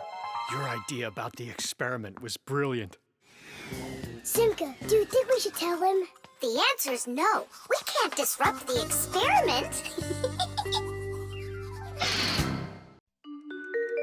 The pencil. Well done, Tom Thomas. Your mom's birthday's today and you're still sleeping. Hey, what's that?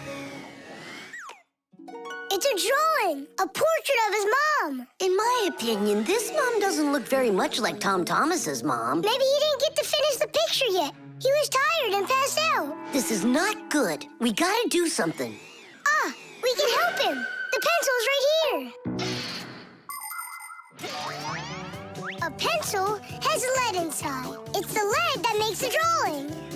Only lead doesn't grow on trees.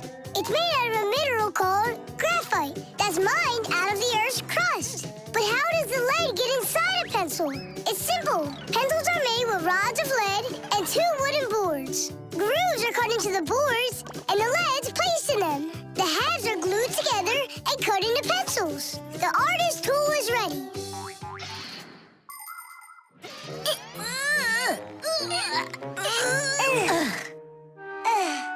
This isn't gonna work. Oh, give me a place to stand, and I shall move the pencil through the air.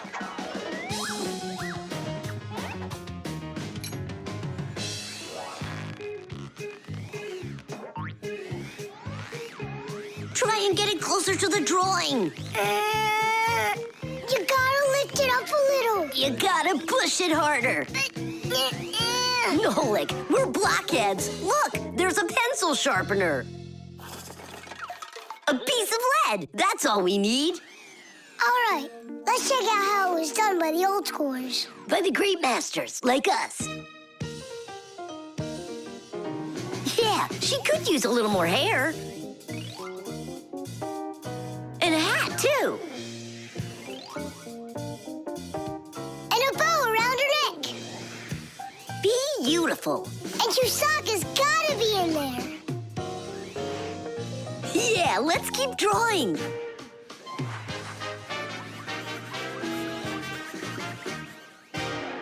Tom Thomas, are you still sleeping?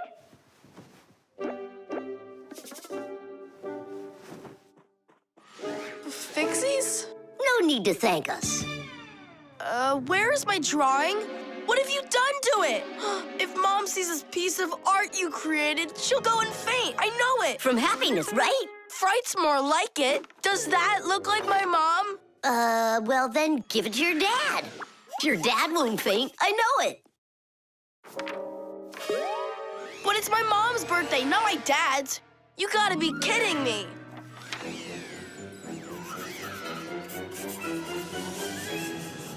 There's also a famous painting like that. It's called the Black Square. It's a classic. You don't think she'll like it? People want to remember the highlights of their lives. And so they take photos of nature, of their families, of themselves, even of the food they eat. People have been doing this even before the invention of photography, by drawing. An artist might draw the sun, a river, some apple trees, and soon he's made a landscape. And if the apples aren't on trees, but on a plate next to a vase, cup, or basket, then a still life is what it's called. If a person's in the center, then it's called a portrait. And when artists make pictures of themselves, it's called a self-portrait. Of course, it's easier for us to take a quick photo of things we pass along the way. But just like the old masters, we put a piece of our souls into our drawings. And if you draw more often, you'll see it for yourself. I promise you that. Maybe you could just give her one of your older drawings. Maybe you should just erase the mess you made of this one. That could work. Erasing's gotta be easier than drawing. Whatever. There's no way you can make it worse. Hey, I think I know a way you can fix it. You can use the eraser for drawing. A portrait. Portraits don't seem to work out too well for us. But a still life drawing is a piece of cake.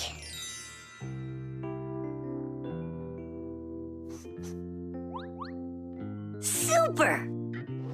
Uh-huh. Pretty good, right? Tom Thomas, everything's on the table for breakfast. Mom, happy birthday. I drew this present for you. Thank you, Tom Thomas. What a lovely still life, so unusual. I tried really hard. We'll hang it up on the wall. Now, let's go eat. What would Tom Thomas have done without us? Yeah, whenever you get into a jam, your real friends will always show up to rescue you.